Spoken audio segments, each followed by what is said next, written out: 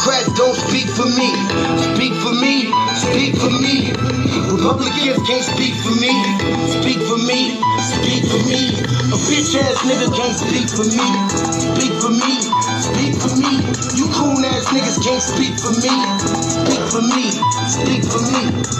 Listen here, this is a fact of life. I be rapping like Nat Turner came back to life. Grab Donald Trump by the pussy, he ain't acting right. I never run from a conflict, I be glad to fight. It's a very cold world that we living in. Somebody please tell Elizabeth you're not an Indian. You just trying to con them people to get the benefit. Just another immigrant stealing from the Indians. That's some punk ass shit and that's too lame. Now we finna step over to Andrew Yang. And you a sucker, you could never speak for black folks. Fake ass pandemic, trying to get the black votes. The Democrats don't speak for me. Speak for me, speak for me. Republicans can't speak for me. Speak for me, speak for me. A bitch ass nigga can't speak for me. Speak for me, speak for me. You coon ass niggas can't speak for me. Speak for me, speak for me. You know your boy be high off sativa. Kamala wasn't popping, so we said bye, Felicia. She ain't had a right policy. We ain't trying to meet her. Y'all can take Biden too. Bye, we don't need him. We don't need Roland Martin or that coon out Sharpton. Didn't need Cory Booker from the start, man. I don't fuck with police and no snitching. You know I'm coming with the heat when I spit it. The Democrats don't speak for me. Speak for me, speak for me. Republicans can't speak for me. Speak for me, speak for me. A bitch ass nigga can't speak for me. Speak for me, speak for me. You coon ass niggas can't speak for me. Speak for me, speak for me. If you ever go to court and this is your luck, try not to get fucked by Benjamin Crump. I know it's hard. You and all go is hard. But who the fuck is Amy Cloak? Put her picture up on the bullseye and start throwing darts. People cut our organs out our bodies, that's a stolen heart. They can't save us from the flood like Noah's Ark. Black lives always matter, we finna go for ours. So then we savages, we don't need to pot the piss. Mike Bloomberg is sub thick with that stop and frisk, bitch. You ain't speaking for us, we don't know you. Bernie Sanders, and get your funky ass on too. The Democrats don't speak for me. Speak for me, speak for me. Republicans can't speak for me. Speak for me, speak for me. A bitch ass nigga can't speak for me. Speak for me, speak for me. You coon ass niggas can't speak for me. Speak for me, speak for me.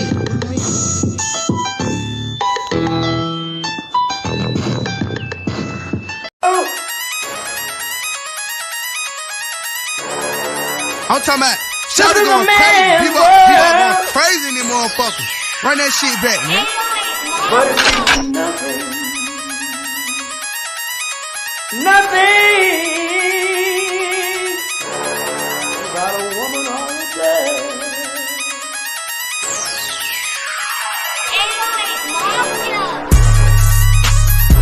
Man made the car.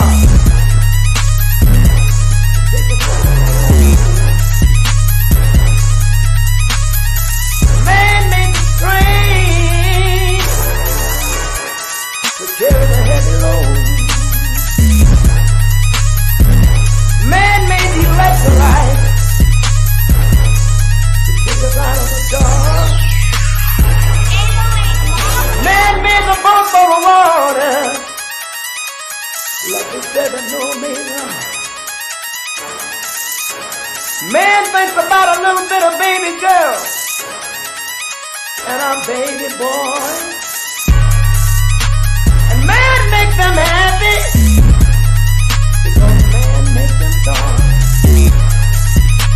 But after man make everything we can, do you know that man makes money?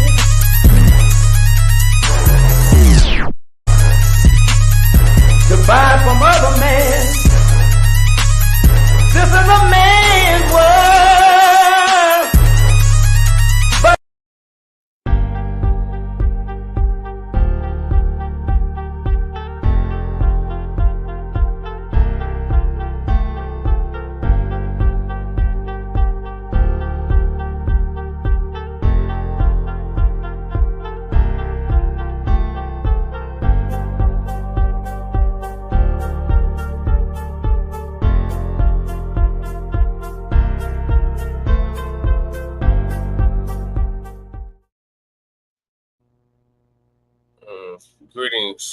Thank y'all for tuning in to another episode of the Frontline Black News.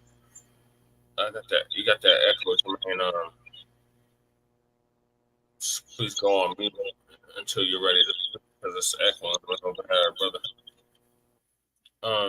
On this, this is season 4, episode 10, part 2 of the Frontline Black News. And I'm your host, Che Crewman.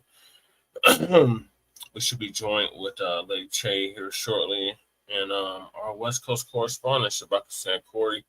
Shabaka's Black Experience Enhancer, which I'm the co-executive producer and co-host of. And we are joined with our brother Jermaine Anderson, who is out of Shreveport, Louisiana. He's going to give us a brief update on what's happening down there in Shreveport in regards to the apartment complexes that have been raided, and the tenants have been displaced as a result of the raid. And then we got several topics in addition that we're going to be discussing, and that is Al Sharpton continues to lie on Representative Byron Donalds, but had no smoke for anti-Black Governor Kathy Hochul of New York. Alex Jones, Mr. Infowars himself, breaks down Sobbing on Infowars, claims feds are shutting down his show. Oh, boo-hoo. Then we got Fearless Fun, loses appeal in Ed Blum lawsuit. And we got the Republicans frustrated over Herschel Walker's unspent campaign millions. Then we got talking Black pride, but thinking Black subjugation. Then we got Briahna Joy Gray fired from the Hill after controversial interview. Then Jim Crow Biden, his son, Hunter Biden's trial reveals farce in Trump hush money case. Then the killer of George Floyd, Derek Chauvin, is being sued for $9 million after a 2020 encounter with a city worker. So those are the topics that we're going to be discussing tonight. Make sure y'all like and subscribe to Frontline Black News on YouTube and Facebook, and the Revolutionary Agenda on YouTube and Facebook. Greetings, Brother Jermaine, from the Mile High Income and Illegal Migrant Flooded City in a sundown town called Aurora. Brother Jermaine, can you hear me? Yes. Okay, brother, you could make it brief. What is the latest developments on what's happening in Shreveport? Okay, hello, how you doing? Go ahead, brother.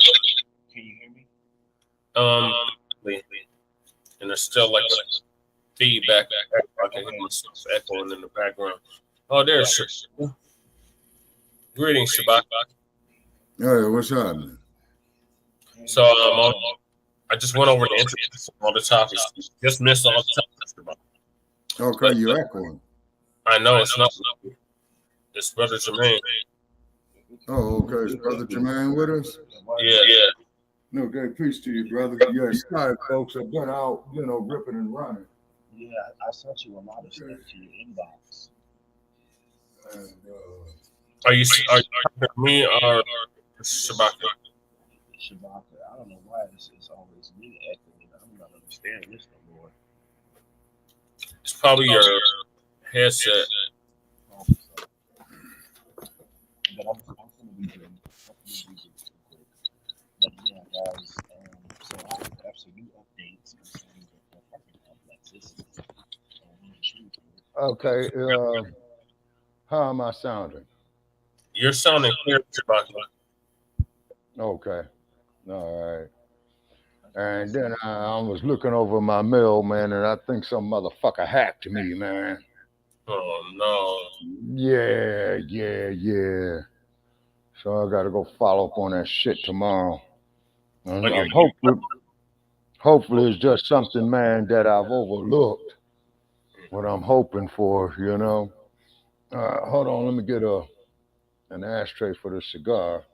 Okay. Hold on. Okay, but what's the update since they raided the properties. Okay, I sent you all some.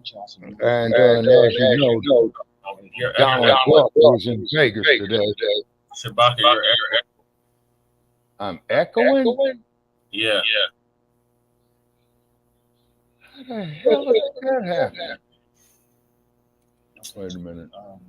Let me get this cut off real quick. Okay. Concerning. We'll get it together though. Okay, what about now? Say something.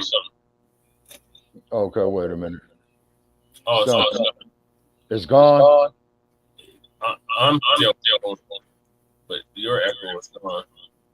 Okay, but my echo is gone. Yeah. Okay, all righty. Okay. Yeah, because what it is, sometimes when you sit too close to these components, man, you got that electromagnetic spectrum, man, you know, that kicks it back. Yeah. Okay, and I just heard a power surge right there. Okay, concerning the Jolie apartments in Shreveport, it's new information I sent all y'all. I sent you in, parents, that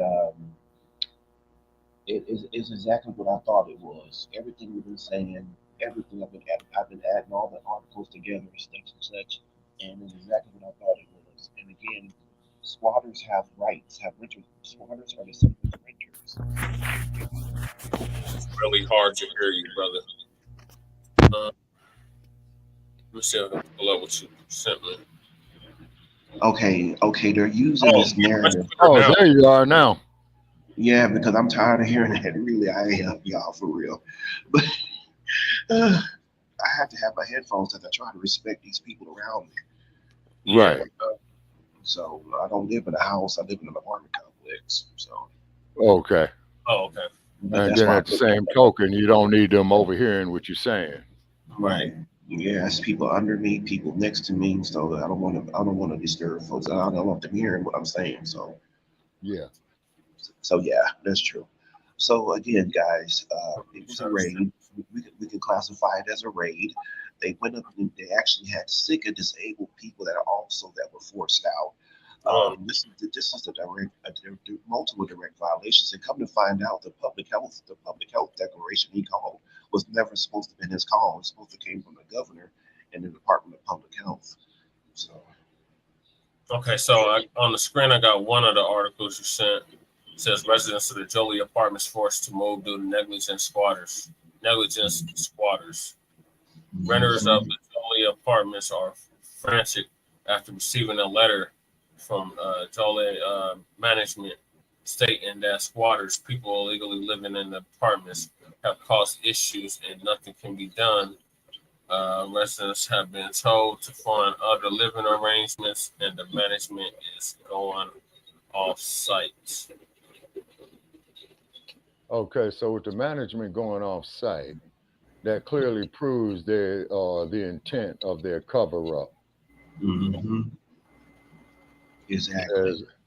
Yeah, and then if it's more than one motherfucker involved, then what you have there is a conspiracy. Mm-hmm. In the city officials. Okay, so now you got what would they call that? Okay, because that's another charge right there, man. The conspiracy of city officials. Okay, so is the conspiracy by these city officials is to suppress this information, right? Mm-hmm. Yep, and then it says declaration public health emergency, declaration of a state of public health emergency. A state of public health emergency may be declared by the executive order or proclamation of the governor following consultation with the public health authority.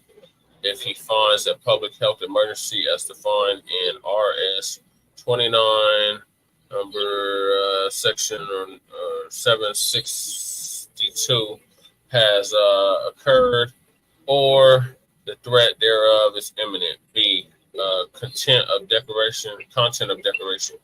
A state of public health emergency shall be declared by an executive order or proclamation that indicates the nature of the public health emergency. the areas which are and may or may be affected, and the conditions which have brought it about, or which make possible the termination of the state of disaster or emergency. An executive order or proclamation shall be disseminated promptly by means reasonably calculated to bring its contents to the attention of the general public, and unless the circumstances attend then upon the public health emergency, prevent or impede it. Executive order or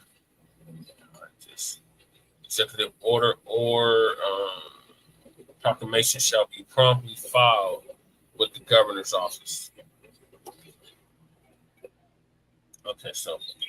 Okay, Brother Jermaine, is there any way to get in touch with that local television station down there that brought this case to light?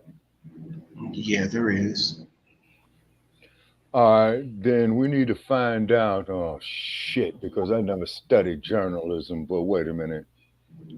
There's got to be somebody down there, man, at that television station who's responsible for the news stories going out, who gives the clearance for them. Yes, the management. Okay. It's always the management or the supervisor. Okay. All right, so then we need to get in touch with them ASAP. And the reason being is because we need to figure out how they got tipped to this story and what type of obstacles that they're going into, and the reason why the sheriffs or the law enforcement or agency there was called out there so quickly to evict these tenants without them having a place to go. Exactly. Right. So on your screen, 2 years ago, a bill protecting Louisiana tenants is now in effect from illegal evictions. So it's been in effect for almost 2 years now. Okay. So then with the state or the city going out there doing that, okay, then they violated these people's rights. Yeah, oh yeah, on every level, every spectrum. And Yeah, not only that, well, let me right. But what they were saying was that the surrounding businesses was complaining. There was a black lady at a ballet shop, or a little ballet dance studio, right in front of the apartments. But I'm not understanding, which this shit is not making any more sense. How in the hell is she seeing? How in the hell is she suspecting all these people is what's coming from them damn apartments? They got people who walk on the street every day who are homeless. So why would she suspect those people were coming from Jolie? That's a bunch of bullshit. All right. So what this is, man. Played yesterday. Yeah. Right. They had the white people in the neighborhood that was like, yeah, this place has been a problem for a long time. Have this happen. Exactly. She kept talking. She said on the for what she claimed on the news. Y'all could probably look that up too. She claimed on the news that she was seeing people in the camera near her building. What the fuck? There's people that walk past buildings all the time at night, and they're walking. The people are homeless. What the fuck you expect? Right. Okay. These are the squatter rights. Yes. And what rights do squatters and trespassers have?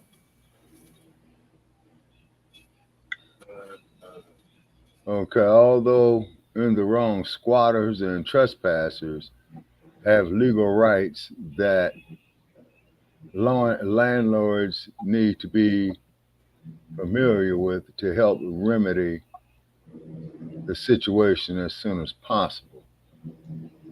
Because the squatter claims ownership of the property, landlords cannot on what? Cannot usually remove them from the property without notice. The squatter. Okay. It's kind of fuzzy on my screen right here, Brother Che. Is it clear up on yours? Yeah, squatter is treated like a authorized tenant, and the law typically allows landlords to handle the situation by providing the squatter with an eviction notice through mail or through the authorities. I told y'all they was how those squatters were actually renters. They weren't squatters. They were considered renters, right? Okay. So in So, actuality, so the management of this place is calling bona fide renters right, squatters. correct, and that was false. Yeah, right.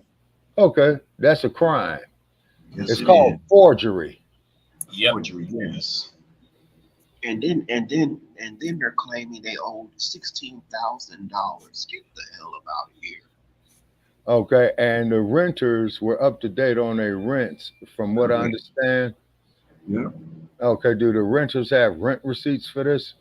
That's what I want. That's what we need to put out there. Well, that's what I'd like to put out there too, because I hope they saved all their receipts. Because if they did, I'm pretty sure they did. I'm pretty sure they do. A lot of them do.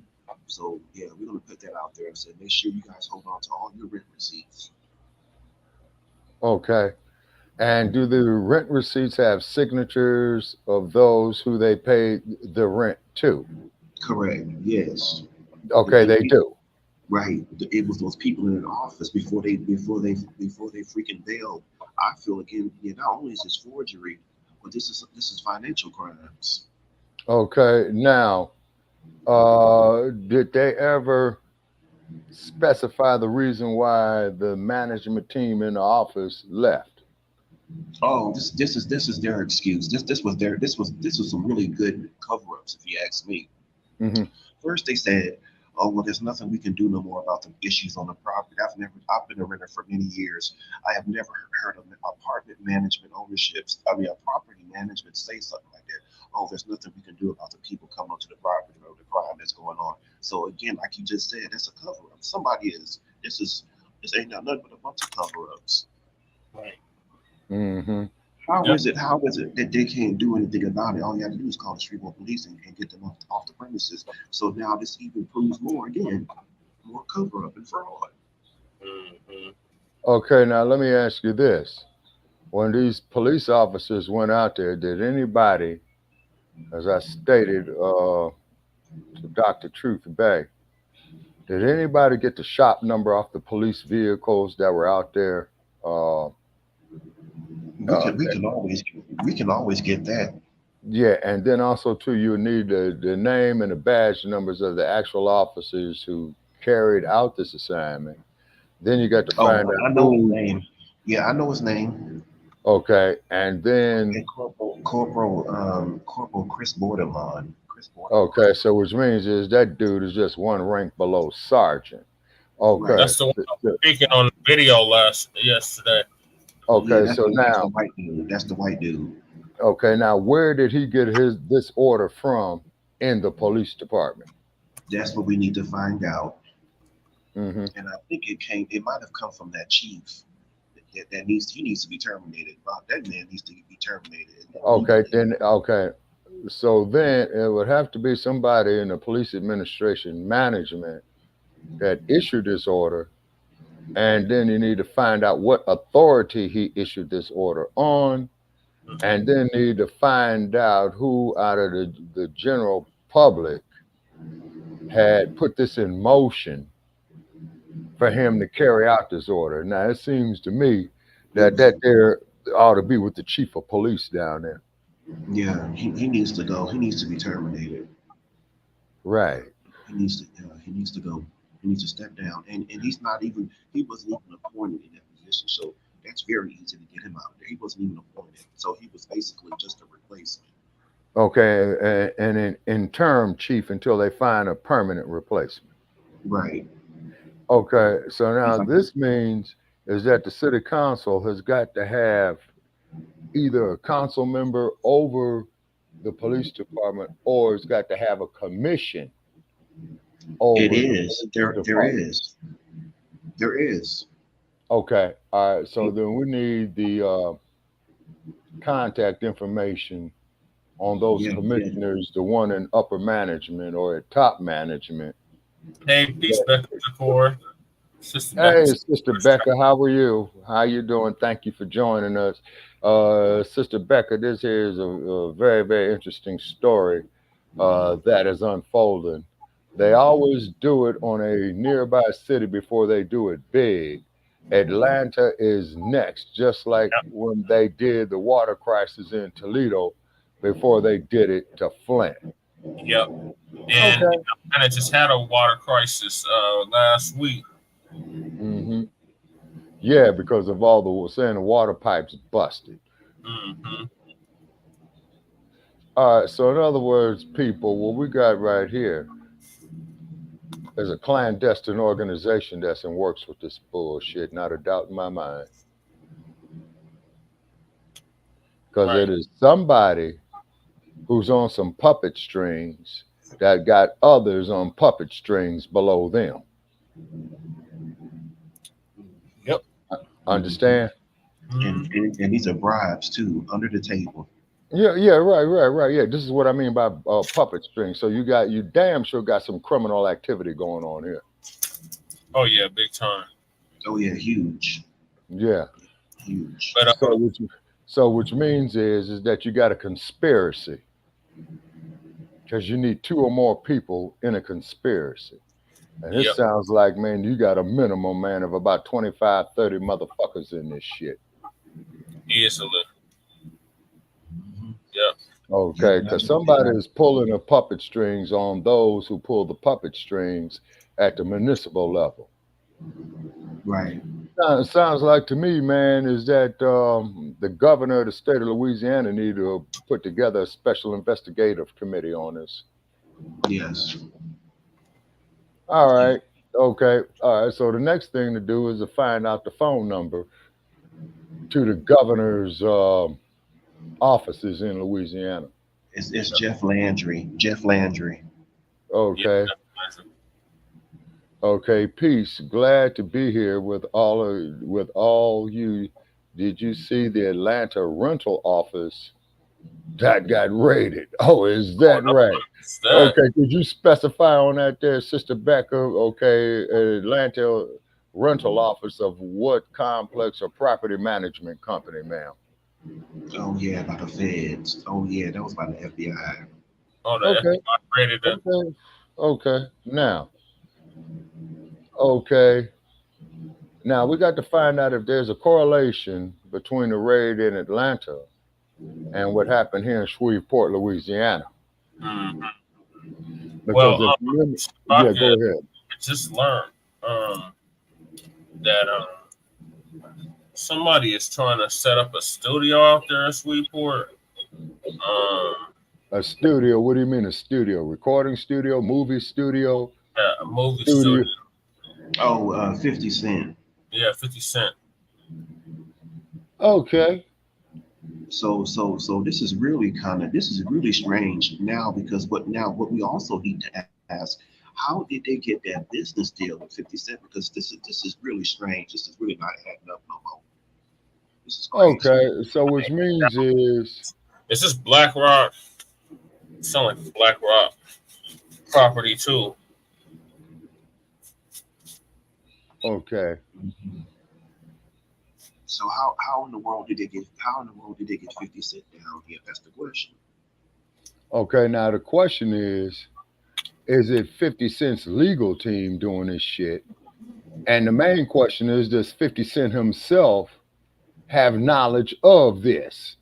No, I don't think he do. I don't think he does. I don't think he does either. Exactly. And somebody needs to put that out there. All right, then somebody needs to reach out to 50 Cent. I could try it on Twitter. I do have him on Twitter. Okay, all right, yeah. So tweet Mr. 50 Cent and just flat out ask him, but do it with the utmost of respect, if you know what I mean. Yeah. And then if 50 is not aware of this, he should be made aware of this, is because if 50 is not behind this himself, which I doubt,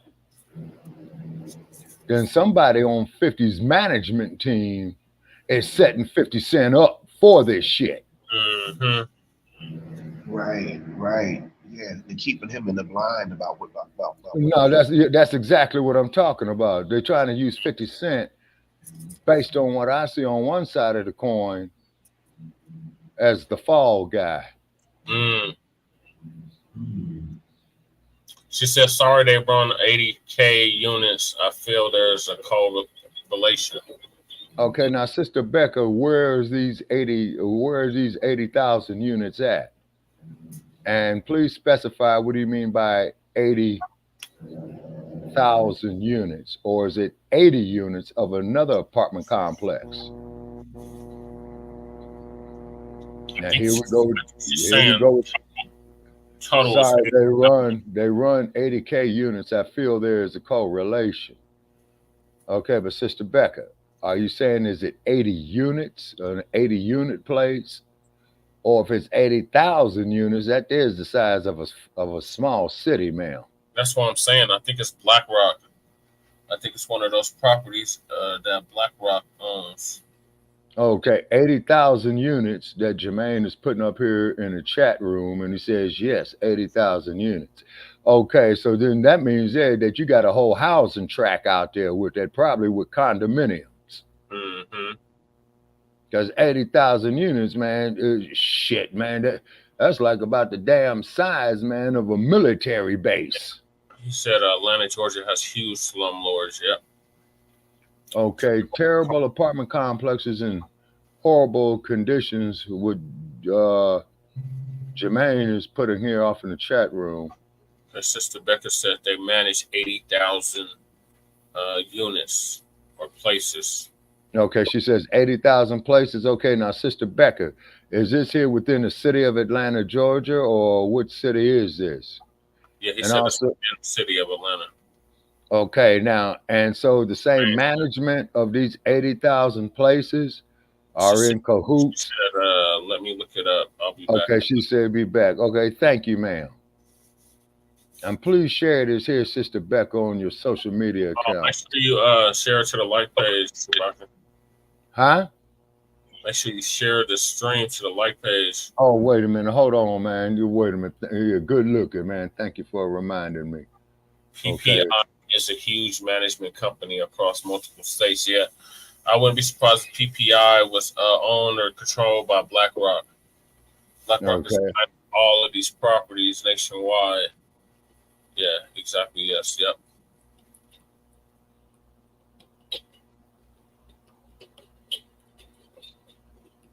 All right. Unfortunately, brother, we can't stay on this topic too long.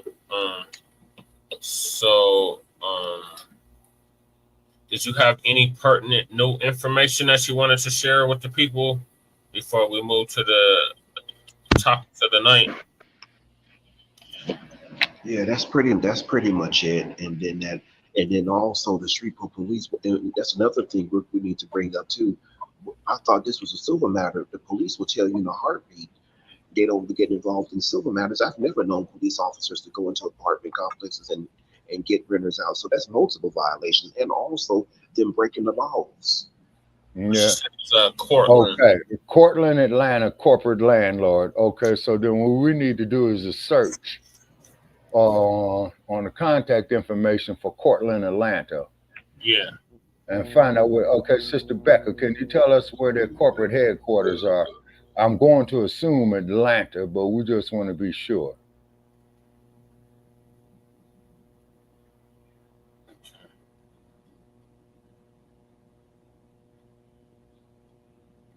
Yeah, because usually those type of things are court ordered. Yeah. So. All right, and then here in the chat room, Brother Jermaine has it up here. Shreveport, Louisiana, police department broke multiple laws. Okay, so you need to get the goddamn police chief on the phone. Yeah, forced out multiple renters. And forced out multiple renters who were in compliance and were up to date on their rent, Brother Jermaine. Yeah, they had a task force team. Okay, so therefore, the chief properties in Texas too. Cortland has properties in the great state of Texas. Down there with Governor Bud and old Ted Cruz. Why am I not surprised? Yep, down in Dallas. Yeah, down in the great city of Dallas, Texas. Okay. All righty. Okay. All right, so Shabaka, do we want to do an update on this on Shabaka's Black Experience Enhanced? Oh yeah, because because the next episode is called Black Love, White Hate, and it was inspired, by Ramel. Okay. And we're supposed to have some additional callers on it. She said the corporate is headquartered in Dallas. Okay.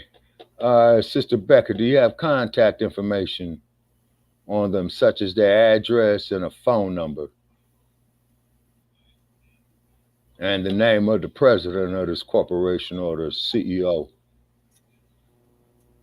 All right, good. Welcome back, brothers, man.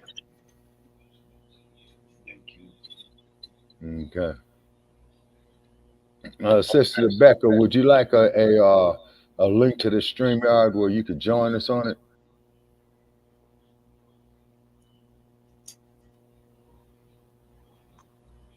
Okay. Send her that. Okay, Jermaine says he lost the signal. Yeah. Okay, so which means is, man, I'm just hoping ain't nobody fucking with his signal. If you know what I mean, because I'm not putting nothing past these bastards. And as he states right here that this is a conspiracy, big time, that's putting it mild. And definitely real estate fraud. Okay, so which means is, and corruption. Okay, so which means is somebody's pulling some puppet strings. Oh yeah, big time. Okay, well, if we don't have any more pertinent information, then we'll have to move to the top of the thing. Okay. He said yes.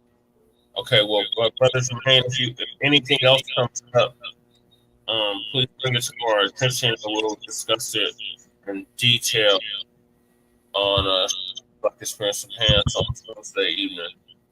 Right. And also, too, Brother Paris, are you keeping a log of this episode? A log of it? Yeah, the date, the time, who's on it, and what we're discussing. For the most part, I'm not understanding. Like, everything is logged. It's on StreamYard. So it's on Facebook and YouTube. Okay. Is there any way to get it up there on Tweety Bird as well, too? No. Okay. Not on the not playing that one, no. Okay. Yeah, because we do have it up on the Shabaka's Black Experience Enhanced like page. She said yes, please. Okay, yes, please. What, Sister Becca?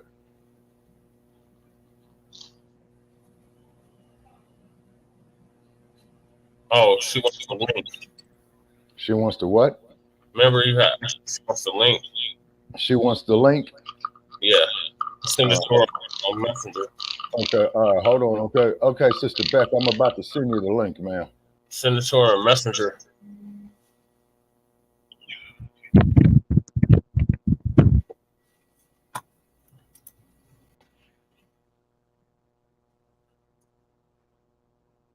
Okay, Shabaka. Oh, we lost Shabaka. All right, brothers and men, I'm going to move to the next topic. Or the actual topics of the evening. Thank you for the update. We'll keep y'all abreast to what's happening down the street court. It's clearly human rights violations and the whole damn government down there is complicit with it.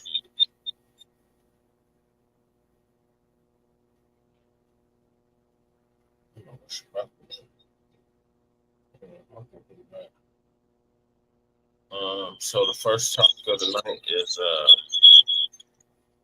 Al Sharpton continues to lie on Representative Byron Donalds. Had no smoke for anti-black Governor Kathy Hochul.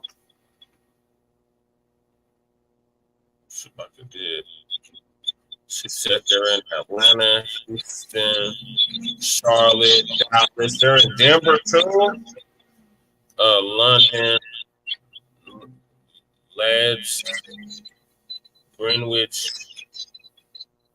Orlando, Florida, Phoenix, Arizona, and they have offices in all of those cities. Interesting. Okay, well, thank you, Sister Becca, for that information. I just sent you the link to this in your Facebook Messenger.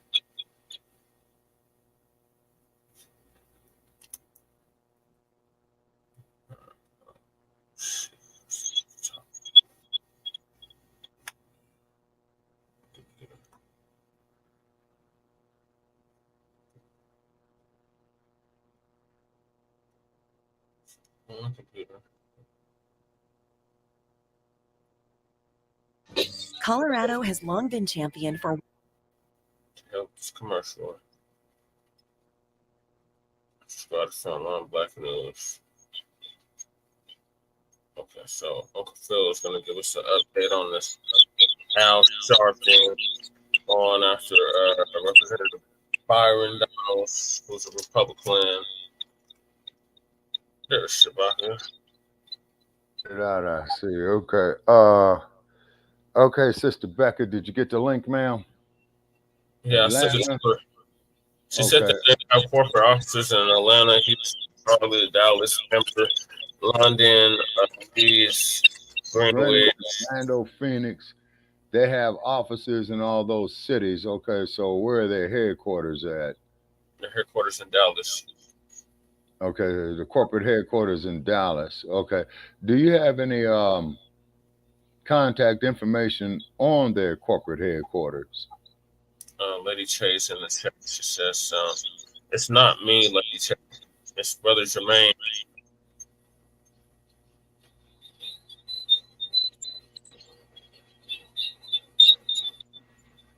Okay. All right, and it's a pleasant 88 degrees out here in Las Vegas, Nevada. Oh, wow. Well, it's a pleasant 65 here in Denver, Colorado. What was that? Somebody dropped something? Okay. It sounds like somebody dropped their phone or the communications device to the studio. Okay. Yeah, so I'm moving to the topics of the night, Shabbat. All right. That is Al Sharpton continues to lie on Representative Byron Donalds, but had no smoke for anti-Black Governor Kathy Hochul in New York. Okay. Ladies and gentlemen, there was a clip with Al Sharpton, and he's continuing what the lie is that's going on right now with Representative Byron Donalds. Now, the other night, Friday evening, he talked about Byron Donalds and his conversation he was having with Black men, and he was speaking about the Black family being together during the time of the Jim Crow era. We went through and showed the marriage rate in 1960 was about 61%, which more than half of the Black community was married. Married families means the Black community is together. We could see that we got more done. We have more businesses. We have more Black-owned schools. We went through all that during that live stream. We also fast forward to 2024, and the marriage rate of Black America is 32%. You know what I'm saying? Greetings, Sister Becca. Thank you for joining us. Greetings. They gave me the 3rd degree to get in this time. Oh, wow. yes, man. It's all part of what we go through, sister. It's a bunch of bullshit. All these crooked ass bastards in this raggedy ass Facebook. All these motherfuckers are in cahoots. Shit. They these bastards like are in cahoots. And they can go fuck themselves because they're crooks. They're gambling with people's lives. Yep. Yeah, I need y'all to really see that with this going on in Shreveport, they're going to, you know, how I just told you how Cortland is, they raided in Atlanta. Pay attention to them cities. And I wanted to know, who are they pushing out? Are they pushing out Black people? Yes. Hell yeah. Elderly, disabled, women with kids.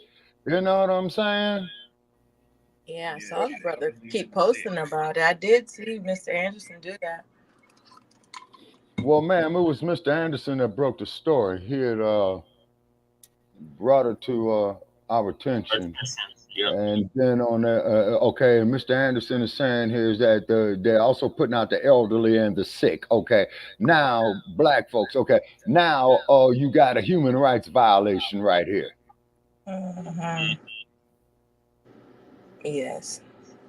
Yep. Low income areas mainly. Okay, so low income areas mainly is people like on SSI, veterans benefits, public assistance. Yep. Correct.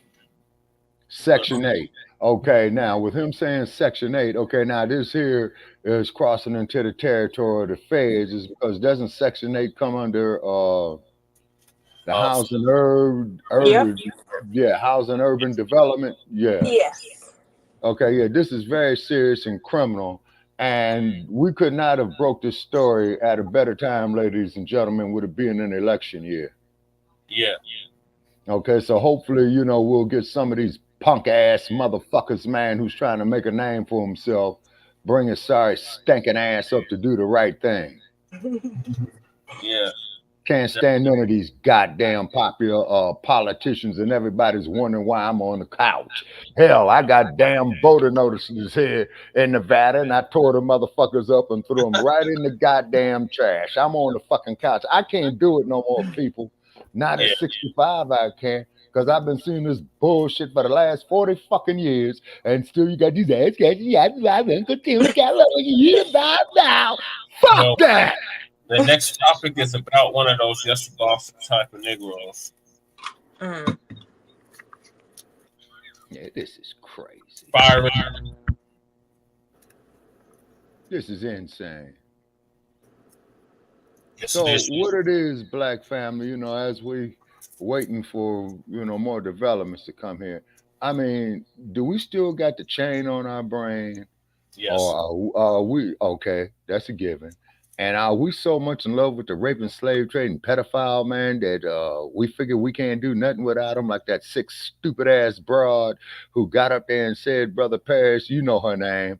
Oh, I'm so glad and thankful for slavery, because if it wasn't for slavery, I'd be over there in Africa worshiping the tree. Who was that brain dead trick? Oh, Winston. You're talking about Winston, the lieutenant governor of Virginia. And she's the lieutenant governor, saying some shit like that. So then that tells me that when she was in college, is that either she was ditching school or she was perhaps under the influence of some type of drugs during class, or probably under the influence of some type of drugs, or having a grease palmed, you know, by some RWS, as you put it, Brother Che, to get up there and say some stupid ass shit like that. Yeah. Oh, yeah, she's a Republican from what I understand. So yeah. In Sweetport, Louisiana, correct. And then where this raggedy place at where I'm at, man, I found 2 roaches in this. Oh my God! Oh yeah, they're gonna hear about it tomorrow from me, man. You know what I'm saying? Because today is Sunday. And then, so I'm gonna wait to make sure they bright-eyed and bushy-tailed, you know, when I sit up there and tell them this. And then I'm packing up my personal belongings here and going through my personal belongings to make sure they ain't got laid eggs or got little homies in there. You know what I'm saying? This shit is disgusting. Yep. So I'm gonna move to the next topic. Thank you. Thank you for the update, brother Jermaine. I'm gonna need you to go on mute, though, brother, because you have like feedback, and I can hear myself echoing in the background. What's it from? I don't know. Okay, it's probably you know, his cell phone carrier antennas down in the region of where he is, Sister Becca.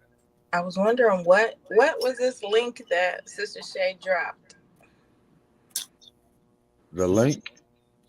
Yeah. Okay, It's in comments, but it won't let me comment. It's telling me I have to sign in again, which is weird because I'm already signed in. So I'm not about to push nothing and get kicked out of here again. Okay, now well, we hear you loud and clear, sister. No, we can hear you, sister. Okay. It's in the comments. It says it's a good clip and YT3.ggpht. I don't know what that was. I was just wondering what Okay, is that the CJ had.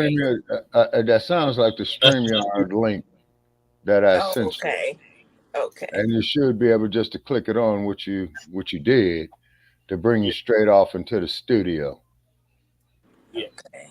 I'm really surprised to see anything on Al Sharpton because he's been really quiet. Yeah. To hell with Al. To hell with Al Sharpton. Look, man. Have Al Sharpton go fly his LGBT flag and keep eating bananas. That picture that had in the room with that there was disgusting. Yeah. So he tried to go at this Byron Donalds dude. Who was on a readout? Yes. Okay. We had coverage yesterday, but this part about Al Sharpton is new. Okay. Because remember Joyless Reed was going at him. Yeah, and Joyce Reed pretty much humiliated that dude. Yeah. And then they brought the dude up there talking about he's got biracial parents and all that shit. And no disrespect, to his family, but I don't see that's anything to be exactly proud about. What is that? He said biracial parents said he was married to a white woman and he had biracial kids. Well, the only thing I could say about that is this: if slavery was the law of the land today, his ass and those kids could be up there on auction. Jim Crow. The people didn't arrive until after Jim Crow was long. Well, I can't say long and gone because it's still around. But the Jim Crow that we our ancestors, our parents, our grandparents and great grandparents had withstood. He wasn't even around. His parents weren't even around for that. This dude is from Jamaica. He's not even from America, United States. Okay, so, but brother Che, is he what you would define as a tether? Yes, he is exactly what we define as a tether. Okay, now let me explain something off the research that I've done over the years, man, and I discovered this here about in my early 30s. Okay, so what the hell is that there? 1980s, I believe. Okay. It's quite common practice is that when a raping, slave trading pedophiles, and I want to make that perfectly clear, by the way, when they were bringing our people here into the Western Hemisphere, Jamaica, Haiti, Dominican Republic, Veracruz, Mexico, right? Yeah. I mean, if you was a slave owner and they brought them over here, you could sell them niggas, man, so much to the Spaniards in Mexico. Then you can go up there to New Orleans, sell another batch of your niggas there to the French. Then you can go up there along the Atlantic coast, man, to Georgia, the Carolinas, and sell them to the British sellers right there. It's because you have to understand is that they were not viewed upon as human beings. They were viewed upon as property, chattel. Mm-hmm. Chattel. Yeah, yep. Chattel. So, and I would debate with any brain dead, ass scratching, yassa boss ass nigga, white supremacy, what have you. And I would bring this attention, to their face, and they don't dig it. And I'm not saying it for them to dig it. I'm just trying to say to these brain dead motherfuckers, man, wake up and smell the goddamn coffee. They don't love your black ass here. Well, apparently Brian Donald didn't get the memo. Okay, all right, that sounds like about right. It's because like with old governor the panties, the transvestite who's the governor down there in Florida. He's based out of Florida. I mean, he's originally from New York, but he moved to Florida, and he's been down in Florida since. Okay. Well, they got that governor down there, and y'all know what he's trying to do. And then I've had people tell me, in my travels, well, oh, woke theory, critical race theory. It makes it sound like that blacks are victims and it make white folks feel uncomfortable. We are victims. Okay, dear white people. We are victims. Okay, yeah, exactly, brother Paris. And then, dear white people, we really don't give a good goddamn about how you feel and how uncomfortable it makes you feel. It's for the simple fact, look how the discomfort and how uncomfortable we were made to feel, not only with slavery, but also too with Jim Crowism. Okay, Black codes, the Black Code, Black Wall Street, what they did in Wilmington, Delaware, and what have you. And just like old frog face, segregation yesterday, segregation day, segregation now. See, Mr. Byron, his peoples wasn't around for any of that, Shabaka, so he don't know what the hell he's talking about. He's just going off of what the public plans is telling him to bring up and discuss using ancient points. So he's on puppet strings. Okay, all righty. Okay, he's on puppet strings. This madness, and he gonna check him on the fact that he didn't check that anti-black racist Kathy Hochul down in New York, who said that black children with computer men. Okay, sir. Please define for me what a black racist is. No. I didn't say he was a black racist. I said he's regurgitating the same talking points as the white supremacists that are paying him, his paymasters. Oh, okay. Party. Okay, so he's on puppet strings. Okay, now. Okay, and no disrespect, Sister Becca. Okay, now that ghetto gagger, Candace Owens. Oh gosh. Okay. She's another tether. She's from St. Thomas. Okay, so that's the Virgin Islands. Yeah. Okay, is it the British Virgin Islands or the U.S. Virgin Islands? I think it's the British Virgin Islands. Okay, and the British were slave traders as well too. Okay, all righty. Okay. All righty, and it's just incredible when I look at Kamala Harris. Oh God, another tether. Yeah, Candace Owens. Tether. Your name another Goldberg. And let's see, and somebody, and who else is some of these other ass scratches shit? Oh boy. But what's so sad about it is how they are allowing themselves to be used as pawns to pimp the to pimp the black community. Yeah. So I got clips about this, about 24 minutes long. Oh, okay. From Uncle Phil. Okay. All right. Let's see what Uncle Phil is talking about. I'm saying, so clearly that assessment was right, and we went through that through the Pew Research Center. But the Democrats and what they're homing in on is trying to say like he's trying to big up Jim Crow, and we know that's a complete lie. But I'm gonna run exactly what he said once again, and then let's hear Al Sharpton.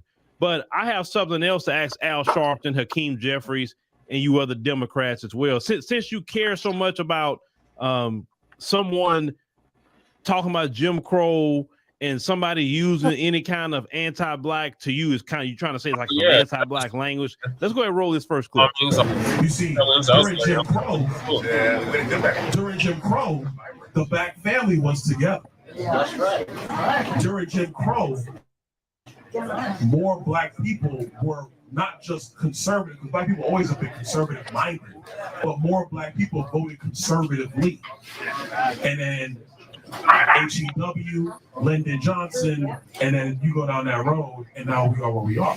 What's happened to the we are going to talk about the era, Congressman, and you named a race-based law, then you cannot take race out of the fact Jim Crow was a law against black people. You weren't just talking about the era of Dwight Eisenhower and Harry Truman. You named Jim Crow. There's only one way you could deal with Jim Crow, and that's by race. I mean, look, you and I have mutual friends. People say you're a straight shooter. We may disagree on politics. I'm giving you the benefit of the doubt. But look, you were born in Brooklyn. You went down into the South, went to Florida State. You have an interracial marriage. You're the congressman of a district that's not a black district. I mean, how can you even live with yourself acting like Jim Crow was a good era or better era for blacks? What happened to you? Okay, that's real cute. That's real cute. I did not say cute. that. I'm asking you a straight up question. That against you. because right now you're lying about what I said. I did say Jim Crow. I did reference it 3 times. That's not to say that it was better. I never said that. Those words never came out of my mouth. When are you going to get that through your skull and everybody else's skull? I never said that. And the difference between me and a lot of other Republicans, I'm not going to sit here. You said it was better for us. I'm not going to let you under Jim Crow to bring families together. Did you say that? Hakeem Jeffries was lying. The Biden campaign was lying. Go look at my words. Now, Al Sharpton is old enough to know about the time of Jim Crow. Yeah. Now, if you paid attention to everything that Al Sharpton was saying, he did not say, hey, Representative Donalds, I lived during that time period, and the black family was not together back in that time period. Notice he didn't say that. Everyone knows, based off statistics, based off just knowing your grandmama who lived through it, your grandfather who lived through it, my grandparents, they lived through it. People from that era, they literally stayed married until they died. Both my grandparents on both sides lived together until they both died. My great-grandparents lived together with each other in marriages till they died, 40 and 50-year marriages. So yes, the black community was more together. Al knows this. Al knows. But see, Al is only doing the footwork of the Democrat Party. They don't care about really what he said. They only worried because a lot of black men are starting to kind of listen and kind of lean the way of Republicans, because these black men are really, you know, they don't see no place in the Democrat Party. A lot of these men are businessmen. A lot of these men are career-driven men, forward-thinking black men, have families. They want to have different aspirations. They don't want to be at the bottom. They want to work their way out of it. And we know the Democrat Party as black men, we know that party is not a party of upward mobility. It's a party of social programs. It's a party that incentivizes the single-parent household in our community. It's a party that promotes abortion of black women and girls. Yep. That's that kind of party. It's a party that promotes anybody going into the bathroom with your little girl or your wife or your auntie or whatever, because this person say that they are a particular gender or whatever they say they want to say. A lot of black men aren't down with that. That's right. Sorry, they're not. We're not. A lot of black men are traditional men, so they don't really see a home in the Democrat Party. And on top of that, y'all don't respect black men. You have made sure to elevate the woman of our community above the black man and use the woman of our community to talk down on the black man. But you never elevate the white woman over the white man in your party. You never elevate the Hispanic woman, the Asian woman, the Arab woman to talk down on their men. It's only in our community, because you know that's out of line and out of order. And to keep the black community in disarray, you got to do it like that. And that's been the strategy, to keep black men and women at each other's throats. But thank God, a lot of black men and women have woke up to see the trickery and the deceit of the Democrat Party. And yes, Al Sharpton and them is all boule, and that's who they're using. Now, another thing I noticed, he was running down Byron Donald's history. He said he was from Brooklyn. Okay, cool. Brooklyn. He went down to Florida, went to college. Okay, cool. He went to college. But did y'all pay attention to another tactic that Al was using to try to stir black people up on him? He said, you are in a interracial marriage. Why did he say that? Did his marriage have his wife? Was she there when he made that comment? Did he refer to his wife or anything? Why did Al do that? Al did that because if a person go research who his wife is a, white female. What they're trying to use is black people's rage against a black man marrying a white woman. That was the tactic he used to try to bring that home, right? Now, what I always say is, if you're going to be about being extremely, you know, like when it comes to marriage, and I say you want a person want to clean up the bloodline. Let's say you want to clean up the bloodline. If you are a black purist and you want to clean up the bloodline, I've said this before and people got mad at me, and I don't care.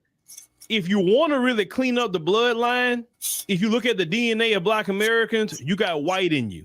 All of us do, because of slavery. That is from the goddamn raping ass slave trade pedophile. Marry Africans. That's what he said. Period. You don't have European DNA to clean up the bloodline. After maybe a couple of generations, we'll get that European DNA out. I mean, if you want to go on the black purity argument.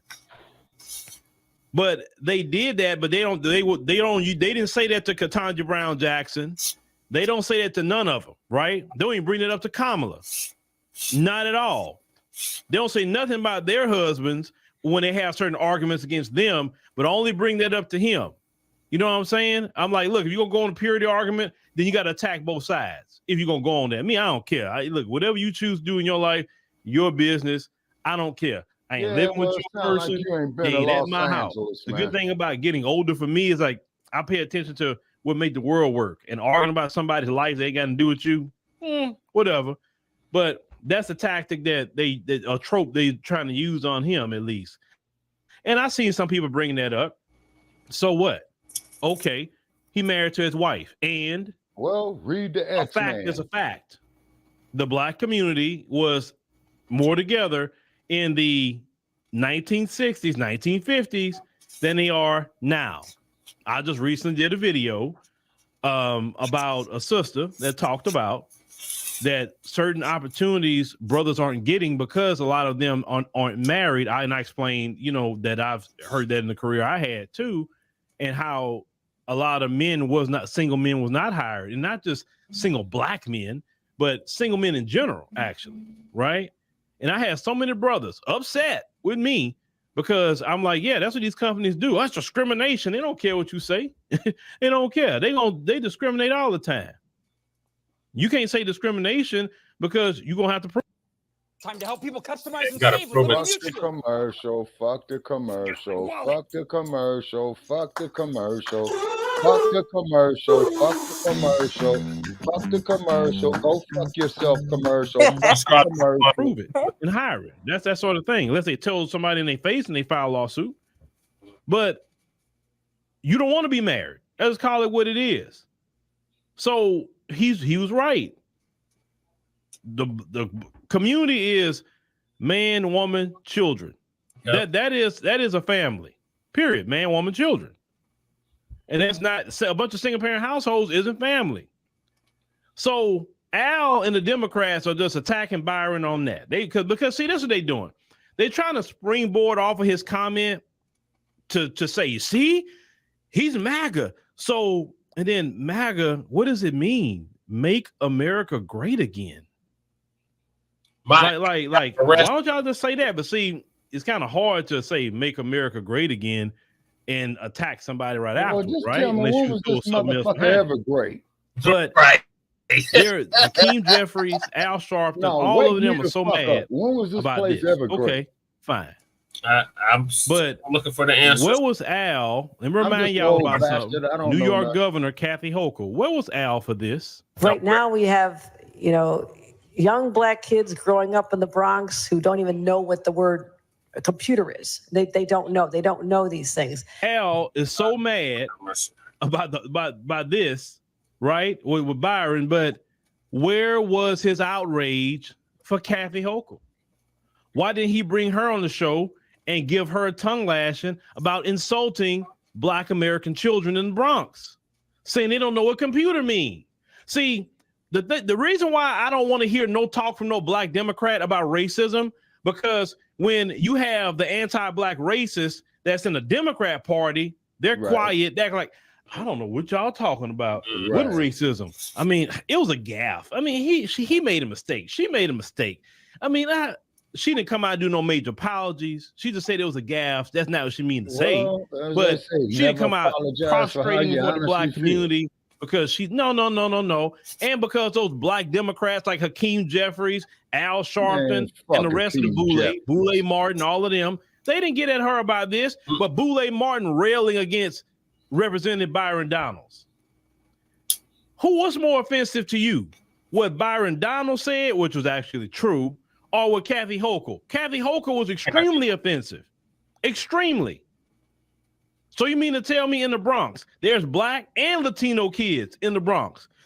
So you mean a Latino kid know what a computer mean, but the Black kids don't? I'm just saying, because the Bronx is made up of Blacks and Latinos. No, that was targeted, what she was saying. She know good and well the kids that's in the Bronx. She knows. But she purposely went on the world stage insulting Black American children.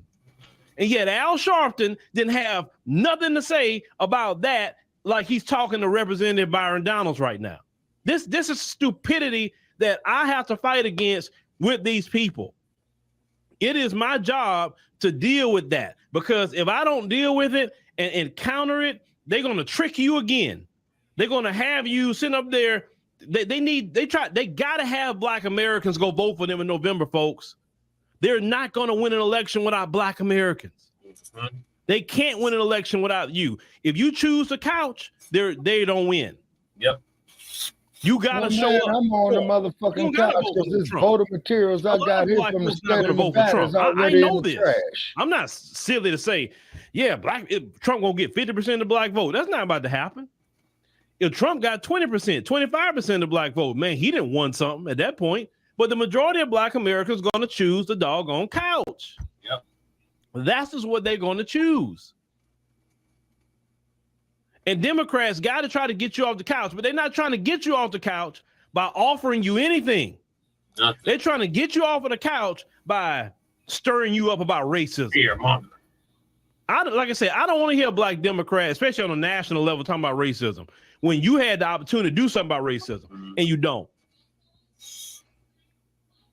When have you ever heard Hakeem Jeffries advocating for an anti-Black hate crime bill? Never. When have you heard Hakeem Jeffries? He's the leader of the Democrats in the House. When have you heard him advocating? Never. For reparations in the form of cash payments to Black Americans? Never. He ain't said a freaking thing. But he all worried about Trump all day. And these Black folk in the Democrat Party follow what the party say. They don't care about what you say. They use their skin color to say, we need representation. Why do we need representation when you're going to just follow what the party say and not follow what the community say? Exactly. What's the point of representation at that point? Forever.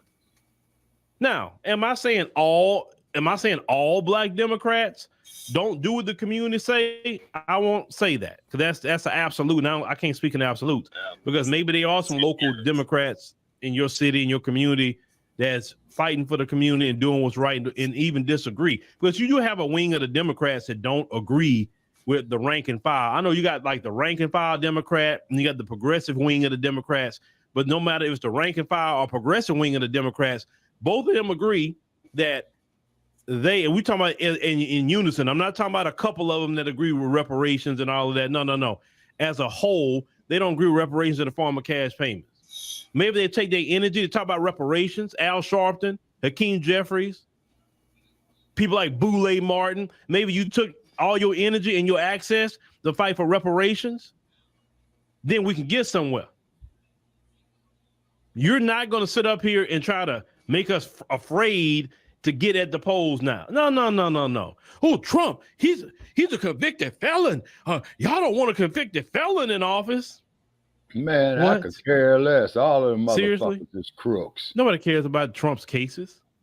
Nobody cares about it. I don't even care about his cases personally. Not in the least. It lets you know how low America has fallen. At one point in time, nobody be listening to a woman like Stormy Daniels. Like, please, you know what she chose to do for a living? Right. Yeah, that part. And it's not like Donald Trump SA'd her or something. It's not like, that was a case about that, because that would be a criminal case, right? No, you're talking about money that his lawyer at the time paid this woman or whatever. People pay off people all the time. All the freaking time. Yep. But that's his cases, whatever. The fact is, these people are so desperate because they can't listen. They can't tell you what they've done for Black Americans. And then when they come in before you, they say, we done something for Black Americans. We have lowered the price of insulin. Really? That's for Black Americans. Last time I checked Black Americans, I did a whole a podcast on that. Black Americans are the #1 people with diabetes in this country. We're not. Now, I don't want nobody with diabetes. But speaking about diabetes, you know what I just came across the wire? China says they have discovered a cure to diabetes with a stem cell therapy. They say a guy that went through this new therapy they have, he was cured of diabetes. Well, stem cell research is dangerous. If that is the case, you better believe it's about to be a mass influx of people with diabetes. Stem cell research comes from Henrietta Lacks. Exactly. That's what makes it dangerous. So once again, it was black folks on it giving the cure on that. And this is what I was trying to tell our colleague, the one and only Sarge. And yes, Sister Becca, I'm sure you heard some of our past episodes on Shabaka's Black Experience Enhanced. And yeah, Sarge is quite an individual, I'll tell you that much. Yeah. He's going to China for that.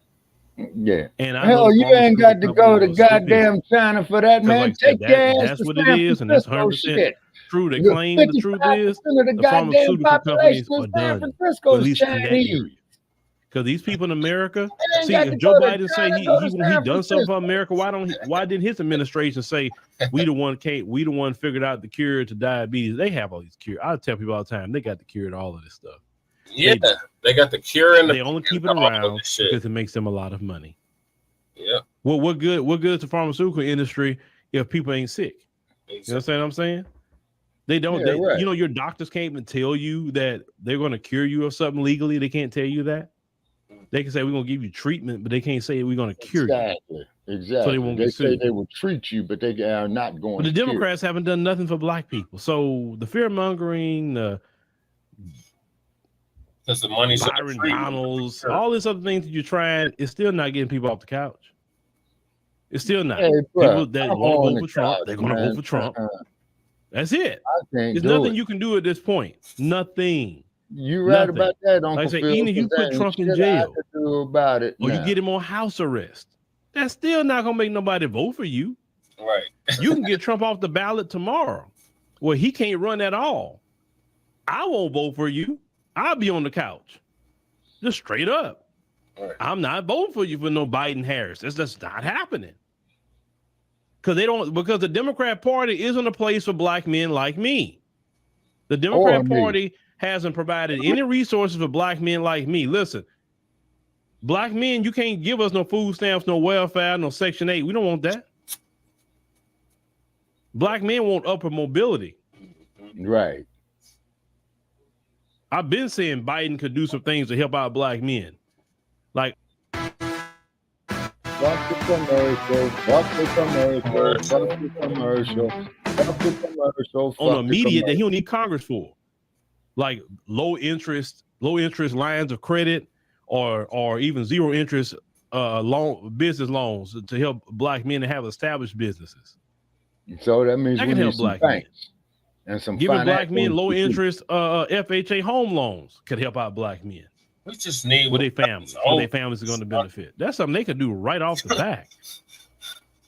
Biden could you want to right the wrongs? Pardon everybody in the federal system that's locked up from your 1994 crime bill. Just to give it that's something he can do on the federal level right now. On the state level, he can't, but at least the federal level, he can. These are things that he could do right now underneath his power. Those Democratic governors to do it on a state level. He can put federal money into the black community's hands. He can do that. There's a whole lot of things that he can do. Still on these bullshit studies. He still got funds from all kinds of things. So I want to send a stimulus, lineage-based payment for reparations based on lineage, not race. Right. We always got to Edward Blum proof anything we're doing. Now I got a people question. like him don't want us to have anything. Brother Chair, right? The only thing I would say about that, evil, even though it's around a long time, Edward Blum won't be. Okay, what does he mean by lineage based on what did he say? Not race, but based on what now? Based off lineage. And not race. Okay. All right. Now, what does he mean by based off lineage and not race? Educate me here. I'm a little descendant. You, like I said, you are a descendant of American chattel slavery. Okay. Your lineage goes directly back to the freedmen, the Aboriginal people of America, because there was black people here already before the when we circumnavigated the globe during Abu Bakar's time. Even before that, Shabaka, like they're finding each and every day evidence that we've been here a lot longer than they've been telling us. Okay. And they're not telling us that a lot of the people that were brought along the transatlantic slave trade did not end up here in America or in they ended up in Brazil. They ended up in Venezuela. Some of them ended up in Colombia. A lot of them ended up in Mexico at a place called Veracruz, Cuba, Puerto Rico, the Dominican Republic, the Virgin Islands. Let me see, Haiti. You know, that was the French. Mm-hmm. Okay, all righty. Okay. And Caribbean means cannibals. So the best is saying that they get cannibals. But okay, so that there was a white boy that was the cannibals, right? Oh yeah, and Becca Shakur says right here, Belize, yeah, which is near near the Yucatan Peninsula. If I got my yes, my geography right. Yes, you got your geography right. Okay, so therefore, that there would be the Spaniards, that would be the French, that would be the Portuguese, that would be the Dutch, and that there would be the British. To is we have our own claim. This is our claim. This is not a free fall. This is not, oh, I'm black. Just because my skin is black, I get a check. No, that's not what this is.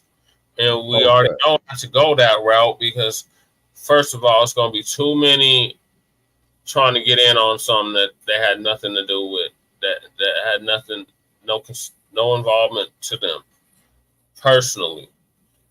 Us, on the other hand, we're direct descendants from chattel slavery, from cropping, from convict leasing, black codes, Jim Crow.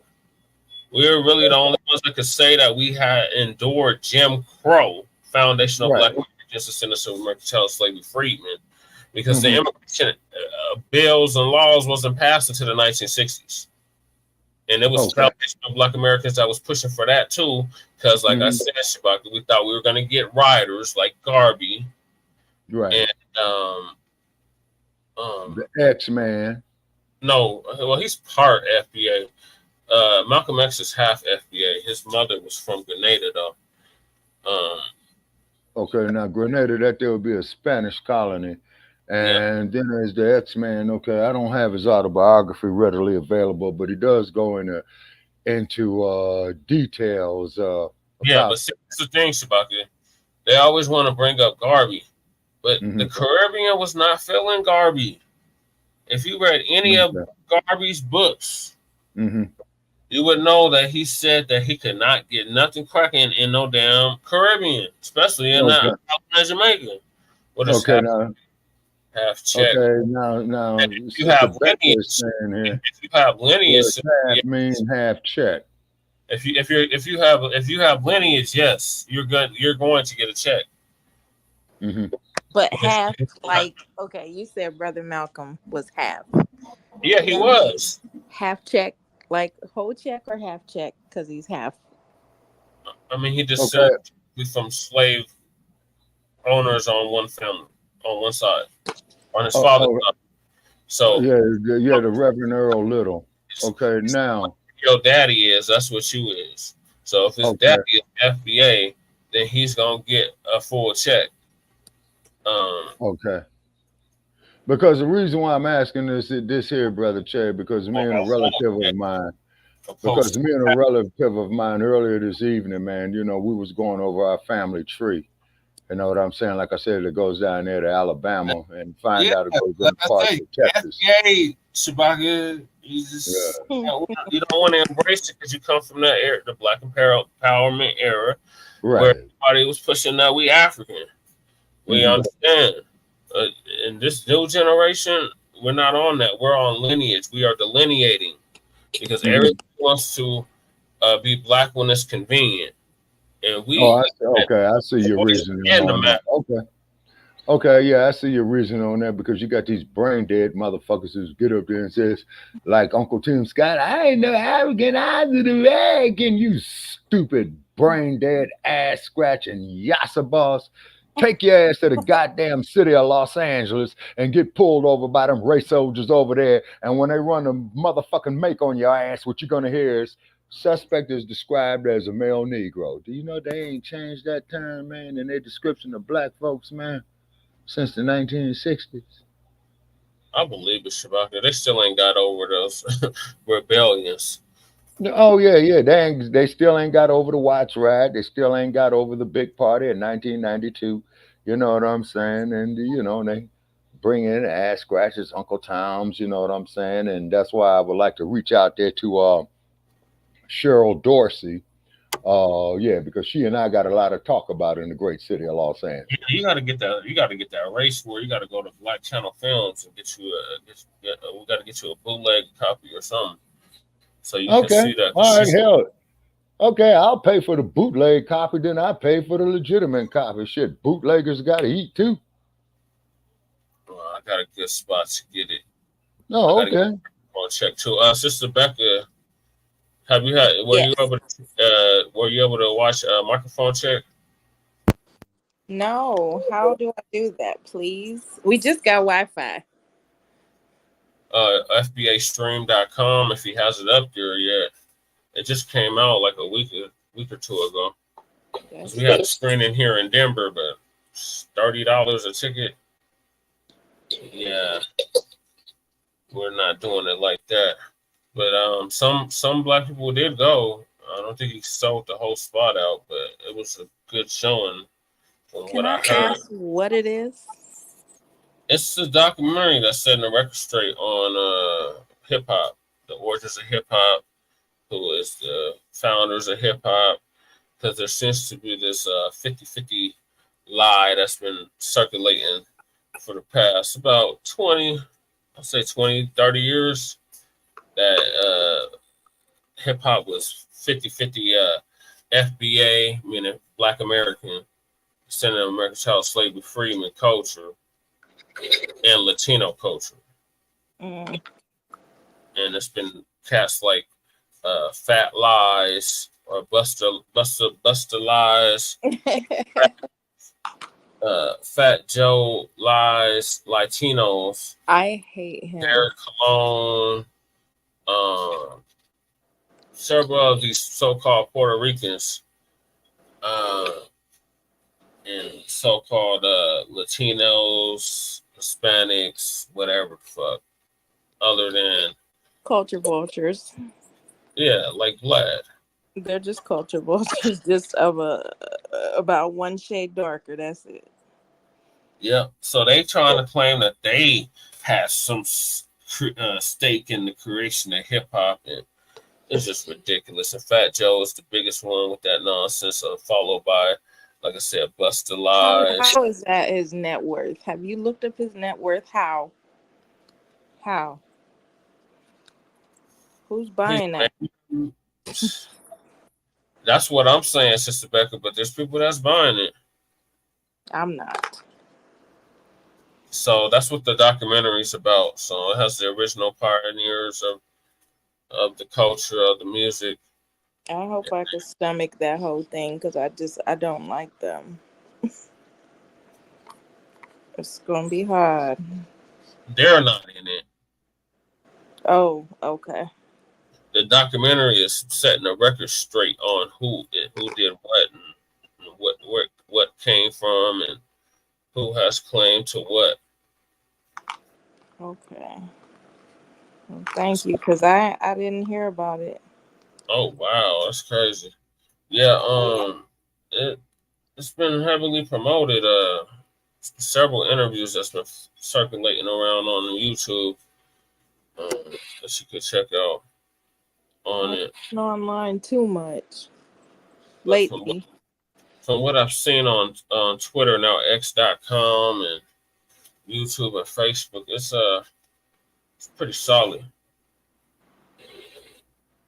The Blu-ray is out, but I don't think he has it on FBAstream.com yet to read.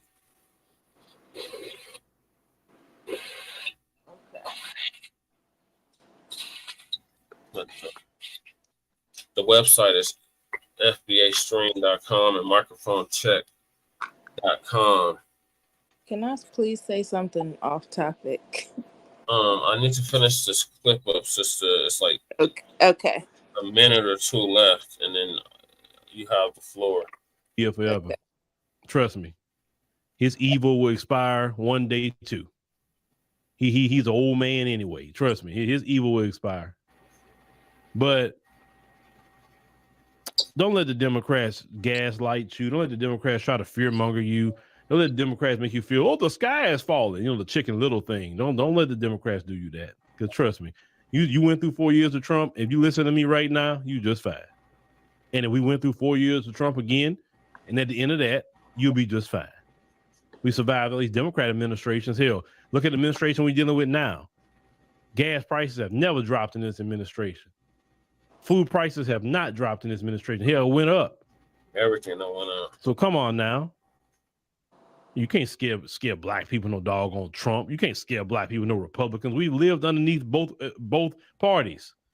And our conditions have still been the same. So you got to listen, Democrats, let me say this before I wrap up.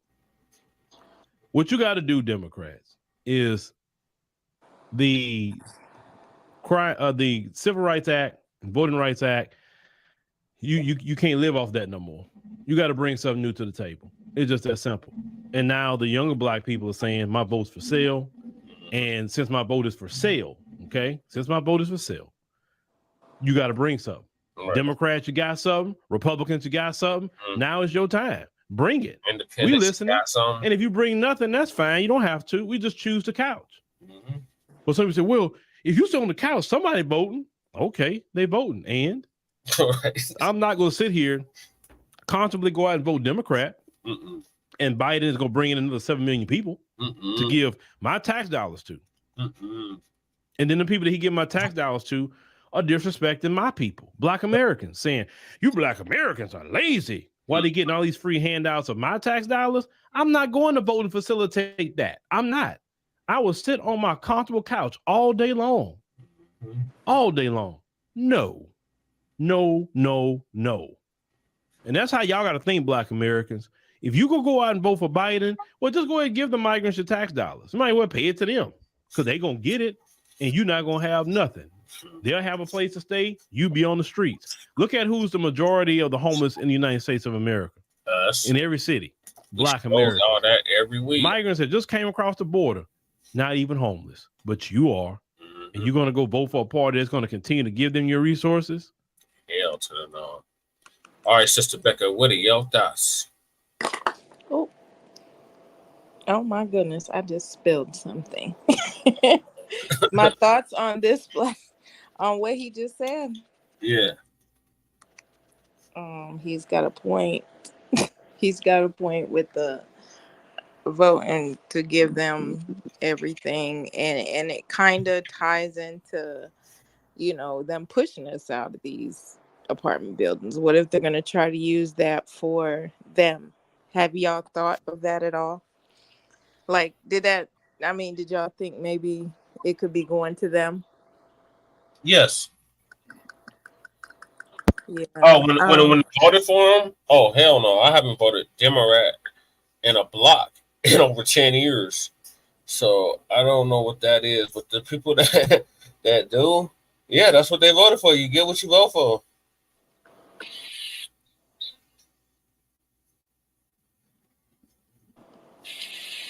Are you still there, sister? Yeah, that's my thoughts on that.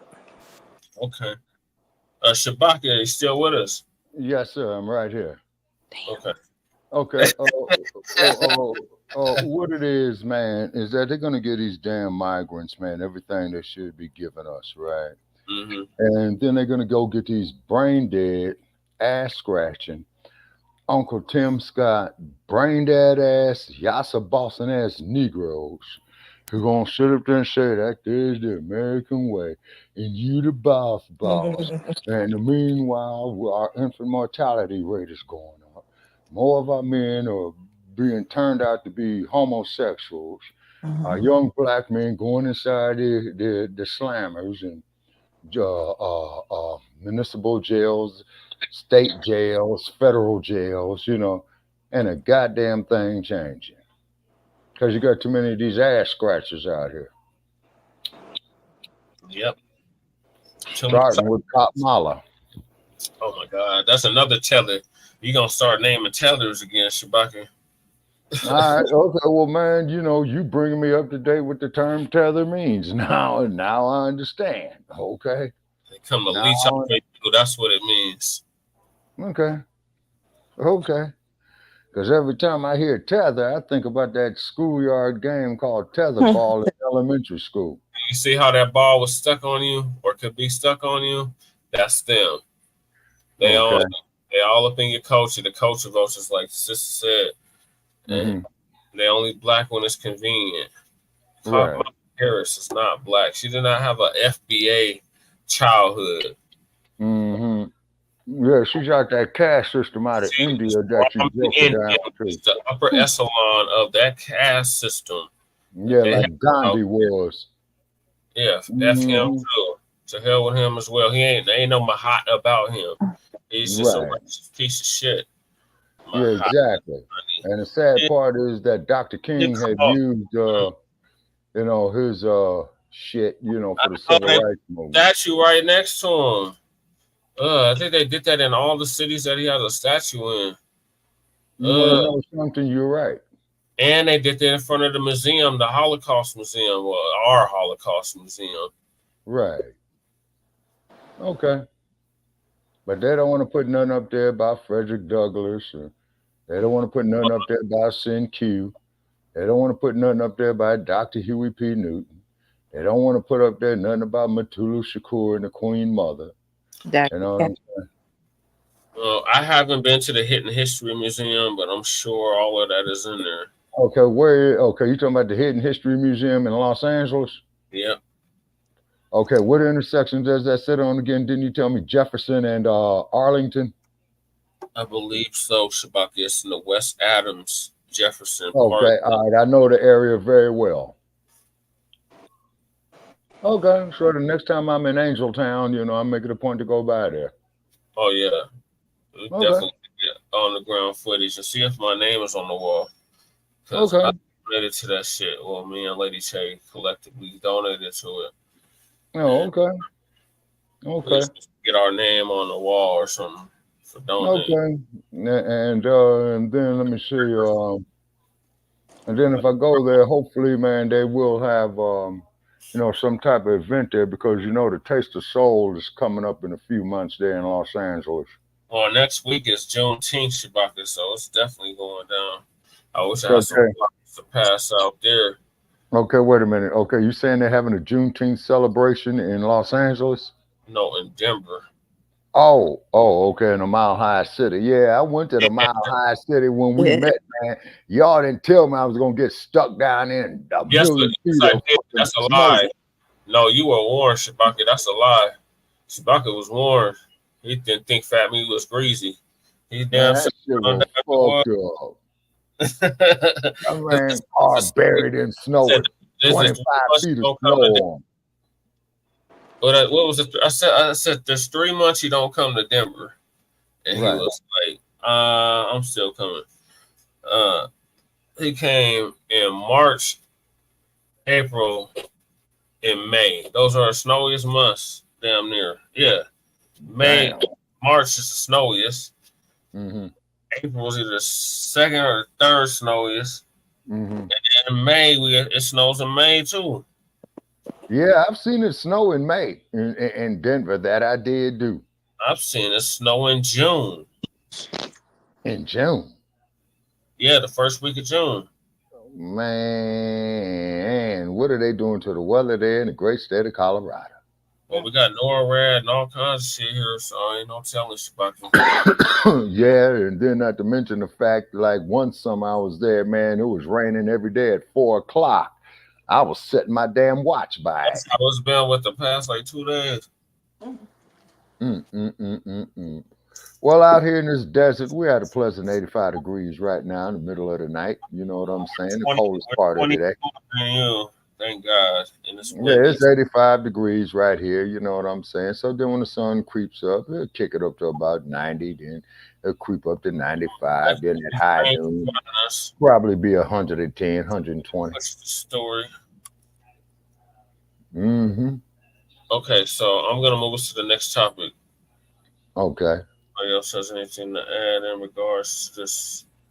Okay, the only thing I got to add to this, man, Uncle Phil is right. I'm on the fucking couch.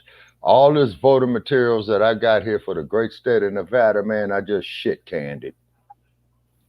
Okay. Well, I we're moving can't do it on no more. to Alex, the conspiracy theorist himself, Jones. He breaks down. He's sobbing on his show, Infowars. I used to listen to Infowars back in the day. Oh, yeah, I've heard of Infowars. I checked them out a couple of times. Yeah, the Information Wars. Yep. Claims feds are shutting down his show. They probably are. Hell, it's probably just a matter of days or weeks before they shut us down. They shut our shows down daily. Yep. Restrict and block and shadow ban daily. Oh, yeah. Yeah, they do that to us on a regular. You know it. Strike the channel, take channels down, all of that. So now it's happening to him. Now it's a problem. Also, he's still got to pay out damn near $1 billion. Damn. To Dominion, which is headquartered here in Denver. Wow. So which means he's going to be out there in the cardboard box in a minute. Alex Jones. Yeah. You got to pay it to who? Dominion. Is that related to Stop the Steal? Because you know he has to pay out to the victims of Sandy's Hook. Yep. He got to pay to them too. Is that related? Yeah, because he said it was a psyop. Yeah, he did. Psychological operation. Mm-hmm. Okay. So he got to pay to both. He got to pay to both. I don't trust that dude. He's doing really bad. I don't trust him because he was able to get inside the Bohemian Grove. I just don't trust him. Oh, he got to see the ritual. He did record it. As much as they gatekeep there, and nobody saw his big ass go in there. No, sir. I don't trust that man. Okay. It sounds like this trick is not to be trusted. Okay. It's just the way that he yelled at Michelle Malcolm. Like, y'all just let him scream in her face. Like, y'all just... Yeah, because he's a racist white supremacist. He really is. I don't trust it. I feel like, okay, if he pays it off, they cutting a check to pay it off. I just don't understand it. I stopped listening to him when Trayvon Martin got killed, and he said Zimmerman was justified in killing him. Zimmerman's a damn punk, and Zimmerman's ass belongs on death row. Zimmerman knew what the fuck he was doing. So now, if Zimmerman is like that Kyle shit in the house, wanted to go protect property, why are you taking a 44 Magnum with you as opposed to a 22, 25 caliber 32? Shit house. Man, I'm talking about, man, you shoot a motherfucker in his leg with a round, man, you're going to get his cooperation. You know what I'm saying? Yeah. 22, 25, 32, 38, you know any what I'm caliber saying? you can name. Yeah, you know what I'm saying? I mean, you know, just like old Shittenhouse. Oh, I want to go into Wisconsin to protect property. No, you didn't, trick. You wanted to go over there and pull you a Timothy McVeigh. You see what I'm saying? Yeah, it was definitely black folks. White supremacist terrorism. He was going for black people, and the one that he killed, the white boy that he killed, or the white boys that he shot. And then the damn judge in that case too, that motherfucker's either senile, illiterate, or he bought his law degree, man, you know, out of a bathroom subway, man, or something like that. They was carrying heat. He was trying to catch soft targets, not hard targets. Mm-hmm. So he was trying to get the black people. The black people was too wise, right, to what The camera's not on. I ain't been on the whole time. Lady Chase in the building. Okay, Lady Chase here. Greetings, Lady Chase. We just talking about Alex Jones, who breaks down Sobbing. Talking about Oh, hey. Sister Becky's in the building. Hey. Hi, Lady J. What y'all talking about? Okay. All right. Now. Oh, so Okay. Now these scrubs, man, that you got running for this political office, right? They're scrubs. Okay. One is a trick. The other one is senile. Okay. So your choice is on a nationwide basis is a trick and a senile bastard that shits on himself. I don't think a Terry came out. You would think if you had to pay almost $1 billion to someone. Yes. I mean, you know, the dump as in human shit. Here's that. I'm glad you know himself. Okay, say that again, Sister Becca. I said I'm glad you know he shit himself. Oh yeah. The motherfucker's damn near 85 years old. He looks delirious. 82, Shabaka. 82. 82. Okay, all right. And then he's on more meds than I am. And I know the meds he's taking is more powerful than this shit that I'm on. You know what I'm saying? But I gotta take it for this damn pain I got. I'm fucked up.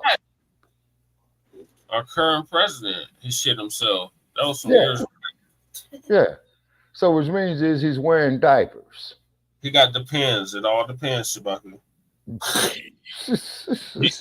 Up the stairs. Usually you trip up the stairs. Okay, so it means to tell me, man, if you're slurring your words, if you can't wipe your ass properly, and if you're shitting on yourself, man, that shows incompetence right there.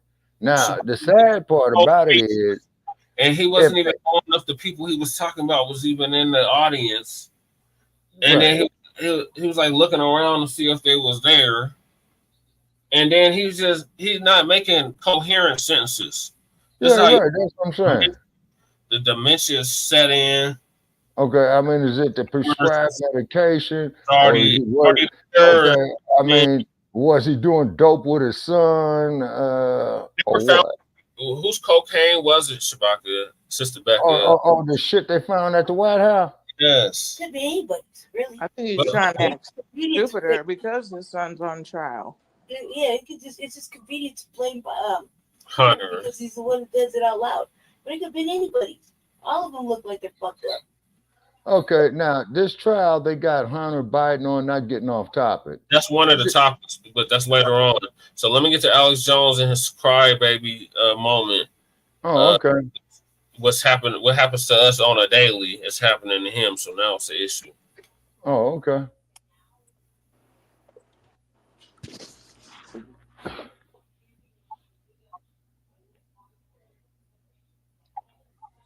And then also too, Sister Becca, if you see the link in the chat room to our next episode of Shabaka's Black Experience Enhanced, ma'am, do you see that? No, let me look because it says comments and chat. Hang on. Okay. Not there. Okay. Did you Where make it says TOBTR? Yes, ma'am. That's the link to the particular episode. Please share it. Okay. We want the board filled up because what is it, Brother Che, that we could have up to 50 callers at one time? If we're on that plan, yeah. Yeah. Okay. So I think we either had 30 callers at one time or 50 callers at one time. Hang on. I do? Callers. We'll definitely have to log that. Mm-hmm. Is it going to show up right? I think the most we've had so far is like 10. I can't see because you got it on the. Okay, Sister Becca, what you would do with that HTTP link is just copy it and paste it, ma'am. You should be filling that brief. Yeah, and then all she got to do is place it on all her social media pages and just put up there, check out Shabaka's Black Experience Enhanced. Then the people can go on and click the link and they're taken to the date, time, and the subject.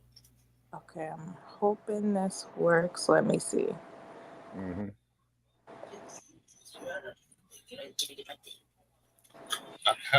Yes, it did. Okay. All right. Thank you, ma'am. Okay. You're welcome. I got you. Okay. All righty. And now, what's our next subject about this dude up here crying for sympathy because he's going broke or his trick ass got exposed on some type of fuckery or whatever? Lisa Cabrera was giving us the update, Shabaka. Oh, okay. All right, Lisa Cabrera. What's up with Lisa Cabrera?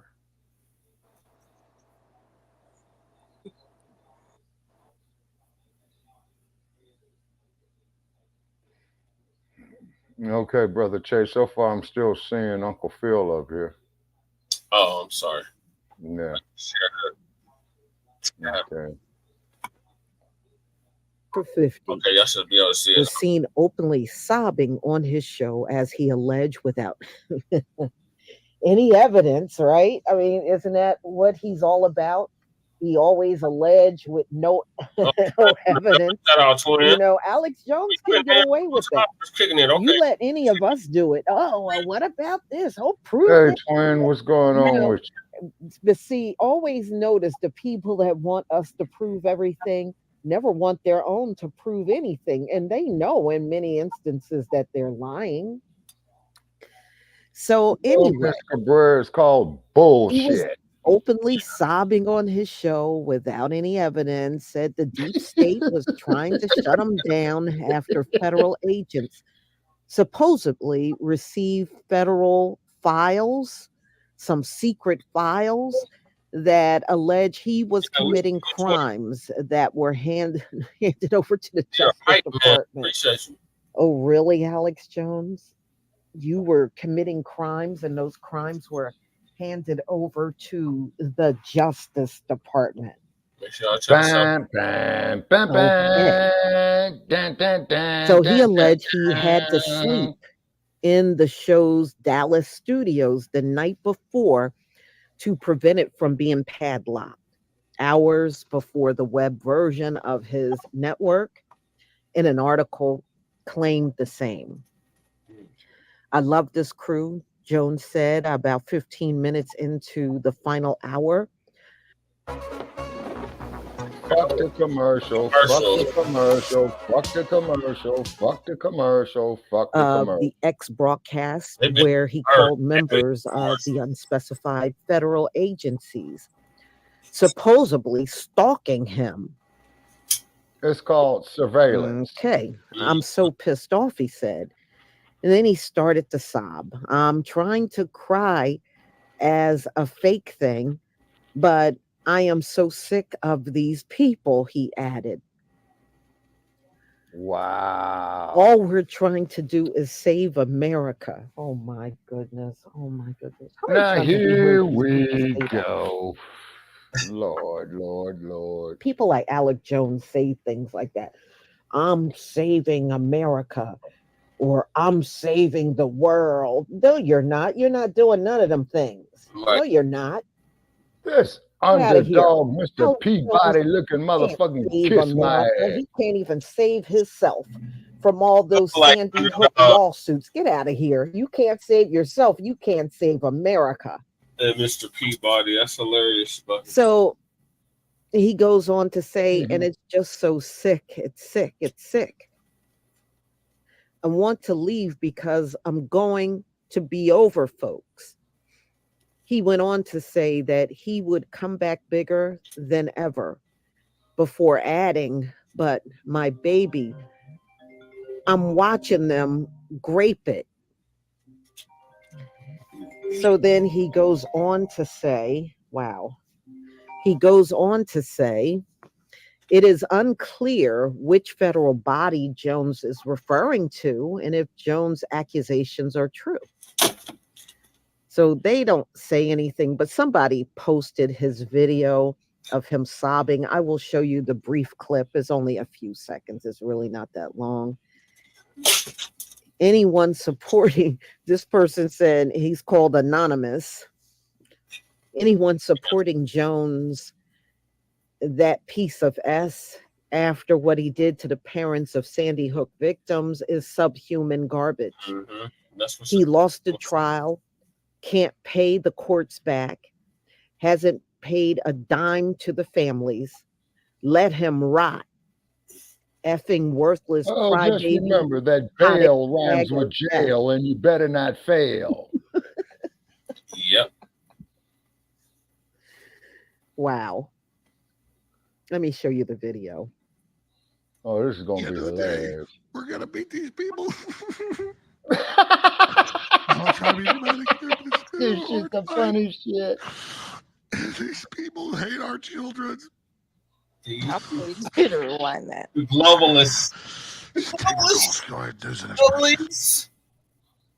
You know, Man, he better quit back in the day smoking when that shit he's on, I man. used to be on YouTube, Yep. and I used to be astonished at how many of the people in our community would be over on Alex Jones and watching him and believing him, and I used to wonder why.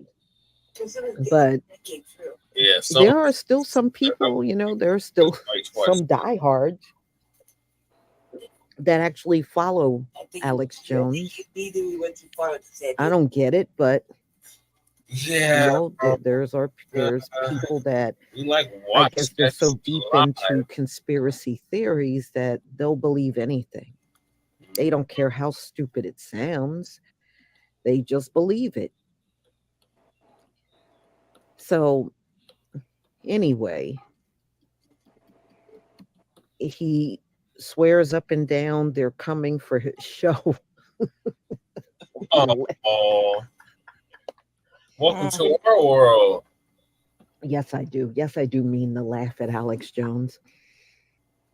So he said there's a 50% chance this is happening right now. Jones wrote on X. They want to shut us down because in bankruptcy.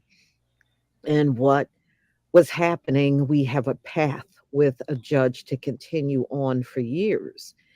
And the judge has signaled that different groups involved in the bankruptcy will be exposed soon to having literally made a move to shut this place down and end my show. So, look, Alex Jones, that Sandy Hook stuff, he did that for years. Okay. I am not surprised that he ended up the way that he did. Yeah, even after Alex Jones got in trouble, there were still some diehard. Oh, it wasn't real. You better be careful about what you profess, false flag, especially a conspiracy theory, because they don't have to technically stop with Alex Jones. They can come after the people that got so heavily involved. They were making these 3 a.m. phone calls to these families and putting all kinds of crap up on social media. They can go after you too. Mm-hmm. So, I mean, it's nothing to play with. Alex Jones can't pay the amount of debt that he has from Sandy Hook. He doesn't have that kind of money. Nope. Then let him you know, walk the even that can put him in the poorhouse. But, you know, this is what happens. Alex Jones shot off his mouth for years and years, and he thought there was never going to be any consequences. And lo and behold, there are Rush Limbaugh. And he's not going to get out of it. Sucker fire from Now, this display of tears could be an act. Because he kept Alex Jones is a classic case of writing a check that your butt could not cash. Y'all gonna have to tell me what you think about this video. Please leave your comment and subscribe and like the Frontline Black News, Miss Cabrera. That's right, Shabbat. All right, ladies first, Sister Becca or Lady Cherry, what are y'all thoughts on this? She go first. I mean, I think he went too far with that damn Sandy Hook thing. Him crying. I mean, doesn't he got a computer at home?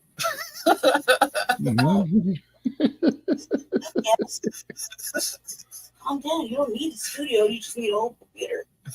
You get really desperate, use your cell phone. I mean, why did you make all these friends with like Tucker Carlson and anything? You can't reach out to them, see if they'll get you a cheap ass computer. He got Tucker the Sucker fired.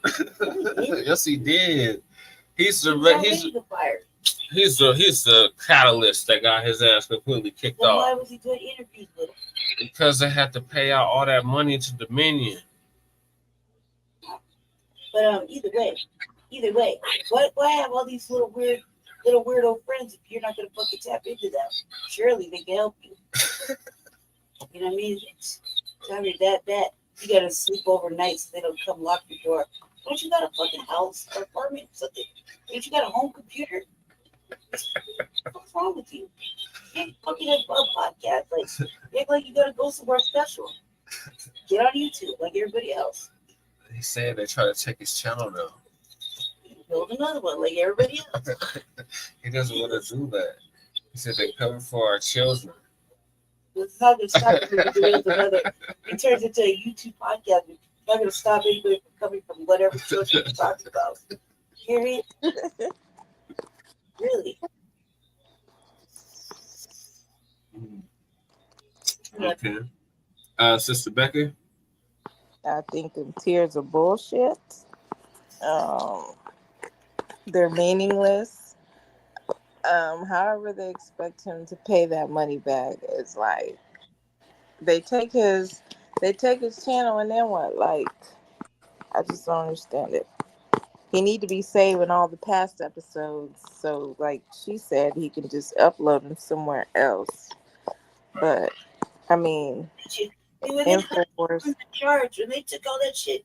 I thought he wasn't even supposed to be doing podcasts. Like, I thought so too. I thought he was like not allowed to be doing anything because, you know, God forbid, his antics were just detrimental to fucking people. You know what I mean?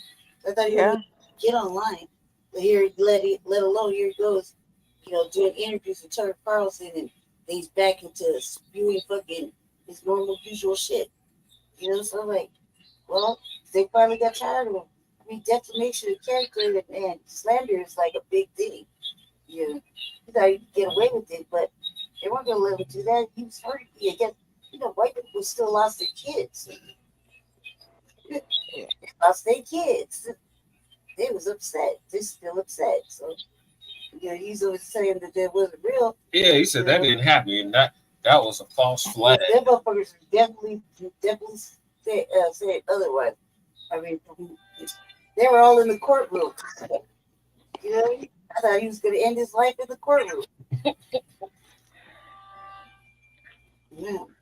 My. The only thing I can say about this here, y'all remember this song out of this movie called The Wizard of Oz? Ding dong, the witch is dead, the witch is dead, the witch is dead. Ding dong, the wicked witch is dead. Man, this cowardly lion-looking motherfucker, man, kiss my ass, man, and throw that son of a bitch in a goddamn jailhouse. Put him in a damn cardboard box. Let him stand on the side of the Santa Monica Freeway in Los Angeles and say he'll work for food. You can kiss my ass. See, tricks like this here give platforms a bad name. Is because, see, we research our episodes. You see by the method that we go through right here, okay, individuals who call us up on Shabaka's Black Experience Enhanced and the Frontline Black News with propaganda, prepackaged bullshit, lies, and stuff like this right here. And they shadow ban the hell out of us after all this harder ass work that we do sometimes 7 days a week. We barely get very little sleep, but I'm supposed to sit up here and have some sympathy for this cowardly lion-looking motherfucker. Is you crazy? It's all red like a fucking lobster. It's so serious. Like, man, like that motherfucker look just like the cowardly lion right there in The Wizard of Oz, right there. I thought he wasn't. Stand up and be a man, Trick. Here he goes. He's white. He's trying to exercise his white privilege. Well, look at that story. Lord. Somebody got to be an example, dude. Lord. We thought Jane Elliott was, but fuck her. She said no to reparations. Wait a minute. Back up a second. Jane Elliott said no to reparations. Remember we covered that like months back. I don't know why you're surprised, Bucket. That's a white lady. Okay, well, shit, I'm old. I'm getting senile. I'm taking all these damn medications. Well, I'm disappointed in Jane Elliott, but I'm not surprised. Okay. She's only interested. Alex Jones, yeah. And this act he's putting on, man, he might as well go see. He might as well go over there to Hollywood, go see Johnny Grant to see if he can get him a star in the Hollywood piss of shame. I'll make it a point to piss on his star if they give him one and a step on it. Some of them will tell you the truth, but they're not going to do nothing to change the situation. Well, that's true too, Brother Che. You know what I'm saying? Is because they want us to come with this all-inclusive illusion. They want to shadow ban us is because we speak against what the popular version of what is truth is. Us every day. Oh, yeah, they're always fucking with us. You know that. Oh, you know, your shit violates community standards. Oh, well, we lost the link to it.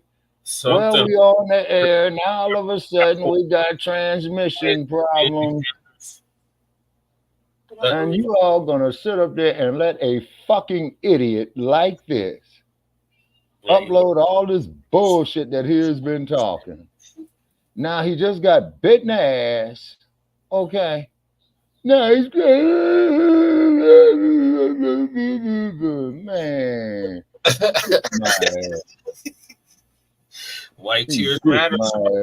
Bruh. White tear rabbit. Yeah. Yeah, he can go on there and hop his ass on down there to Skid Row. Stand down there in the food line at Fred Jordan. Hey, from Shabaki, there was this girl at our building, at our former building, or Lady Chase former building, where I currently live, and she was crying because she couldn't get in the building. And she was her boyfriend was in the building. He wouldn't let her in the building. She was on the list or some shit. Okay, now you know who this clown reminds me of right there in that picture right there. You remember Barbecue Beckett out there, man, by Lake Merritt? Yeah. He goes up there to that what's the name of that store? Because I've been in that store. It's right up the little hill off the lake shore. And she's sitting up there crying and got the Oakland police up there, and the Oakland police pretty much had told her, after witnessing that bullshit, lady, I got more important things to do. I thought you was reporting a crime. All right. Not a comedy. Diabolical. It is diabolical, but this is what they do. That's why the Karen Act is essential. Oh, yes, sir. And do let me say that when Barbecue Becky did that shit in Oakland, every black restaurant, business, entrepreneur in the city of Oakland, okay, mainly black women, went out there and set up their barbecue pits. They set up their businesses out there, and they told that raggedy heifer, come up here and come shut us down now. Yep. And you ain't heard from her raggedy ass since. No. And the cold part about this here, people, is that these Barbecue Beckies, idiots like this right here. One of those got the veteran killed. Yeah. See, when these people come like Tucker Carlson and this clown right here, Rush Limbaugh. Clown right here. Yeah, not only is the shit wrong, but it is extremely dangerous. Is because, see, innocent people can get killed behind this stupid shit. Fox have to pay Dominion all that money. Because he got fired. He did that. He did it to himself. Yeah, he was just... And which actually I think is kind of hypocrisy, really, why they got fired. You're allowed to have your own fucking thoughts and opinions. Like, I don't understand why you can't think one way off the show and another way you're somewhere else. Like, you just got to be on all the time. This wasn't his thoughts, so this was his thoughts. Alex Jones. He was parroting the shit that Alex Jones was saying. And that's what that's fired. Yeah. Oh, okay. Well, I ain't got no sympathy for his piss poor ass. Right. Me either. So moving along to another white supremacist. All right. Ed Blum, he's been responsible for, he's like a big Democrat funder. He funds a lot of these Democrats in a lot of these major cities. Mm-hmm. And he has a lawsuit.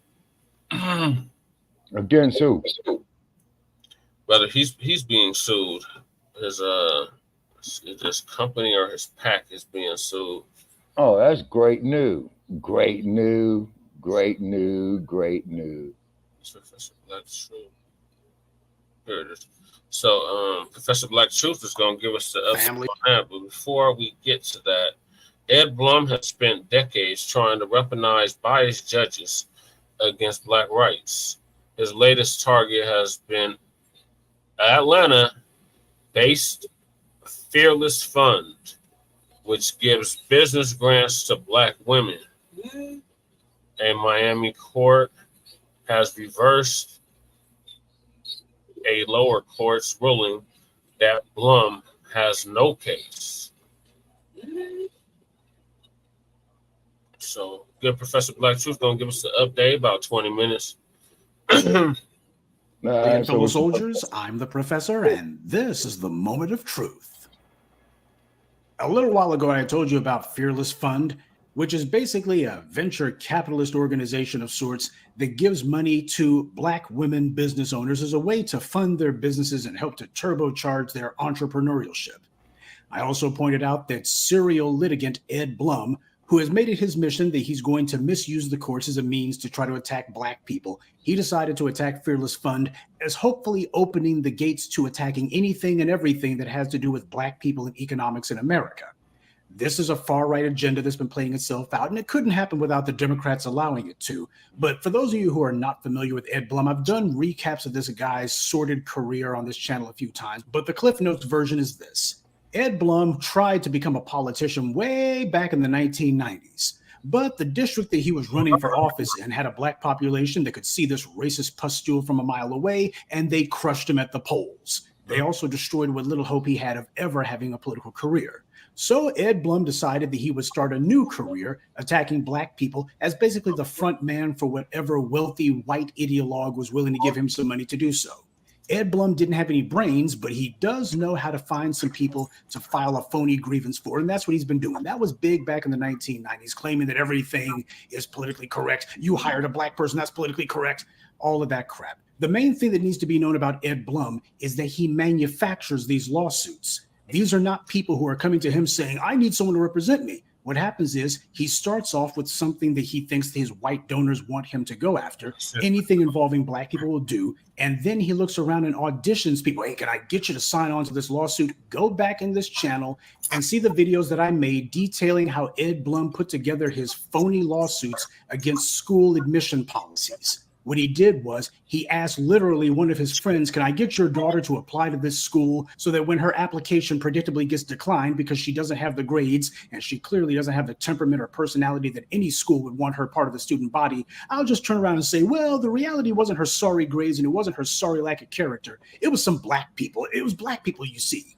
We have some judges who we already got on the bench. Some of them will go along with it.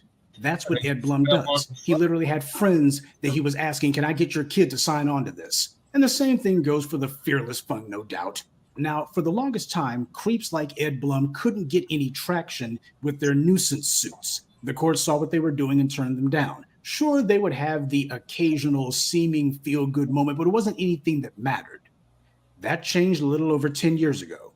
What occurred? Well, during the Obama years, Mitch McConnell said that the top priority of Republicans during the Obama administration was to ensure that Obama did not get any judges nominated to the federal bench.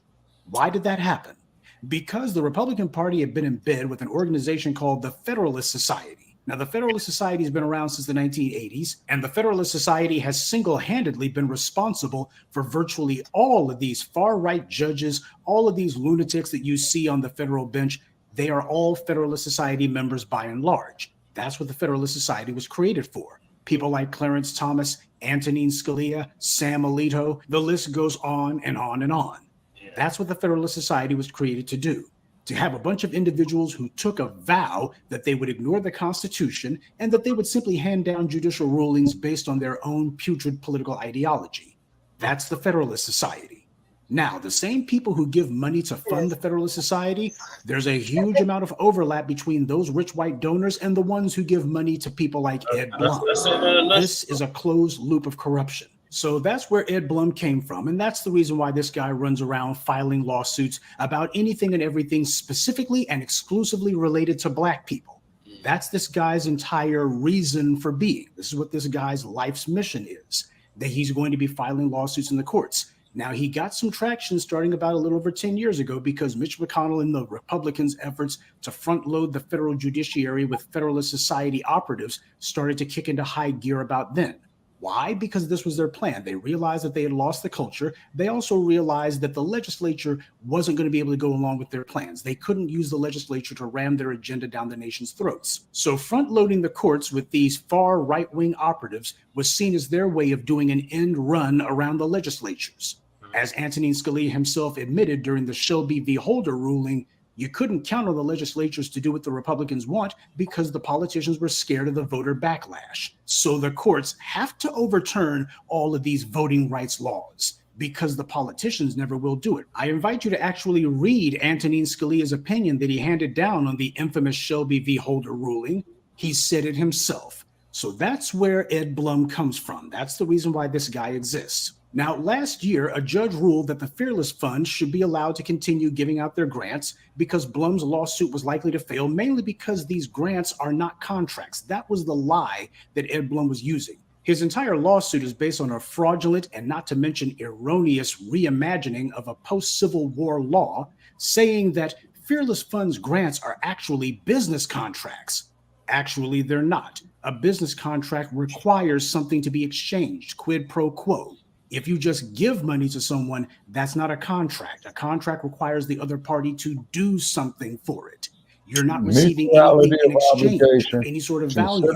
That being the case, it is not a business contract. And that's the reason why last year the judge said that Blum's lawsuit was likely to fail. He claimed it was a contract. It doesn't even meet the legal definition of a contract. But that changed with the recent appeal with the 11th Circuit Court in Miami. Now, they decided that, well, even though the Freedom Fund's grants are not actually business contracts, well, they should be treated as business contracts anyway, even though they don't meet the legal definition of it, and even though this is clearly not a situation of somebody who's going to be hiring anyone or anything else. This is obviously political jockeying that's going on here. They're handing down rulings based on ideology, certainly not based on the law. And by the way, just for the record, the 2 out of the 3 judges who decided to rule in favor of Ed Blum, they were put on the bench by Donald Trump. It was 2 of Donald Trump's appointees who handed down this ruling.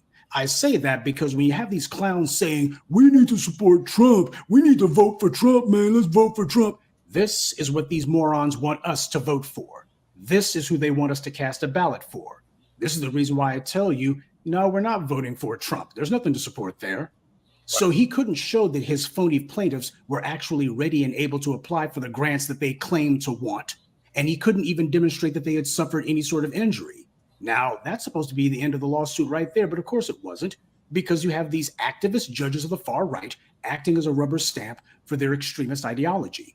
Ordinarily, I would dismiss Ed Blum saying that his nuisance suits are a solution, desperately looking for a problem, but in reality, his legal lie suits, not lawsuits, lie suits, are not even a solution because they're not meant to actually solve anything. This is about nothing more than guaranteeing economic control remains in white hands and to prevent specifically Black businesses from having access to the same avenues of advancement and competitiveness as every other non-Black group has enjoyed from day one.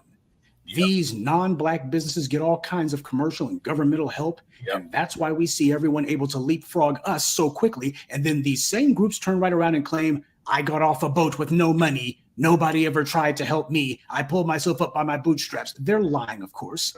And the people who tell these stories, they know that they're lying. White supremacy itself is a lie, and it can only perpetuate itself through the use of more lies. The people trying to be white adjacent by claiming that they're white on applications or who try to palm themselves off as model minorities, they know the rules of racism, and they play right along with it. The Justice Department found blatant, egregious racial discrimination by banks who in 2023 were still practicing redlining. And it wasn't just one or two banks in one or two little racist towns. The Justice Department found banks engaged in open redlining from Florida all the way over to California. So it doesn't matter if it's a red state or blue state, they're all doing it. And neither a Democratic state attorney general nor a Republican one were doing anything about it. And you know who else isn't bothered by this blatant racial discrimination? Ed Blum. He's fine with it. He never says a word about it. He's not bothered by it at all. He didn't say, oh my God, there's all this redlining going on. We can't have this racial discrimination. He looked and said, oh, they're discriminating against black people. Good, they're doing my work for me. And his little organization doesn't go after anyone who gives money to non-black groups. For example, one of the largest grant organizations in the US to non-whites is AAPI Strong. They give business grants exclusively to Asian American business owners, only Asian American business owners. Neither Ed Blum nor any of his other racist pals have filed any lawsuits against them. Why? It's because, as we all know, Ed Blum's been using the Asian community as his crash dummies when he pushes his school admissions lawsuits. And he does it under the feeble guise that, well, what I'm doing can't be racist because, hey, I got one or two Asians over here who are willing to get in front of a camera and agree with me. So that's the reason why he doesn't do that, because it goes against his narrative. And on top of that, Asians are not his target. Black people are, because Asians are not a threat to white supremacy. Only black people are. All right. Now, there's also another aspect of this that simply has to be talked about. Fearless Fund is basically one step away from being divestors. I gotta say that. In the black community, we don't need to divide ourselves along gender lines, which is exactly what Fearless Fund does. Sure, they claim that they have one or two of their grants that might be given to black men, but the truth of the matter is they do happen to be on this whole pro-feminist kick, okay? They may claim, well, there do happen to be one or two black men who might have gotten some money from us at some point in the distant past. That's sprinkling sugar on crap. That's more of a PR move than anything else, and it doesn't work. And we've seen a number of black women, particularly politically connected black women, or black women who want to be in politically connected circles, who also do their own imitation of this exact same kind of divisiveness. Well, we need something exclusively for only black girls. Well, black girls in particular, black women have needs separate and distinct from black men. Now, they took the exact same arguments that black people have used to try to push for our own group empowerment. And instead they decided, well, let's go ahead and factionalize ourselves. And who's doing the factionalizing? Who's doing the division? It's usually a bunch of self-interested harpies who think that they're going to create a separate power base for themselves alone. And tragically, there's a number of black women who have gone along with the scam. People like the Fearless Fund, what they ultimately want is to escape blackness, which is why they try to separate themselves from the black community on the basis of gender.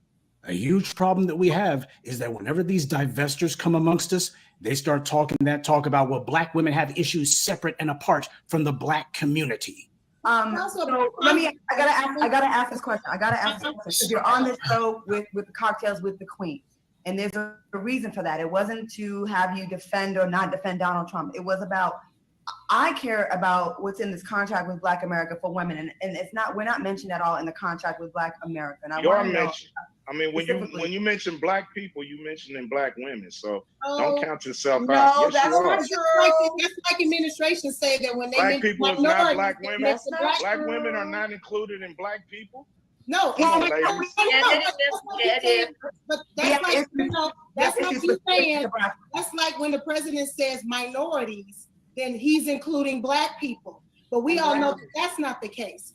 Black women have specific needs that are not also being met. And we also feel that there should be some things that are specific to us and our plight as well. Not part of the black community. Let that sink in. And they say it loud, say it for their chest. We're not part of the black community. Oh no, you're not going to be doing that line with us. They're talking to a black person. Well, Ice Cube, I put an asterisk beside that.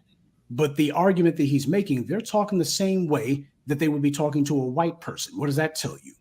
All of this white media propaganda about black men are the white people of black society, all this crap, that's what's caused so many problems for us.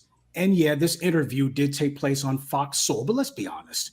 The problem isn't just limited to that platform or who owns it. If this interview had been on any other outlet or website, the conversation would have gone much the same.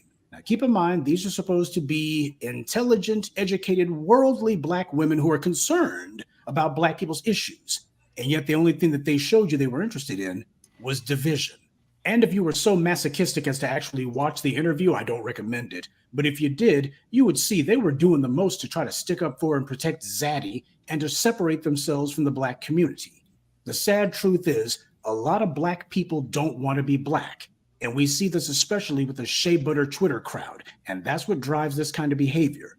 For 50 plus years, every time some Black woman in the Democratic Party or on the political left has been given a platform to speak in public, you can be guaranteed, you can take out your watch and start counting the seconds until she starts talking that Black feminist claptrap and starts talking about that Black women are exceptional from Black men and all the rest of it. They don't uplift the Black community. They make it into a straight Black feminist line.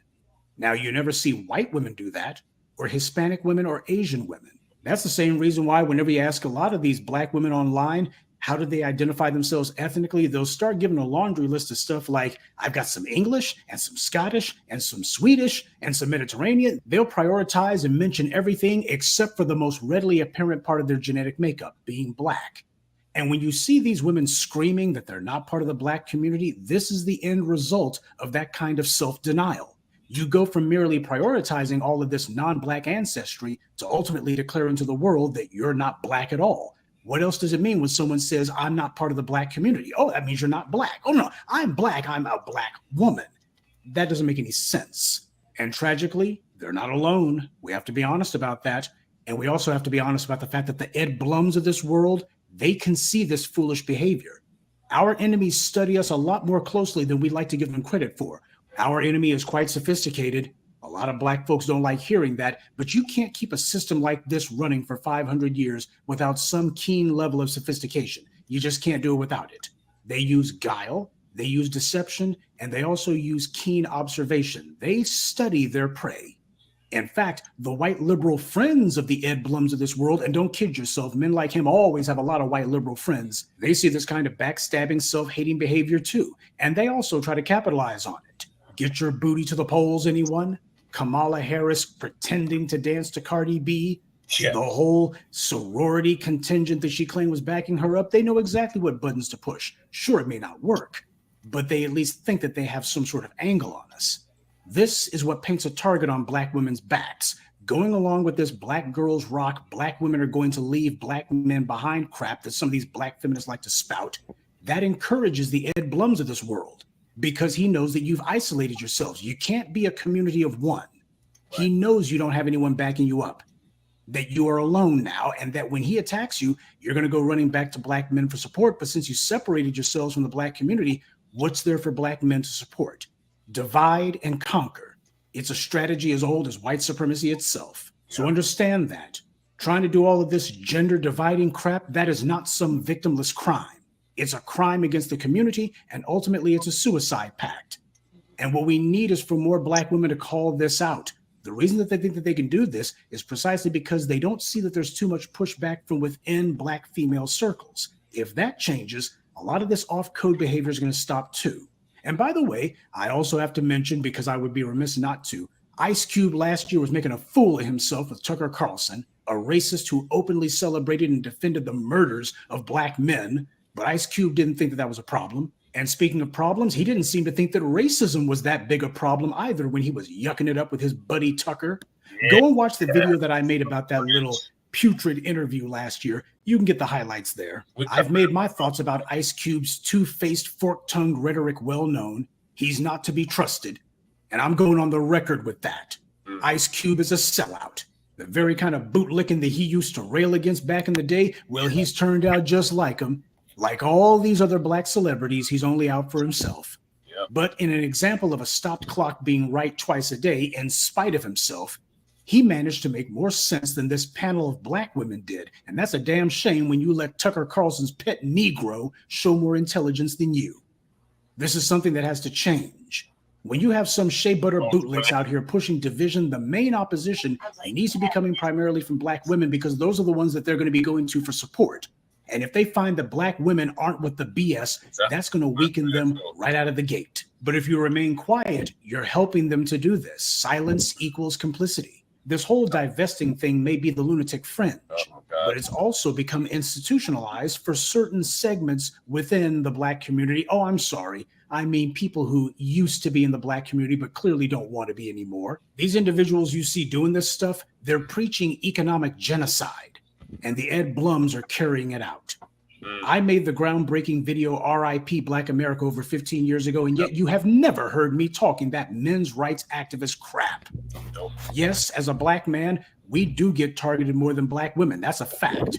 But that's only because white supremacy understands that even in our current state, Black men are still the defenders of our community. Black men still represent the leadership. So we have to be targeted. Being a Black male is incidental. The reason that we get targeted more is because we are Black, what we represent as Black men, not as just men in general.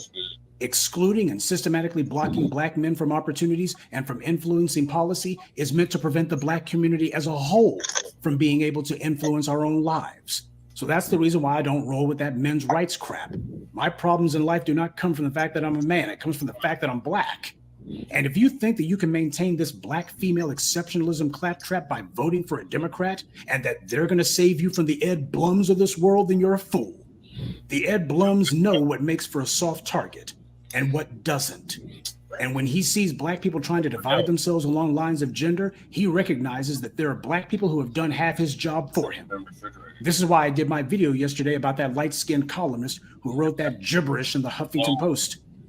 The Fearless Funds and others, they draw from the same well that she does, and they do it for the exact same purpose. This does not absolve Ed Blum of his racism, but to blame Ed Blum for being racist is like blaming a dog for barking. Of course he's a racist. He can't be anything other than that. But the solution to stopping racial oppression isn't to have the oppressed declare that they're not part of the oppressed group anymore. You're not fooling anyone but yourself.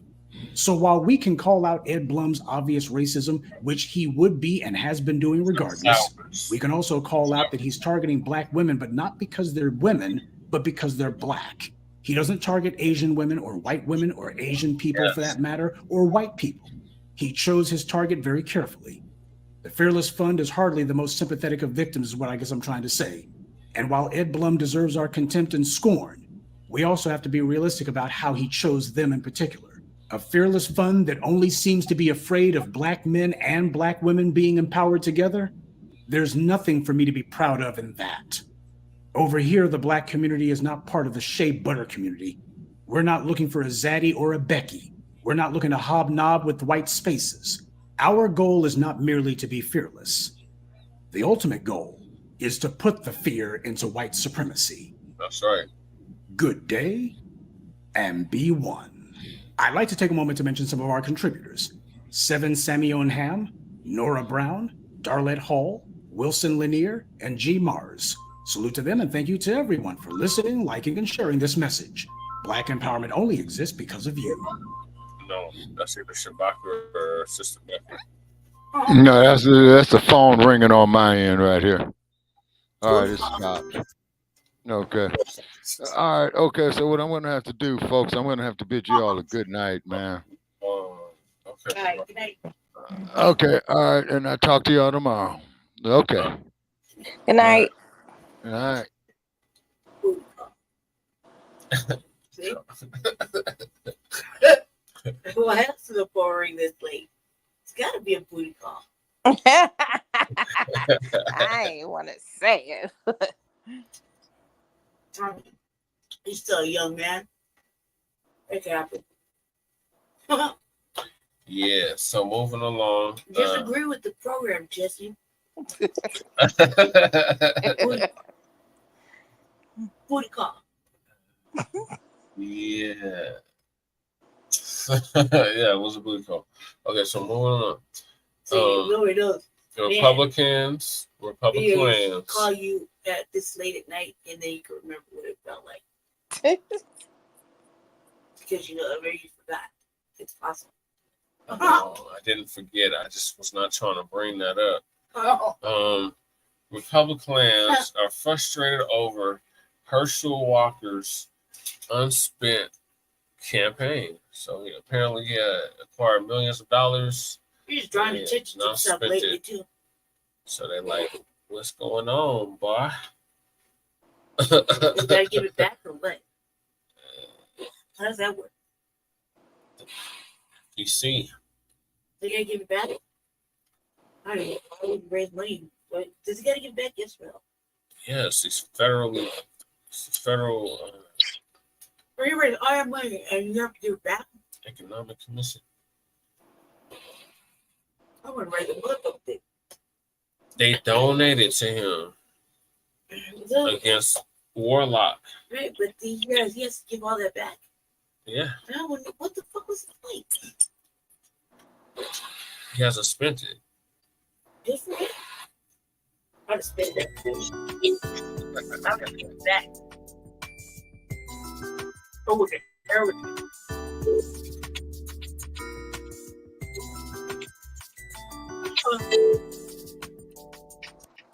I'm sorry. Sister Becca, did you have anything to say about the previous topic? Yes. Okay, go ahead. Okay, right where... See, I didn't really understand. Was that Selena Johnson that was above Ice Cube? Like when they were saying, oh, well, we wasn't black. Yes, that was her. She was in that Zoom call.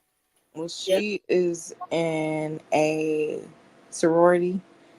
So she's not, I guess, she's a black Greek.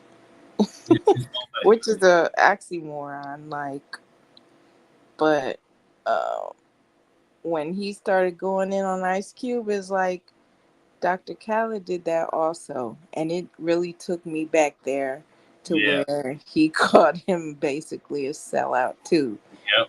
That Ice Cube has melted. Yeah. And it's like, just seeing him on the platform speaking supposedly for us when really it's about the big three and everything else, you know what I mean? How you can't have both. Right. You know what I mean? You can't have nothing of that magnitude and be this black powerful leader. Like, it's not happening. Right. So I really didn't understand that at all. Yeah, the contract with Black America was good. You know, what he said was people could use it as the blueprint, as the start of something, and they could add on to it, or you know what I mean. Yeah. And I used it I used pieces of it for not directly, but like as like a brainstorming idea, like something to go off of when I tell me Justice Campaign, because I needed something to start off of, you know. It was a good read. There was a lot of things the only thing I think it covered a lot of things. They covered a lot of things that we don't even think about, like sports. Yeah. How the sports and the money and the representation. Yeah.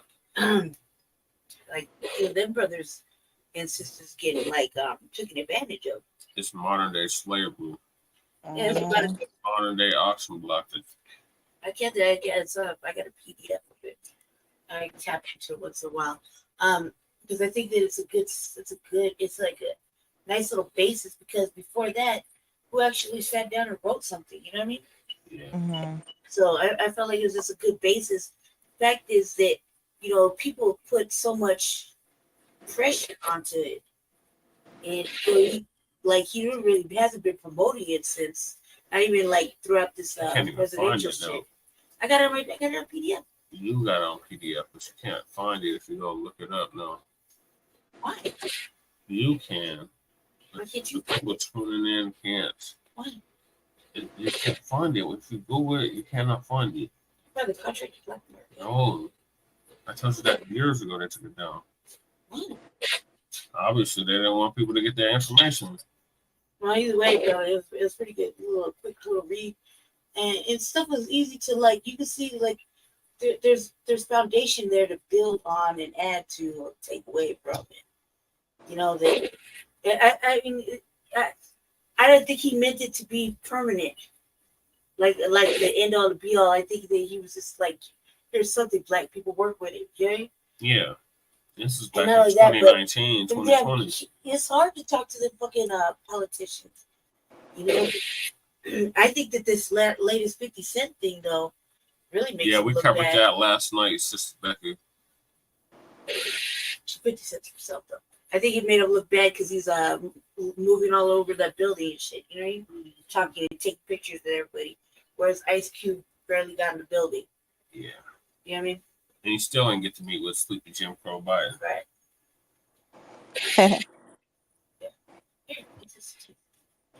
You playing this? Where were you? A lot. Yes. The brother name was on. And what Transform your hair with hair growth products by 12 tribes on Earth. 45 Experience natural, powerful ingredients that promote thicker, longer, and healthier hair. Say goodbye to thinning and hello to confidence. Hair growth oil, shampoo, spray, and butter by 12 tribes on Earth, because your hair deserves the best. Just look for the links in the comments section. Ladies and gentlemen, the GOP, they're very upset with Herschel Walker right now. I didn't think I would see this name in the news anymore. Well, apparently Herschel is sitting on millions of dollars of campaign funds that they want him to turn it over to the RNC. And Herschel is not doing it. See, Herschel, let me give you some tips. When they come for the funds, just keep saying, I don't have any more children. I don't have no more children. Just keep saying that over and over.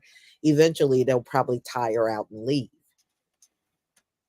If they come back again and said, no, there's another woman that said she got your kids, just keep saying, I don't know who that woman is. I don't know who that woman is. You know how to do, Herschel. You know these things better than me. All right. So all laughing and joking aside, Republicans irked that Herschel Walker is sitting on millions of unspent campaign funds. You know, the GOP is struggling real bad for money, by the way. They probably won't admit it, but they are. A few are clamoring for Herschel Walker's return to politics since he flamed out in his Georgia Senate bid nearly 2 years ago. But they sure are interested in the campaign cash.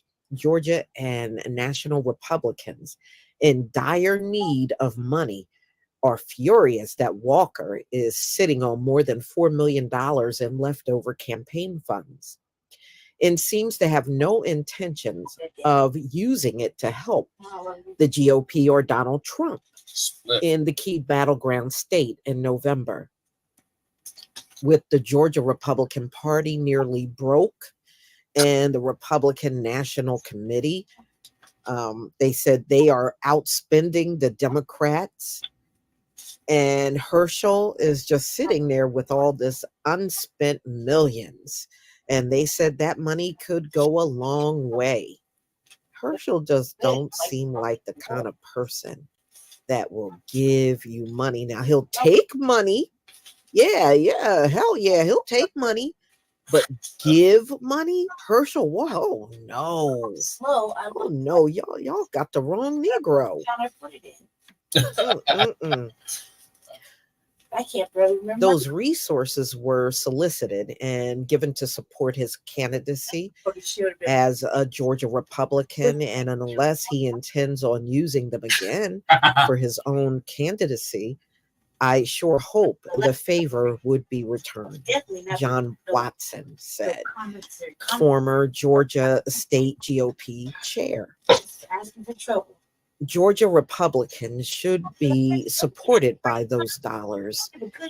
Oh, well, you know, I remember a couple of years ago, I know it's a different state, they tried to do the same thing to Kim Klacik. She had millions of dollars and she would not give them up to the DNC. And that was kind of funny, though. She wouldn't give them a dime. So anyway, we know that since Herschel Walker's run and all the controversy that cropped up when he was a candidate, Raphael Warnock ultimately won the race.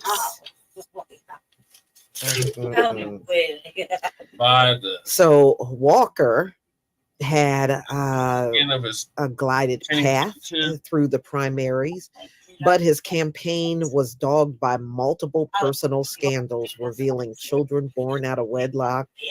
Yeah, after he did all these lectures on single fathers in the Black community, Herschel turned out to be the biggest stereotype of them all.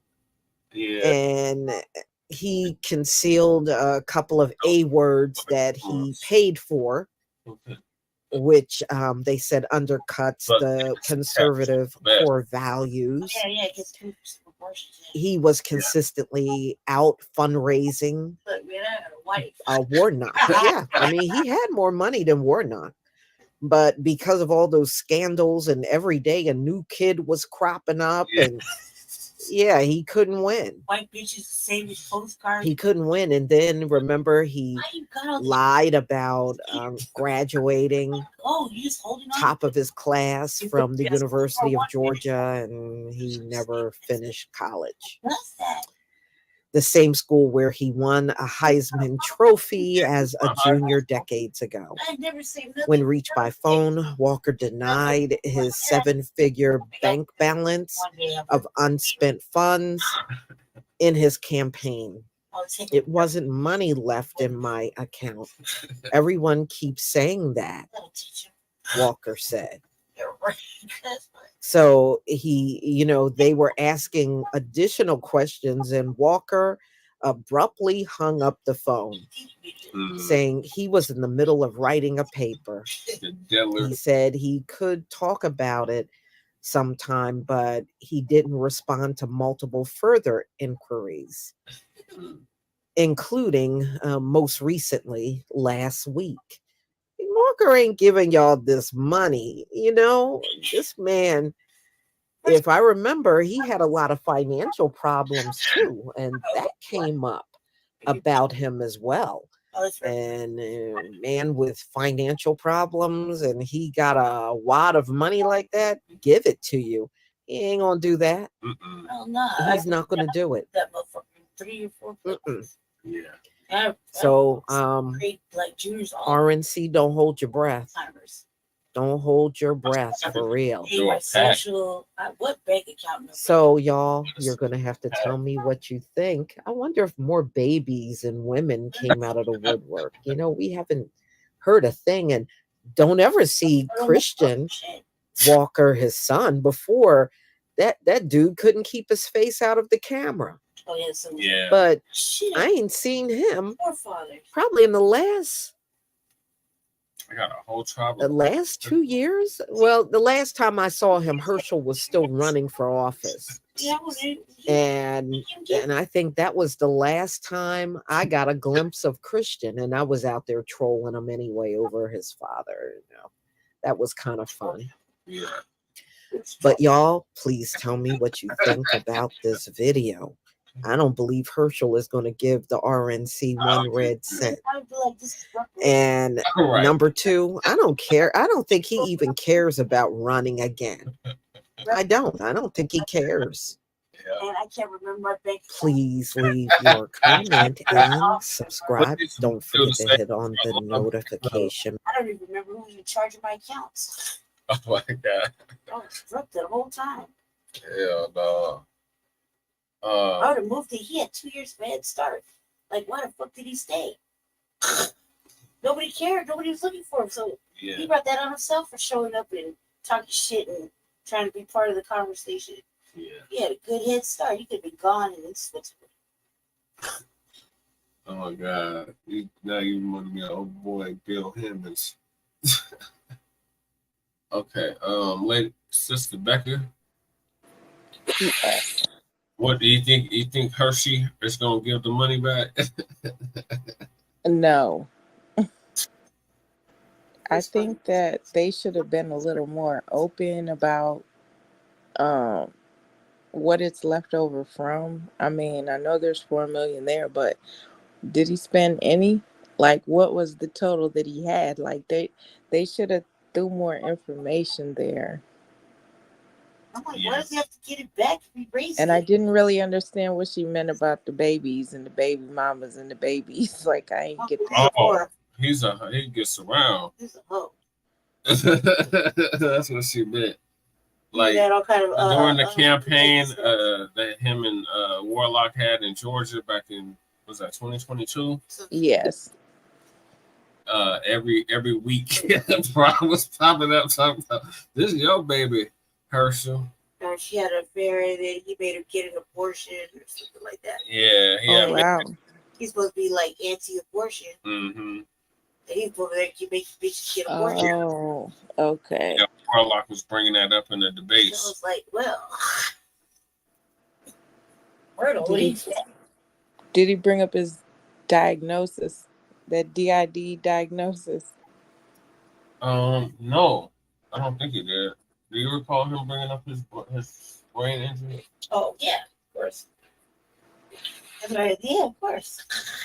Why wouldn't you use something like that to win? You mean? Warnock was like a grimy little motherfucker anyway. Yeah. Like, I didn't even know he could keep the campaign funds. I thought that all that goes to the Secretary of State. Like, why do you raise money if you got to give it back? I mean, it got fouled. I would not give nothing back. I really wouldn't raise it though. I would not raise it because I'd be like, nah, fuck that, man. He For my whole filed it, life. though. Like it's in the campaign finance reports. Mm-hmm. Raising it for? Like, what are you raising just to give it to him? Fuck that. They were giving it to him for commercials. Only to take a $40,000 paycheck. You see how stupid this is? This is dumb. This is fucking dumb. Don't even get me started. Oh my god. That right there needs to change. Like, why the fuck do you raise all this money just to hand it over to him? Like, what? Like, that bitch is stupid. She raised $107,000. You bitch, you dumbass. You gotta give that all to him. Does she know? She ain't here for that. That's money too. And just take grassroots and don't raise shit. Real, like, why I couldn't do it. I'm like, man, I done raised $60,000-$70,000 and I only spent maybe 10, and you want it back? I've been throwing my whole motherfucking life. What are you talking about? No. No, you know, all of a sudden I got dementia. And I'm feeling sleepy like a motherfucker. I'm like, shit. And the whole time I'm figuring out how to move it. Yeah.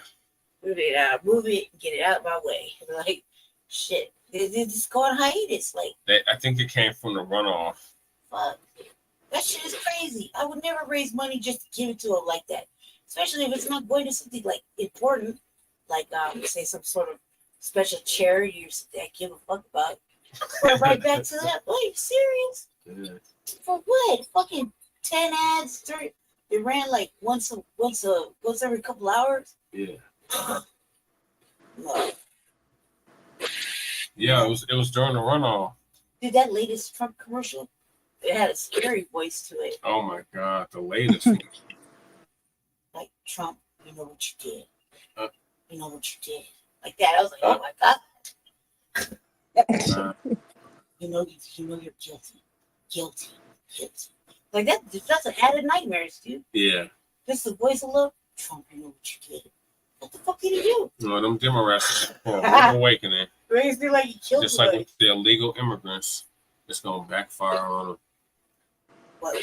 I know what the Democrats is doing with the dump. Ultimately. Yeah, so I don't think you're gonna get the money back. I don't think. I wouldn't. I'm like, man, shit. You just guys go to prison like fucking Western Spikes. Oh my god, Kirkpatrick. Yeah, you'll be all right, guys.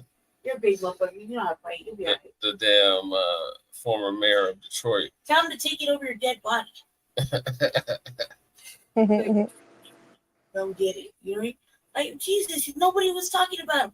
He could have dipped off into the fucking sunset. Yeah, he could have. But the kids just kept cropping up. Who cares? He ain't never cared about him. He could have just ignored him like he's been doing. Oh my god. He got a whole basketball team. Some people are just blessed. He stay buying that boy Starbucks. That I don't Christian always buying Starbucks. we need good population. He took it a whole nother standard. Some people are just be good at fruitful and multiply. For real. Jealous ass. I'm a hater, man. He's doing his job. He's apparently not if he ain't taking care of them kids. He's populating. He's just being fruitful. You know? Were any of them his? Did he take tests? Who knows? He's dumb. Plus dumb. Yeah, he is. He probably just knows what he did. He's like, yeah, I slept with that Becky. Yup. Back in the 80s. Yup, that's gotta be my kid. Mm-hmm. All right, well, fuck it. I've been ignoring it this long.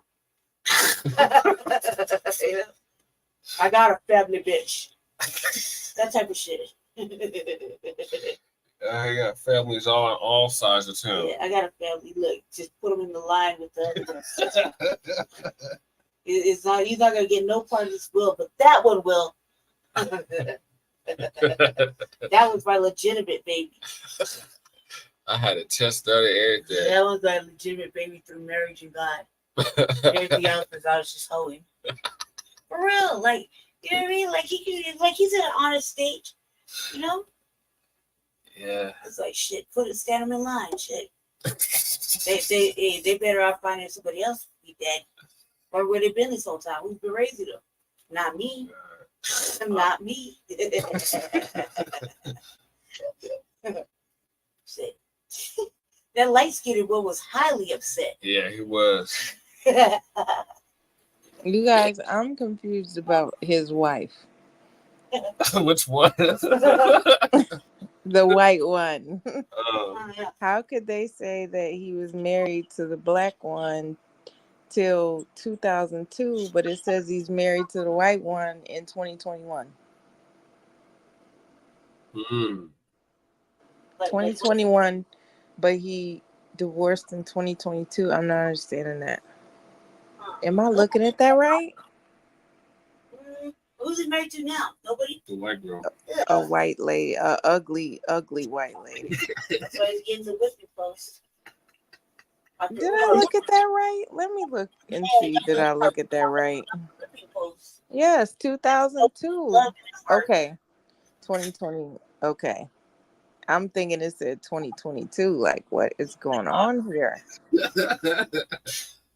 She is ugly. Oh my goodness. I'm sorry, y'all.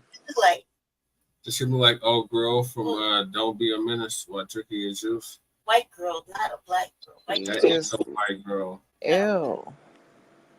Remember the white girl he saved? No. Oh my God. Don't pay attention to them.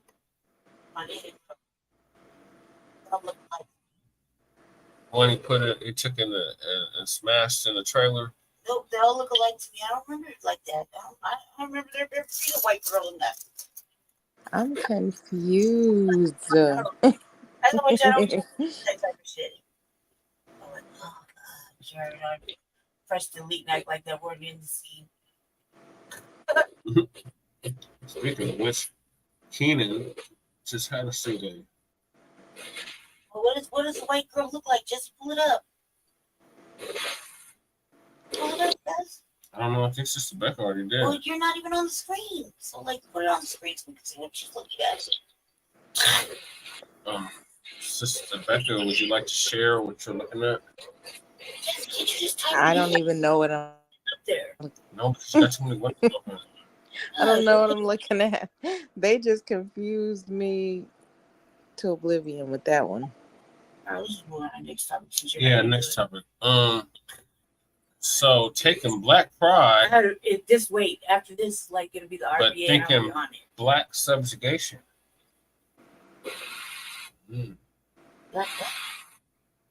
Talking Black Pride, like, yeah, but thinking Black Subjugation. Family and fellow soldiers. So the Huffington Post recently posted an op-ed by a woman who on the surface seems to have no tolerance for disrespecting Black people. But it turns out her tolerance depends on who's doing it. Soldiers, I'm the professor, and This is the moment of truth. The white media is constantly trying to find ways to slip things by us, and if we're not careful, we'll let them. And sure, while the outlets that they use are definitely the big red flags that we should be on the alert for, they basically advertise against themselves. The truth of the matter is, if you look at some of the more overt kinds of propaganda that they put out there, it's also helpful to enable you to recognize when the more subtle forms of similar propaganda are being pushed at you. Just take this article that came out of the Huffington Post. Here you have a black woman who says what on the surface at first blush may seem good. She points out that she gossiped and groused with the other white mothers at her child's basketball team practice, but they also confided in each other about their love lives. That seems to be something of a recurring pattern throughout her writing. Now, this black author says that one of her white friends had missed a couple of the kids' practice games at school, and that she, talking about the black author, became panicked. That's her word, not mine. So in a panic, she called up her white friend, and as it turned out, this white friend and her husband had been attending a funeral. Now, this black author said that in the background, she could hear a Montel Jordan song playing.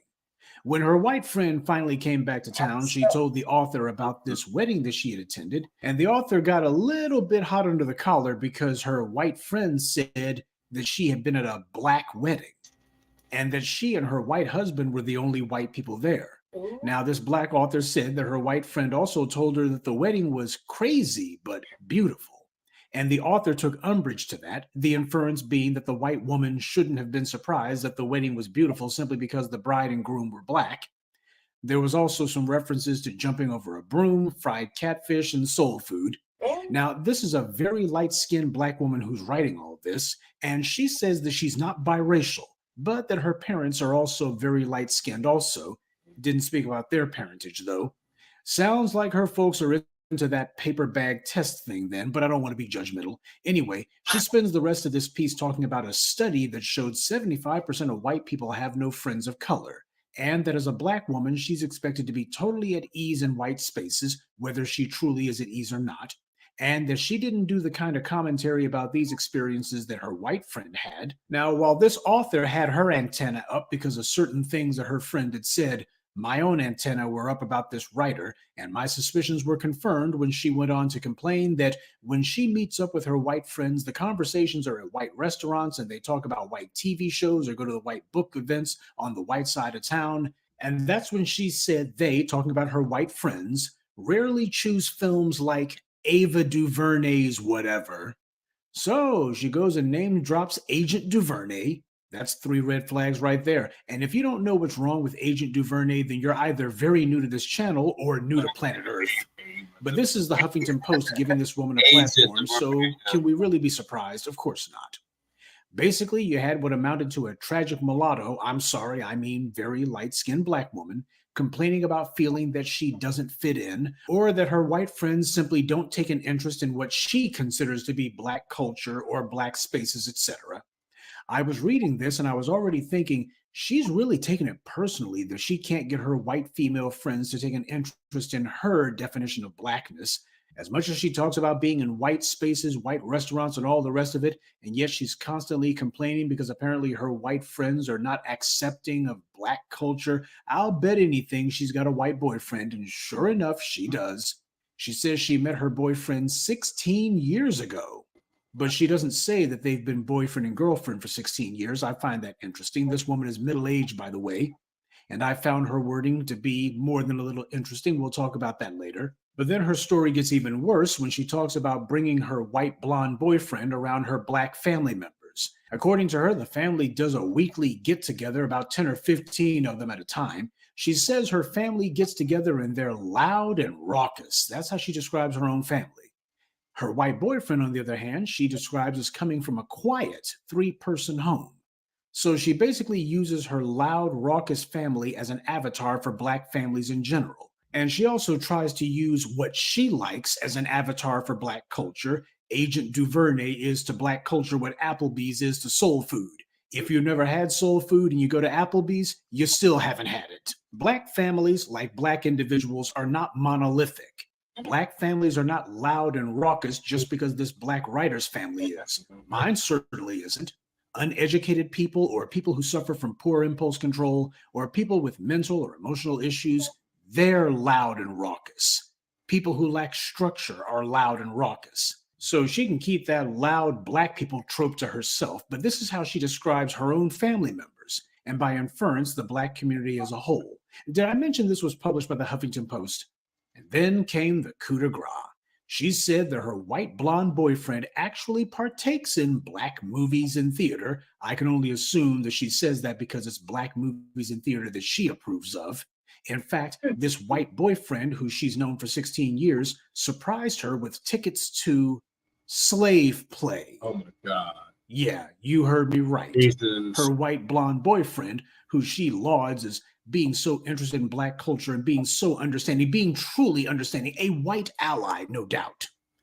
He surprised her with tickets to slave play. Gee, why not the color purple while he was at it? So for all her talk about being annoyed at the microaggressions of white moms at her kids' basketball practice, she had no problem with her white boyfriend giving her tickets to slave play. In fact, she lauds him for it, saying, instead of asking me to change who I am by giving up my blackness, he loves me all the more for it. So she considers trash like slave play to be part of her blackness. Now, slave play, for those fortunate enough not to know anything about it, it was written by a black LGBT man, and it's the sexual fantasy of a man who, like a lot of intersectional people, clearly has a fetish for people outside of his own race.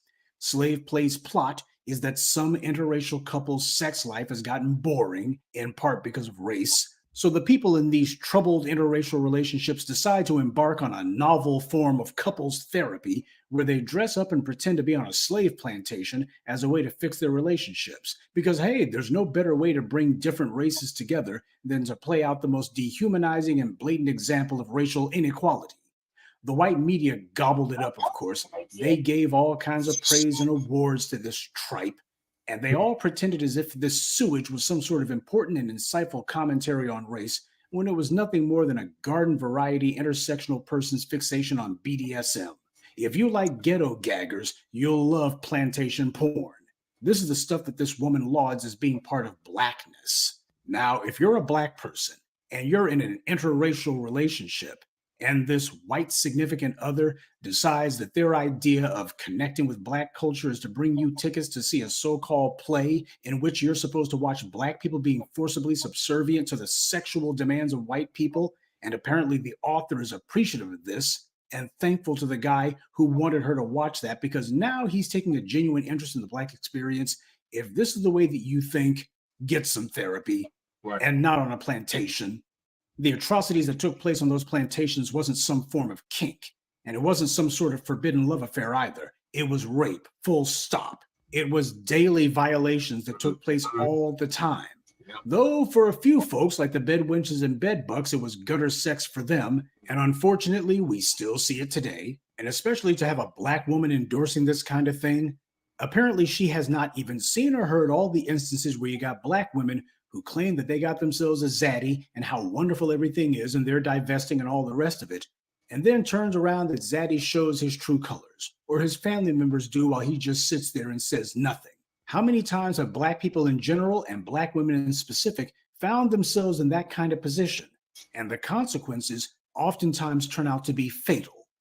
It's not some victimless crime when you play along with somebody's idea that the degradation, imprisonment, and bondage of black people is actually fodder for their sexual fantasies. Because when these anti-black racists get to play out their little slave owner fantasies, as far as they're concerned, they're trying to tiptoe to the point where they grab the whip and start to put some lacerations on you.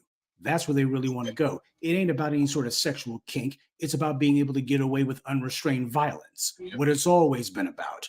Because for these anti-black racists, when they're hurting black people, when they're butchering black people, when they're killing black people, that's what they get off on.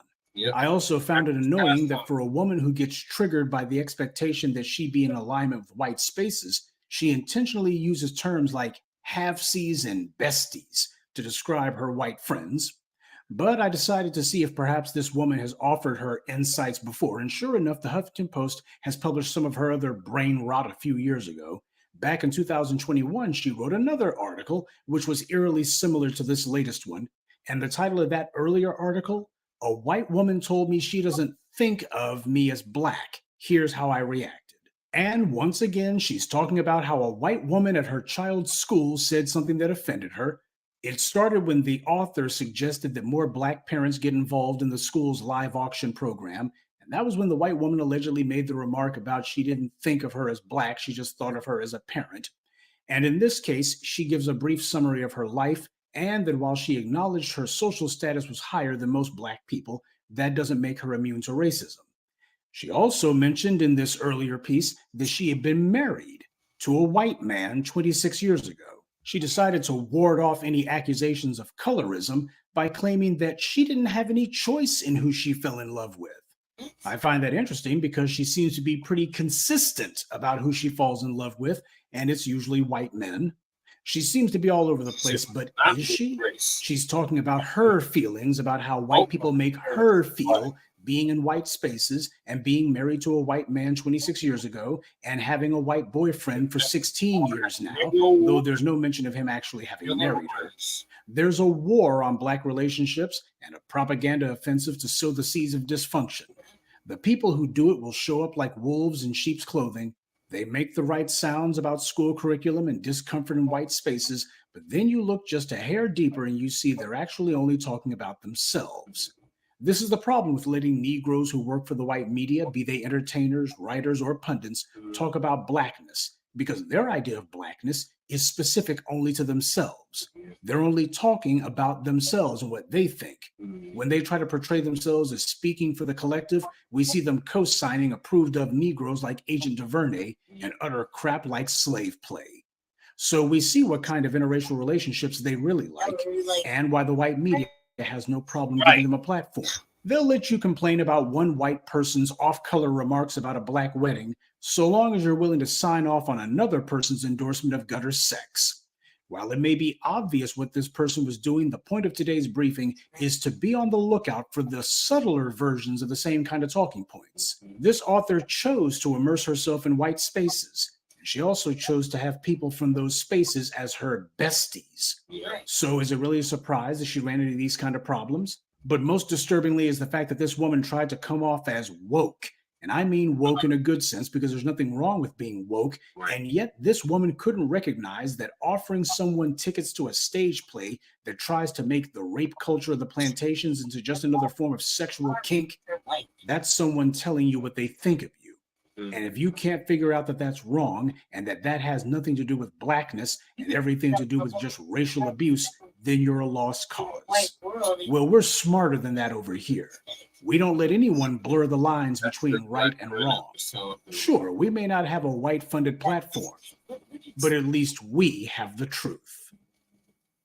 Good day, and be one. I'd like to take a moment to mention some of our contributors: Miss Debbie, Yasharon Heron, Jeffrey Gray, Pamela Hyman, and Isaac. Salute to them, and thank you to everyone for listening, liking, and sharing this message. Black empowerment only exists because of you. Getting this education, getting my master's. Like, I don't know what that crowd expected.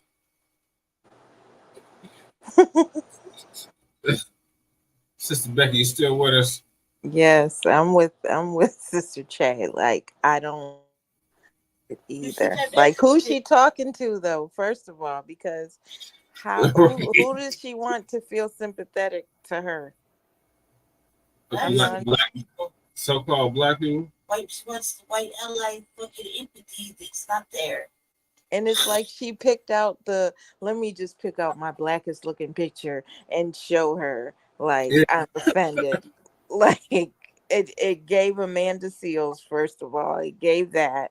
Yep. And then it gave, like... Yep. He's right there with Ava DuVernay. Yeah, and it's like, so what? I was married to a white, successful... Like, what do you mean? What do you mean? Like... I'm all about my advancement in life. Like, I couldn't... You know, like, she didn't even... It didn't even sound like she tried to... It tried to be, be with... like anybody Black in life. Right. You know, it didn't sound like that at all. Like, she's just been, living in a white world, like close proximity to whiteness. All her friends are white. They have conversations. They hang out. they talk and stuff. Yeah, she calls them her besties. She got a whole like. First of all, it's kind of unlike sisters be kicking it with a whole bunch of sisters. You know, like they have friends like that. Like, I mean, I got 2 friends and they don't even see each other. Not like really. You know, we could all if I could put them all in the same room, it'd be awkward. Yeah, but it's like she's our age, and you're just now figuring out that your friends are racist. Like, Right. You're our age. I'm older than y'all. Like married and It takes some longer than others. yeah, they both have black. They're both black. They both have black mates. They have Yeah, black we're children. 80s babies. Like I'm 70s baby. Okay. Yeah, see, amazing. Yeah, like do shit, but I wouldn't do half the shit this broad did, even in interpersonal relationship. First of all, I'm not talking about anything I do with my mate, with them. You know what I mean? At all. Period. Yeah. You know what I mean? Doesn't matter. I don't care.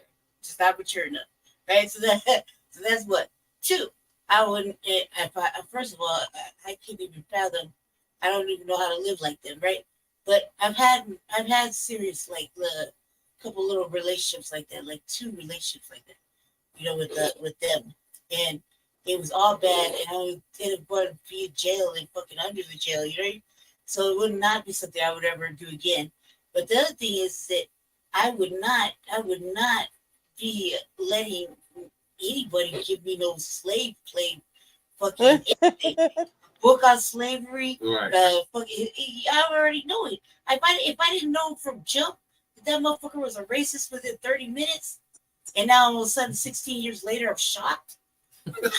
I'm stupid. You know what I mean? Like, for real stupid. And the dick can't be that good, dude. For real. It's like, come on now. It's them. It's them. You know what I mean? Like, I didn't know he was racist. I didn't know anything. I didn't know they had, you know, friend racial tendencies, and they're just so excited because I'm a black girl, you know, to myself allegedly, you know, but to them I'm like all the way, you know. I got a loud ass little family, and you know, like what, like, man, bitch, it doesn't sound like it. It doesn't sound like that. Like a family that's they're just so involved. You sound like you come from his side of the family, like soft, meek, quiet, divestor types. Yeah. You know, where the father was like, get you a nice white man with a good job. And the benefits. Benefits. You know what I mean? You gotta make sure you take care of you. You behave yourself. You know. You might get ghetto gag, but oh well. Yeah, like you don't think you know she gonna have a good job, or you know, like she's probably like a really educated type, like, you know. I just don't see. I don't see how she could be upset. I don't see how she could be upset, surprised, any of that. Surprised. I don't think she could be like, how the fuck are you gonna chastise your white friends for going to a alleged black wedding? First of all, my question is, how the fuck did they get invited? Right. How did the white folk get invited to the wedding? That's what I want to know. That's my number one question. And how did they make it out of there? It's only to come back and tell you about it. You know what I mean? They don't. First of all, white folk don't stay that long in black people things. Mm-hmm. They really don't. No. They got like a 30-minute time period before they start feeling uncomfortable and shit. They gotta go. So, like, how, like, for real, who invited them? Right. Question mark. Her. No, that was she could go to the wedding. Oh. Yeah. Those are her besties. But that's what I'm saying. I'm like, my number one question is that what black person betrayed the family and invited them to the wedding? Real shit. Real shit. You know? That's up top. That's my number one question right there. Only for them, only for this broad to come back and talk about they had collards and fucking catfish and it was loud and it was crazy. God damn, they're not even supposed to be there. To have those kind of visual memories. Right. And what was crazy about it? Right. You know, what, dancing and having fun? Right. But what was crazy about the wedding? Like, God, yeah, like white people, man. And she was offended. She was offended that that white friend had an alleged wannabe black experience. Real shit. She had to write a whole article about it. Two articles. 2 articles, yeah, exactly. Like this bitch right here. And it's almost like she wanted to say, "Oh, I'm black, but I'm not black because my family's loud and ghetto, and but you're mad that your friends say they don't look at you as black." I don't understand it. How black did she want to be? Did she want to be like a 2? Yeah, but her family's a 10. Like I didn't like that. I think she she levelized it. I think she made the family part up. Like, oh, so you got like 15 family members you kick it with on the weekends. On Sunday, they have Sunday supper after church. Yeah. Come on, cuz, let's stop the cap. You ain't doing nothing. Loud and ghetto. You go bring your white boyfriend there. For real, that ain't happening. That ain't happening. And she really made it clear that she was she married a white man and then she got with that white man after. Yeah, she liked white men. Like, there's no black man in between the 26 and the 60-year relationship. Not even a side piece. You know what I mean? Like, no black man, nowhere, not before the 26-year relationship. No, not after the 26-year relationship, between the 60-year relationship. Like, this bitch she's just like the whites. So, you know, it fits the lifestyle. Look at the article she wrote. That's just a nice little op-ed, whatever. You know what I mean? I felt like real Issa Rae. Yeah. Yeah, Issa Rae, Jamel Hill. The lady that played in Queen and Slim. Oh my God. Because she shocked me with that white boyfriend, and then they not together now. It was kind of like, that was weird. I don't understand what is it about them that really like that there's some magical motherfucking desire to go to jail or get called the police on or fucking harmed or some way and or be like extra. Like, I be watching these reels and there's this one sister with this one husband and she just be doing the most. She's like twerking. They have like all kind of babies and shit. And this motherfucker's just a big old weird lump. But I'm like, dude, what do you see in him? He's just all in love. He's all in love. She just be dancing and all up on him and jumping around. I'm like you're just really like affectionate type shit. I'm like, why are you giving him all the best shit of us? Don't be throwing it on him like that, guys. Right. Stop be dropping it on him like that. He's not worthy. It's not for him.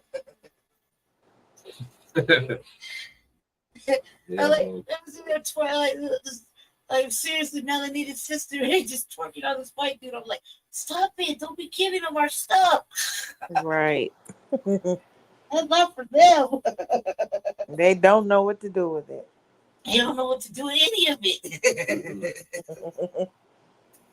It's overwhelming. Yeah. Giving it to them, like they don't know what to do with it. They're all fucking. They're weird. You know what I mean? Like, don't stop giving them our best shit. I feel like they're betraying us. Like they do all that. I'm like, stop it. It's not for them. It's for the brothers. It's not so bad. So every time I see it, I'm like, man, why did you divest? So I'm saying you were there twerking, dropping it on them and shit. I'm like, because it's not for them. Not for them.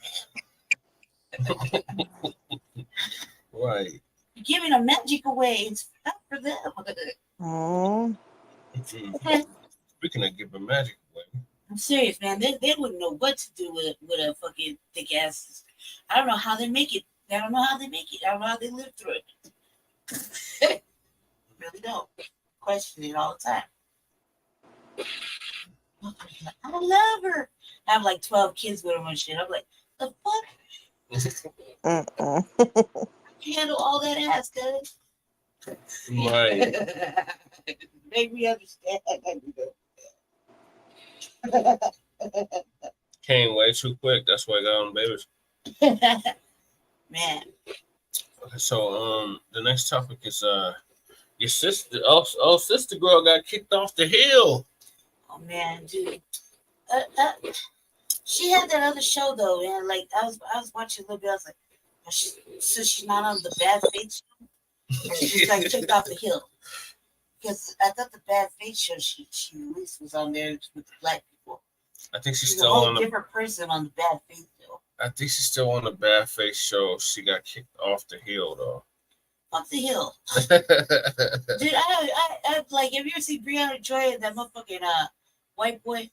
Yeah, he's so close to getting his face slapped fucking off. Robbie. Oh my god.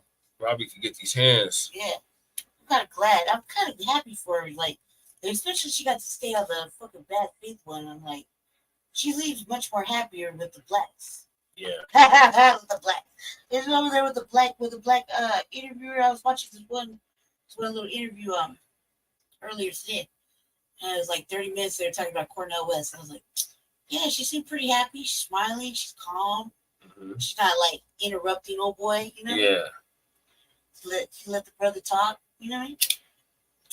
Unlike over there on Rising, she like she wants to beat his ass. Yeah, she does. I've been thinking sometimes I'm like, man, white supremacy got her on the ropes. Oh no, she got out of it, you know, like a boxing match. Mm-hmm. That's exactly what it feels That's what like. it feels like every time they talk. I'm like, why did they fire him? He's just as fucking insensitive. He's white. Man, some of the shit he says is like fucking stupid. Like, Yeah, it's very racist. It's right on the cusp. You know what I mean? I like when she had that when she told that lady, she said, describe woke. and she said, "Oh wait," Yeah. and the white lady didn't know what the fuck didn't know what it meant. She Yeah, gave her own version. because the author of that stupid ass book, she couldn't even define it. How you gonna write a whole book on something and you so can't she said, define I it? wrote a whole book on it. Like, bitch, you don't even know what the fuck it means. Stupid ass. Like, what? That's another culture vulture fucking thing. Then you got, and she just sat there staring at her like. Any day in the Jeopardy Go ahead music. and take your time, but we've got to hear it. Well, yeah, it was funny as hell. So you play the thing? Yeah, Lisa gonna give us an update. I gotta. Are you just on a Lisa Cabrera tip? No, she just has the stories like this. If y'all see the RVA, I'll be all over the place. Different things.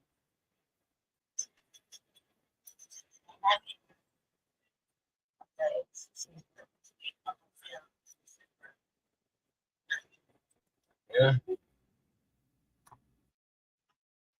I want to see the tall yellow one. Yeah. Yeah.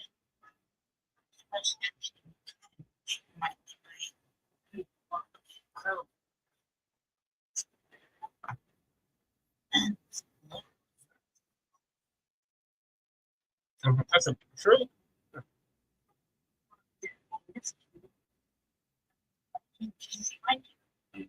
My cue's already ready. My cue's awesome. I got a good.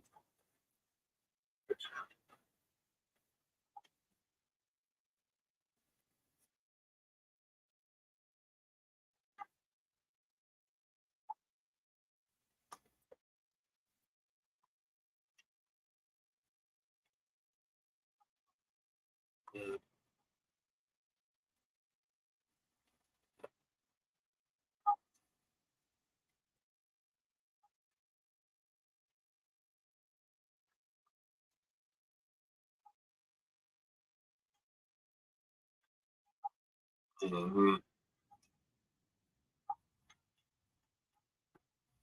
Mm-hmm. She was smooth off. That's the Mm-hmm. Yeah. Mm-hmm. That's it.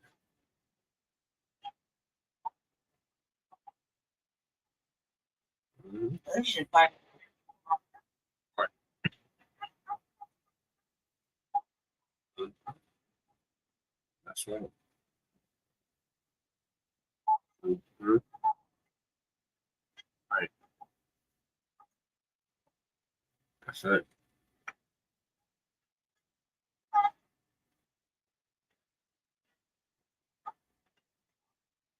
Oh.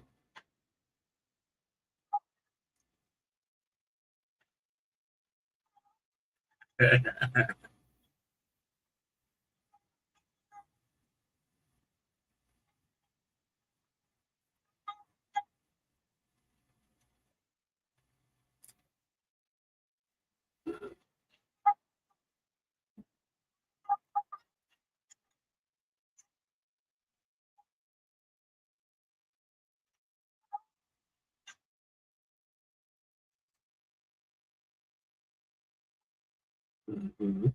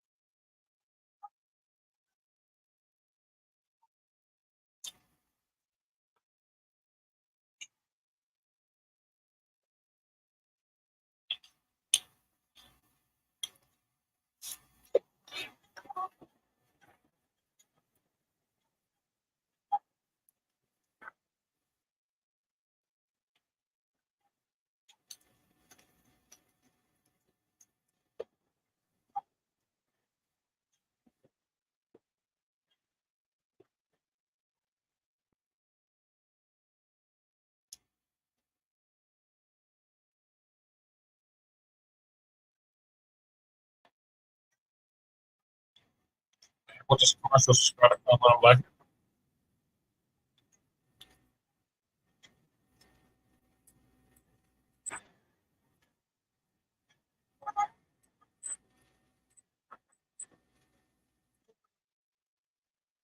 Mhm.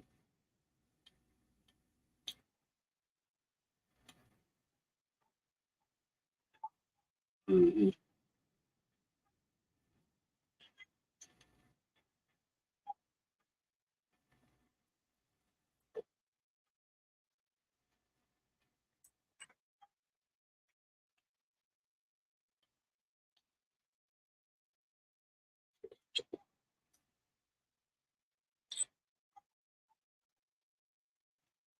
Mhm.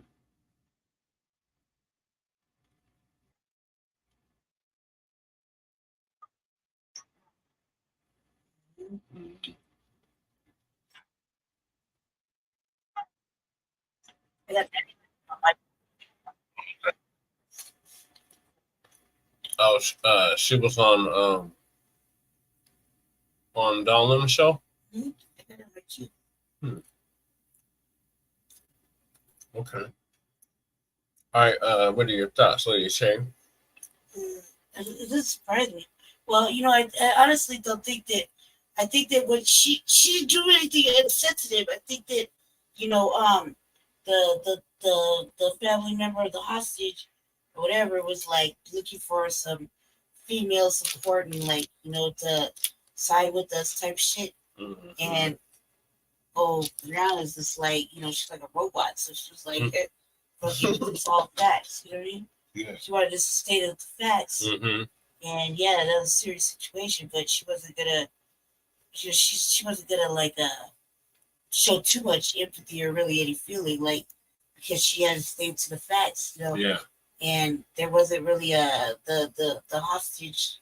The family member was like, what did we do? We're getting kidnapped, and Brian Joy was like, kind of had no real like show of a real ray of emotion.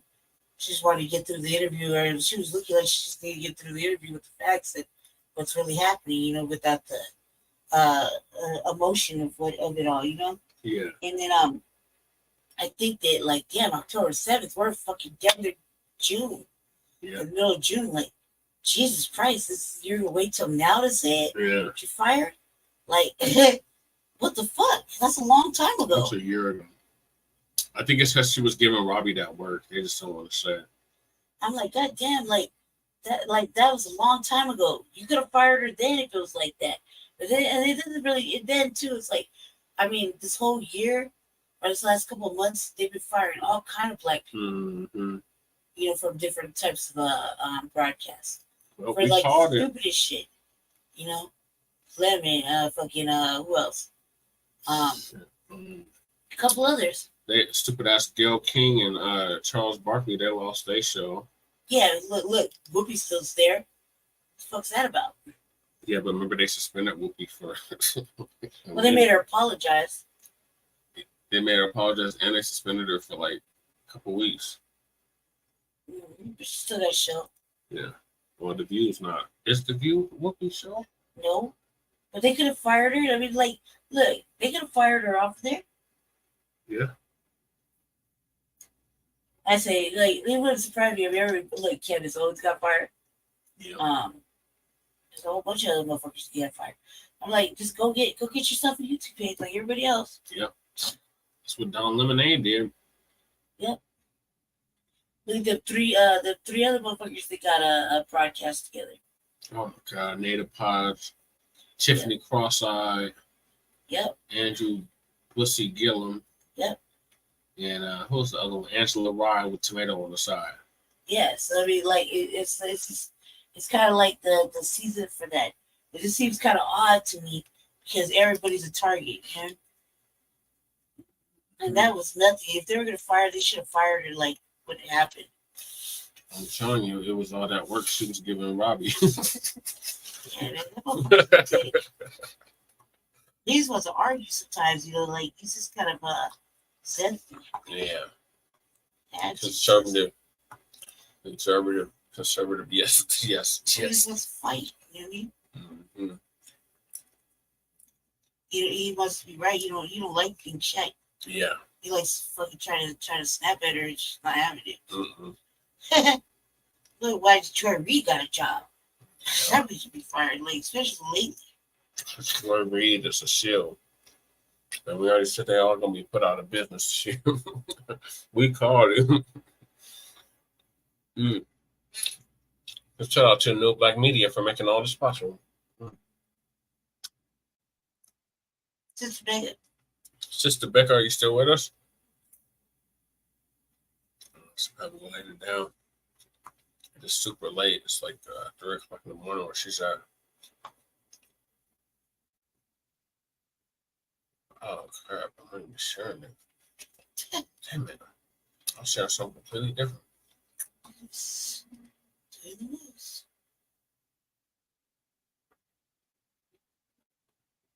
Yeah, I think she dropped off. Well, thank you for joining us, sister. It's super late where you're at. Yeah.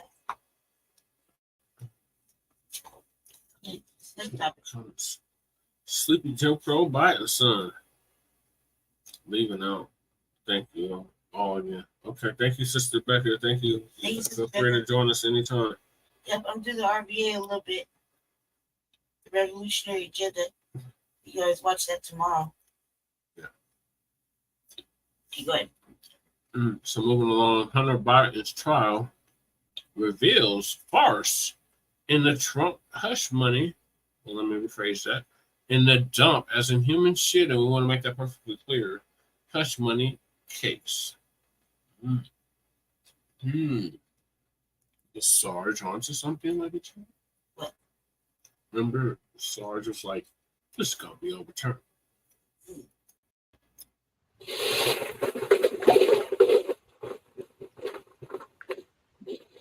Now what I want to do is I want to pull this clip up from another news channel that I found very interesting because they're going to draw some parallels in between Hunter Biden's case and Trump's case. And I wanted to speak on that for a moment because Hunter Biden's case really highlights how much of a farce the Trump case was. It really highlights how much of a farce. All right. Yeah, share it back up. Sorry, y'all. I should close this out. Purchasing a firearm, and it requires you to basically tell the government, I'm not suffering from an addiction. I'm not using illegal drugs. I don't have an issue that should prevent me from owning a firearm. But it's a self-evaluation. You get to decide what truth you're going to put down on that form, and the defense's argument, it looks to be formed as at the time he signed that document, he wasn't using drugs. If he was using drugs, he wasn't addicted to drugs. And like Daryl just mentioned, addiction is oftentimes thought of as a lifetime condition. Once an addict, there are arguments that you are always an addict. And that obviously would conflict with the idea of being able to own a firearm, use your Second Amendment rights. This issue of drug use, self-disclosure in the acquisition of firearms isn't new. It's just extraordinarily rarely prosecuted. And I feel the defense is going to lean into that. This is a allegedly political prosecution where the only reason Hunter Biden is being targeted by the federal government is due to the relations with his father. On that same note, what would be the best defense of Hunter Biden, in your opinion? It's the same defense that I wish they had used to defend former President Trump, which is the only reason, ladies and gentlemen, that we are here in this court. The only reason the government has gathered us together is for a purely political motive and operation, and that is the specific selection of this defendant to prosecute a crime that can occur thousands and thousands of other times but is never prosecuted. Ladies and gentlemen, I'm going to rewind that again concerning Hunter Biden's trial, right? And his crime that he committed. Purely political motive and operation, and that is the specific selection of this defendant to prosecute a crime that can occur thousands and thousands of other times but is never prosecuted. Ladies and gentlemen, if you feel that that's the way our system should work, I beg you to convict my client. Beg you. But I don't believe in that kind of America. The America that I believe in, we treat everybody the same and everybody fairly. And that's why this prosecution is wrong, and you should quit my client, Mr. Biden. Now, what he was saying is interesting, right? Because concerning the charges that Hunter Biden has against him, like you said, any other person, and just in general, people in general, right? You can commit this crime like 100 times over and you'd never get prosecuted for it. Because the only reason you'd be getting prosecuted for this crime is if you actually committed a crime and harmed someone with the firearm. If there was a greater crime committed in which he harmed someone with the firearm, whether he actually shot someone or maybe he just robbed them. But if a greater crime was committed, that's when this would come into play. The charges that he has now would come into play. Because in kind of a theoretical sense, right, or hypothetical scenario. Let's say Hunter actually robbed somebody, right? I won't say he powed somebody, but we'll just say he robbed somebody. Hunter robbed somebody. He gets caught robbing somebody. So he violated someone with the gun. He committed a crime with the gun. Now they take the gun in for processing as evidence. Obviously, they're going to check to see if the gun is legal and registered in his name. Yes, it's legal and registered in his name. But as they see it's legal and registered in his name, and they go through the form, the application form, and he checked off the fact that I'm not a drug user, I'm not on drugs, I'm not an addict, but there's clear evidence that you were. It's at that point that you would get hit with these additional charges, right, of falsifying documents. Oh, you see how that works? Falsifying your application, right? Saying that you're not on drugs when you were on drugs, right? If the greater crime doesn't happen, you never get prosecuted for lying on the application, because there's no way to know that you lied on the application unless you actually committed a crime with the gun, for them to now retroactively go back to make sure that the firearm that you use is on the up and up, to which they find out, yeah, you did own it, you did buy it legally and all that, but there's evidence that shows that you were on drugs and using when you purchased it, and you lied on the form, and all of that is illegal. You weren't supposed to have it in to begin with. That's a charge, because you're a user with a firearm, but on top of that, you lied on your form. You falsified your documents, right? And that's very interesting how it's so parallel to the Trump case. Let's get into this very quickly. The Hunter Biden trial is unfolding after Donald Trump was convicted of 34 felonies in New York City. Emily, can I, first of all, so much is happening over in America. Can I get your reaction to that outcome? Yeah, I mean, I think it was entirely predictable. You know, it was a jury in Manhattan, so the likelihood that he was going to be convicted, I would have put money on it. I didn't, but if I would have been right, because it just it seemed like, you know, there was also even just some of the evidence that was allowed in. This judge, by the way, actually donated a small amount of money to Democrats, which was a strange thing for a judge to do. It just looked like it was never going in Trump's favor, even though the legal questions about the underlying nature of the prosecution, I think, are extremely serious. That you have the statute of limitations passing, so a prosecutor who ran on a partisan ticket then trumps up the charges, no pun intended actually, to be felonies, when they would typically be misdemeanors because they're in the service or in the furtherance of a separate crime, but Donald Trump was not charged with that underlying crime.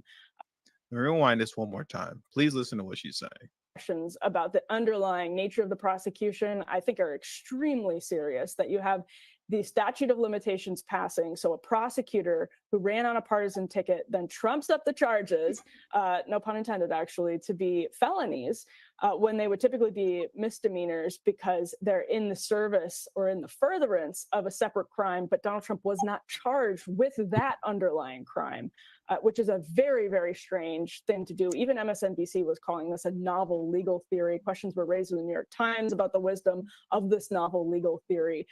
So it just, in court, though, seemed as though what had gone through the legal process, what had actually gotten to the jury, was going to go against Trump.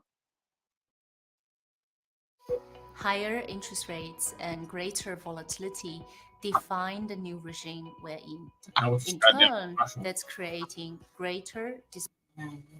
So what she's telling you is that the Trump trial was complete BS. Some can argue that the Hunter Biden case is BS.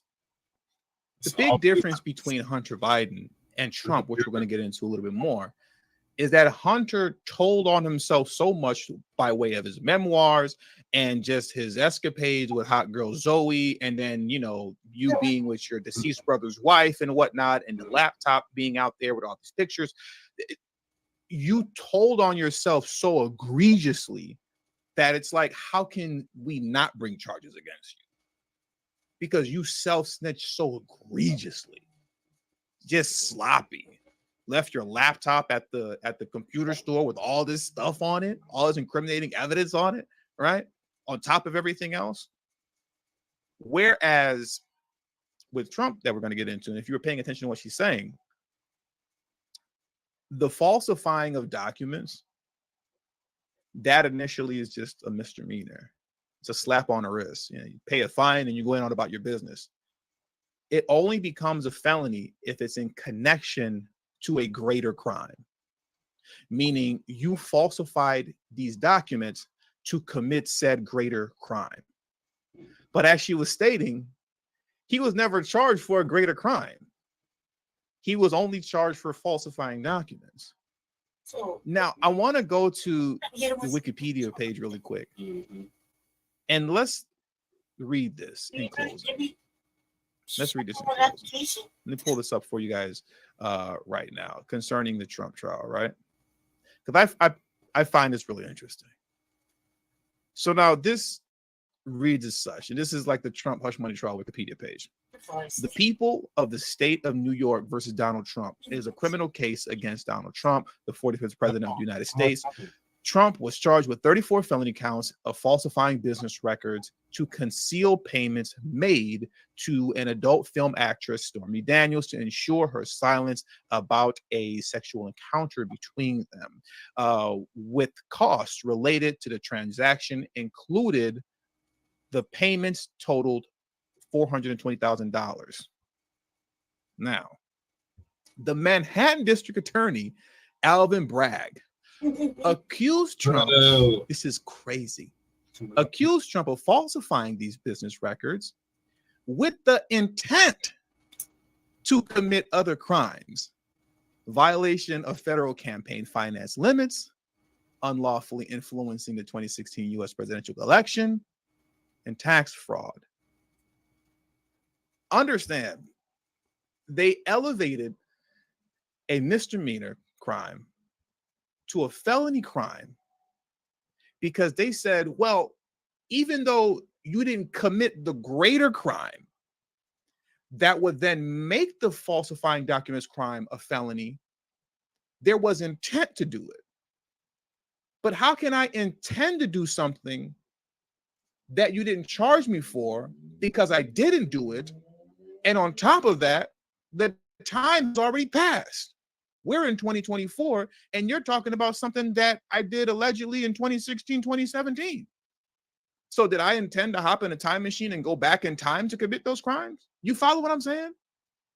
How that's completely and utterly ridiculous. I had to have committed the greater crime in order for you to elevate my falsifying documents to a felony charge. But I didn't do it. Henceforth, I wasn't charged with those crimes, but you elevated a misdemeanor charge to a felony anyways, saying that that the intent was there to do it. But how can I intend to do something that I didn't do? And now we're past that time period, but you're saying that's what you were going to do, but I didn't do it. That's why I wasn't charged, but you were going to do it. So we're going to elevate this to a felony charge anyways. That's completely backwards. Once again, the only logic there at that point now is that what Bragg is telling me is that he believes that Trump was somehow going to go back in time. He was going to get into a time machine. He was going to go back in time to commit those crimes because the original intent of falsifying documents were to commit said crimes that he never committed. It's completely upside down and ridiculous. So you see the parallels between Trump's trial and Biden's trial. They're very similar. They're very similar in many regards because essentially for both of them, you know, in any normal setting, for both of them to have gone to trial for this, they would have both had to commit a greater crime. Neither one of them committed the greater crime, but they both ended up going to court, you know, for charges that anybody else would not have went to court for. The only difference between the two being is that, like I stated earlier, Hunter Biden was so reckless, and told on himself so egregiously that you sit back and go, okay, how can you not be charged? How can you not be charged? And originally he wasn't charged, but a Trump nominated judge in Delaware is the one who beat the drums to get those charges put on him, right? Because once again, the evidence against him was so egregious. It's like, come on, man. Like we know what you did. So how can we not charge you? We're just going to not charge you because you're Biden's son? I don't think so. And now here we are. Yeah. Get it. Should have got a dog. When mice show up, so do we. Terminix it. Higher interest rates and greater volatility define the new Commercial. regime we're in. In turn, that's creating greater dispersion of return.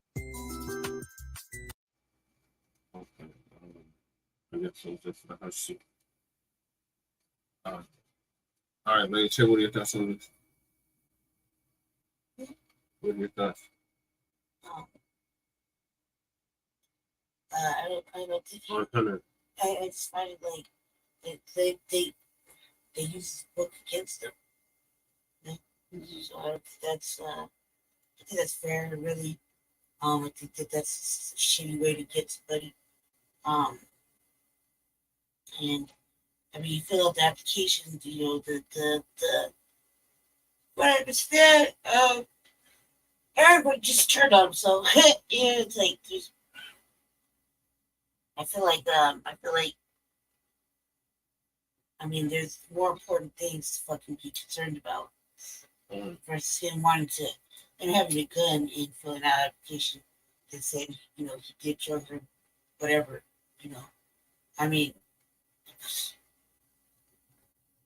Trump can't even get a gun, so you know what I mean? Like he's a felon now. Yeah, for now until they'll turn the shit. So I'm gonna move to the last topic, and that is the bastard that killed George Floyd is being sued for $9 million. Great news. Great news. After a 2020 encounter with a city worker. So Derek Chauvin has been a known problem in the precinct in which he's been serving in Minneapolis. Was serving in Minneapolis for a number of years. It's been a problem for a long time, and now it's finally starting to catch up with him.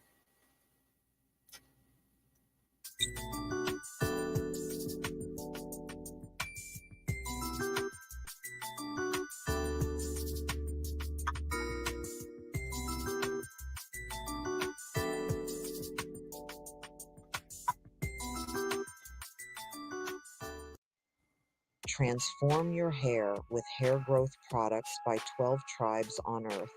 Experience natural, powerful ingredients that promote thicker, longer, and healthier hair. Say goodbye to thinning and hello to confidence. Hair growth oil, shampoo, spray, and butter by 12 tribes on Earth because your hair deserves the best. Just look for the links in the comments section. You know, one thing I noticed over probably the past year now, when Derek Chauvin was stabbed up there in that jail, Yep. you notice we haven't seen another recent picture of Derek Chauvin. Yeah. There's been nothing. Even the pictures I'm showing you now are not recent. I notice they're very protective over Derek Chauvin and not showing him at all. But he's back in the news again, y'all, because he is being sued once again for his signature move, putting his knee on the neck of a past victim from when he was a police officer. So she is suing him for $9 million for kneeling on her neck. Oh, wow. His legal problems are far from over. So Derek Chauvin is back in the news once again with the pattern of behavior that landed him in prison. So somebody posted on X, you know what? I'm going to show this to you. I'm going to show this to you. Okay, y'all, this was posted out on X. So this is person X at Vibes of Our Lives. Interesting racist cop or textbook power tripping, abusing police officer. New Derek Chauvin accuser claimed killer cop performed the same signature pose on her that he later used to murder George Floyd, as her horrific injuries are revealed. So a woman is now suing Derek Chauvin for using the same move that killed George Floyd. Disgraced policeman Derek Chauvin is accused of using the same deadly restraint against Minneapolis city worker Patty Day. So you can see this was posted May 22nd, 2024 at 10:43 a.m. She is suing Derek Chauvin for $9 million. Okay, so I'm not surprised that he's being sued. So according to AP News report, the former police officer is being sued by a woman, and this is a white woman. Her name is Patty Day. She worked for Public Works Department, formerly employed. The lawsuit alleges that Chauvin dragged Day out of her minivan and pinned her to the ground with his knee in the same manner that he did when he murdered George Floyd. So I'm going to show you another tweet, and you can see some of her injuries on here. Yeah. Okay, so Derek Chauvin, you can see in the picture again, and you can see bruising on this Patty Day right here, where she's showing her injuries. And this is Bor Cure, posted this on X. Derek Chauvin, the former police officer convicted of murdering George Floyd, is now facing new allegations of excessive force in a $9 million lawsuit. The plaintiff, Patricia Patty Dawn Welch Day, claims that Chauvin, along with another Minneapolis police officer, Ellen, and you can see this was posted May 21st, 2024 at 1:40 p.m. So this must be around the time when she filed the lawsuit. And he did this to a white woman. It just go to show you Derek Chauvin just did it to any and everybody.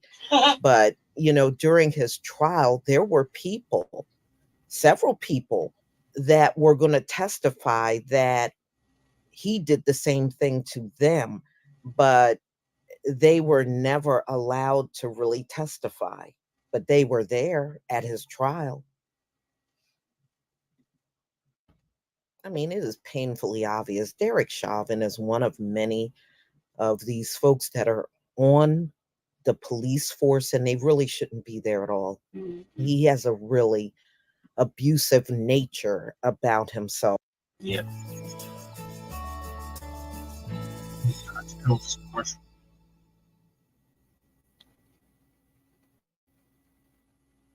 I guess it's a good thing this man never became a father. Right. He is just rotten to the core.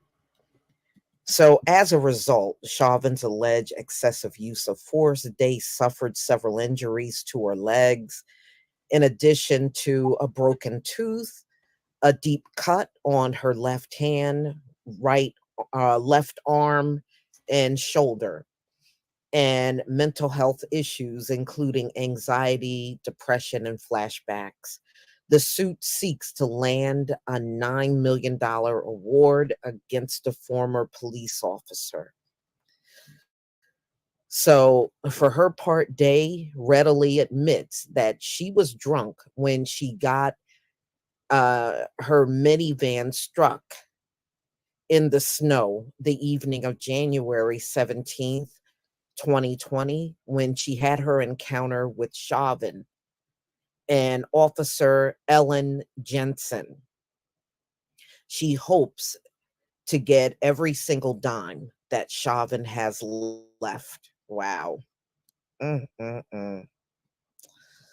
Yeah, well, she claims, it's been a lot of emotional suffering from what Derek Chauvin did to her. And she'll probably get what she wants, y'all. She will probably get what she wants. But y'all. Yeah. Okay. Thank you, Lisa, for that update. Lady Che, what are your thoughts on Chauvin being sued for $9 million? Jesus, why the fuck are they gonna get it out of him? And they take it from the fund that was raised after he killed George Floyd. You shouldn't have any money. You shouldn't have any money. I agree. Like, I don't respect for the whole divorce. Like, did he have to, like, why does he have any money? How the fuck is he gonna get it from? How long is he supposed to be in there? 22 and a half years. Stupid. He has to serve out his whole sentence. Should have sued him when the suing was good. Really? That's fucking crazy. Yep. Like, that's crazy. It was before, right? Mm-hmm. Yeah. Can you let me play, please? So, what are your thoughts? Please. Great news. Sue the hell off this motherfucker. You don't got nothing to give. Like, does he have anything to give back? Like I said, go get that donation money. What donation money? That should be confiscated. Well, that can be used to pay that. You shouldn't have any assets. Yeah, he shouldn't. He didn't have shit to begin with. Really, like, he really didn't have shit. Like, remember? Like, he didn't have nothing. Mm-hmm. It's a waste of, like, so how does that work? How does it work? Like, the court paid and then he has to, sell his ass to the court or what? How does that pay? How does that work? Like, really, how does it work? Does she ever get the money, or does the court pay it, like, a check to her that, they take it out of him? How does it work? Seriously. He's going to have to pay her. Oh, shit. If he lose the lawsuit, yeah. Oh, that's an obvious loss. He already has a murder under his belt. Mm-hmm. He did it. Yeah. Well, can they prove it? Like, can they prove he did it? I don't know all that. Do you want to know all of that? Say it's for court. Yep. Have a trial. Mm-hmm. He's already in court. It's a civil case, right? I don't know. I don't understand how they can even sue him. He's in jail. What does he have left? Like, he probably shouldn't even be getting commissary or nothing. Like, like, seriously, like, what the fuck are they taking, bro? What the fuck can he get? He didn't have shit. Right? He didn't own his house. I don't think he owned his house. He got all that GoFundMe money. No kidding. Like, he did. You're saying that, but I don't think he did. And he shouldn't have been able to keep anything. Like, really, like what the fuck? You thought you could take it with you in there? You would have let him take it in there with him. But like, isn't he going through a divorce and shit? Yeah. I'm surprised he has anything. I didn't even think he had anything. Like, didn't he have like a piece of shit car? Like, Yeah. Going through a divorce, like, you know what I mean? Like, what he had to pay for his fucking legal fees or whatever. Like, I don't even think he had anything. Like, what the fuck are they gonna get from him? He almost got killed last summer. Yeah, it's like squeezing blood from a turnip. Not the waste. Why did she wait till now? For something that happened before. Yeah. George Floyd. Like, you see that? It was the same year, but yeah. But still, like, so why did you do something then? Like months apart. Answer, Karen, why did you do something then? Like, what's the reason? I'm not saying that, yeah, he doesn't deserve to get every fucking ounce of fucking nothing out of him, fucking worked to death and shit, you know what I mean? Yeah. But honestly, like, what is he getting in jail? What, less than $7 a day or some shit? Like, what the fuck? Like, he ain't getting shit. He's gonna be in there 20-something years, right? Yeah. If he lives that 22 long. and a half. If he lives that, he barely made it this summer. Yeah. Yeah, because our boy shanked him. Remember, he got stabbed over, 20 times? Right, if he made it. On Black Friday. Right. So, like, I'm just saying, though, like, what the fuck? Like, if you can't get nothing out of him. He has no assets, really. Shouldn't have any assets. Mm-mm. And if whatever assets he did have, the wife could take, like, that's the court should have probably took it, like, to pay them. Mm-hmm. You know what I mean? So we got garnishments and judgments going on. Like, they would have took it for fucking just simple shit. Like, I don't think he had any money. I think he's just. They're gonna take his whole pension. What pension? Yeah, He has lost to. that shit. He can't have nothing. He's in prison. Mm-hmm. He killed a motherfucker. He's in jail. That's it. It's a wrap. I'm surprised he gets 40 cup of noodle. Right. You know what I mean? Like, what does he have? Like, why? Well, okay, first of all, if it happened that year, why didn't you do something then? Right. A, B, why you wait till after the fucking fact? A whole fucking what? It's been like how many years has it been since they found him guilty?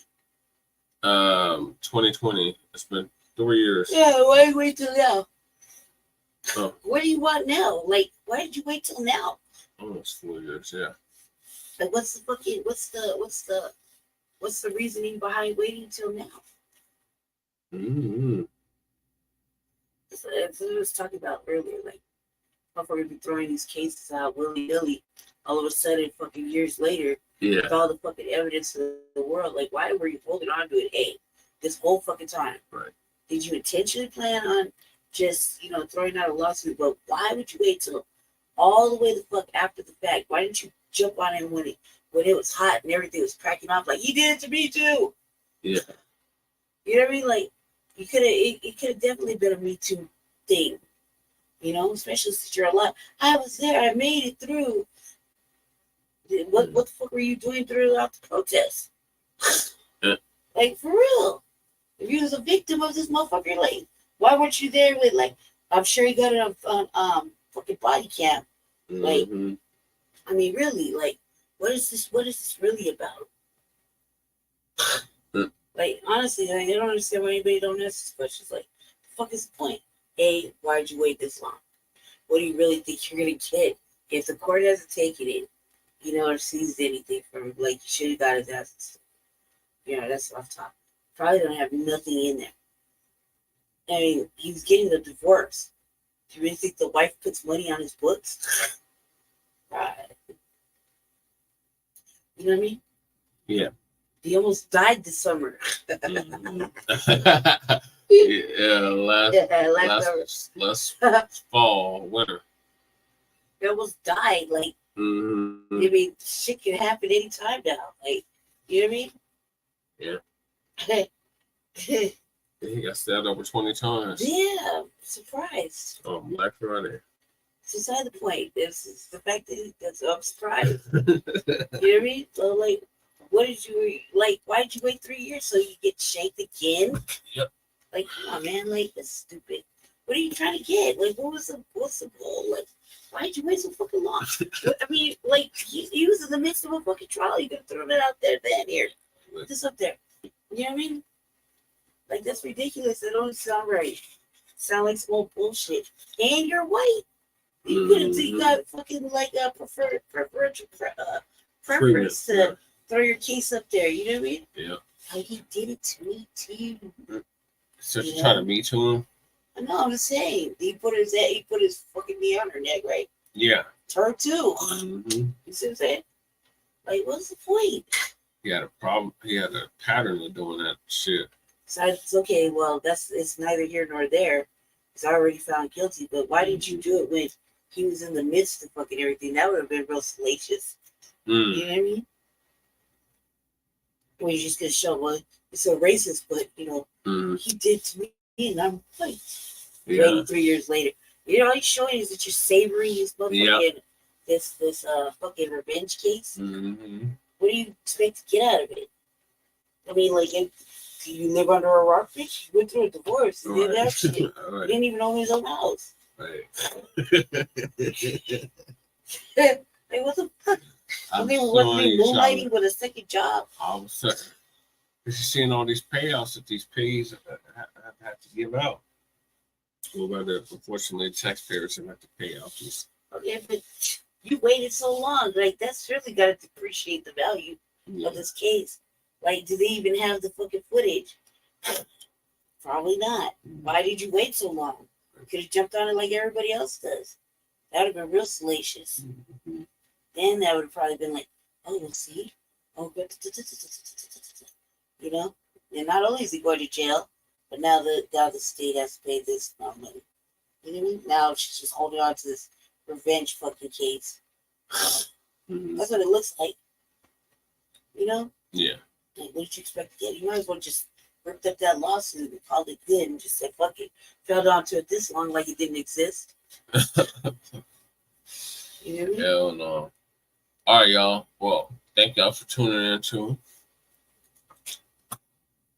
this episode of the Frontline Black News, Season 4, Episode 10, Part 2. Appreciate everybody that joined us this evening. Brother Mr. Anderson, of course, our West Coast correspondent, about the same point, and our sister Becca Sapur. We'll see you, Twin and Deacon, and whoever else in the chat. Appreciate y'all tapping in as well. Lady Che, when can I expect the RBA? No. Okay, well, RBA coming right up. What, an hour? So you get your ass out and sleep. So, in like an hour? So You sweep your shit up, dude, like, immediately. Okay, so expect the RBA immediately. Yeah, so unless I fall asleep because you're dragging. Because your energy just baby go like. Yeah. So yeah. So in the meantime, make sure you like and subscribe to all our platforms, Frontline Black News, on YouTube and Facebook, The Revolutionary Agenda on YouTube and Facebook, and Shabaka's Black Experience Enhanced on Facebook and Twitter, now X.com, and join us this Tuesday for Shabaka's Black Experience Enhanced at 7 p.m. Mountain Standard Time. What are you doing? In the chat. Where are you going? You already have a banner. Yes, I do have a banner. I know it's just operate this. But I don't have a banner for this link. Okay. So this is the link. So make sure y'all get that link. It's so weird. And we'll see y'all then. For Shabaka's Black Experience Enhanced. Oh, and we'll be back with part 3 later on too. We're gonna give you an update on the unhoused and the illegal migrant crisis out here in Denver and other cities. They kind of been hiding it. Like, that's definitely news. And we'll be bringing it to y'all. So peace, love, light, reparations, and separations. You gotta tell about our city council adventure. Yeah. City council adventure. Yeah, we might be going to city council tomorrow. Today. Yeah, today. We'll see. So yeah, make sure y'all so yeah, see y'all then. So peace, love, light, reparations, separations, and black empowerment.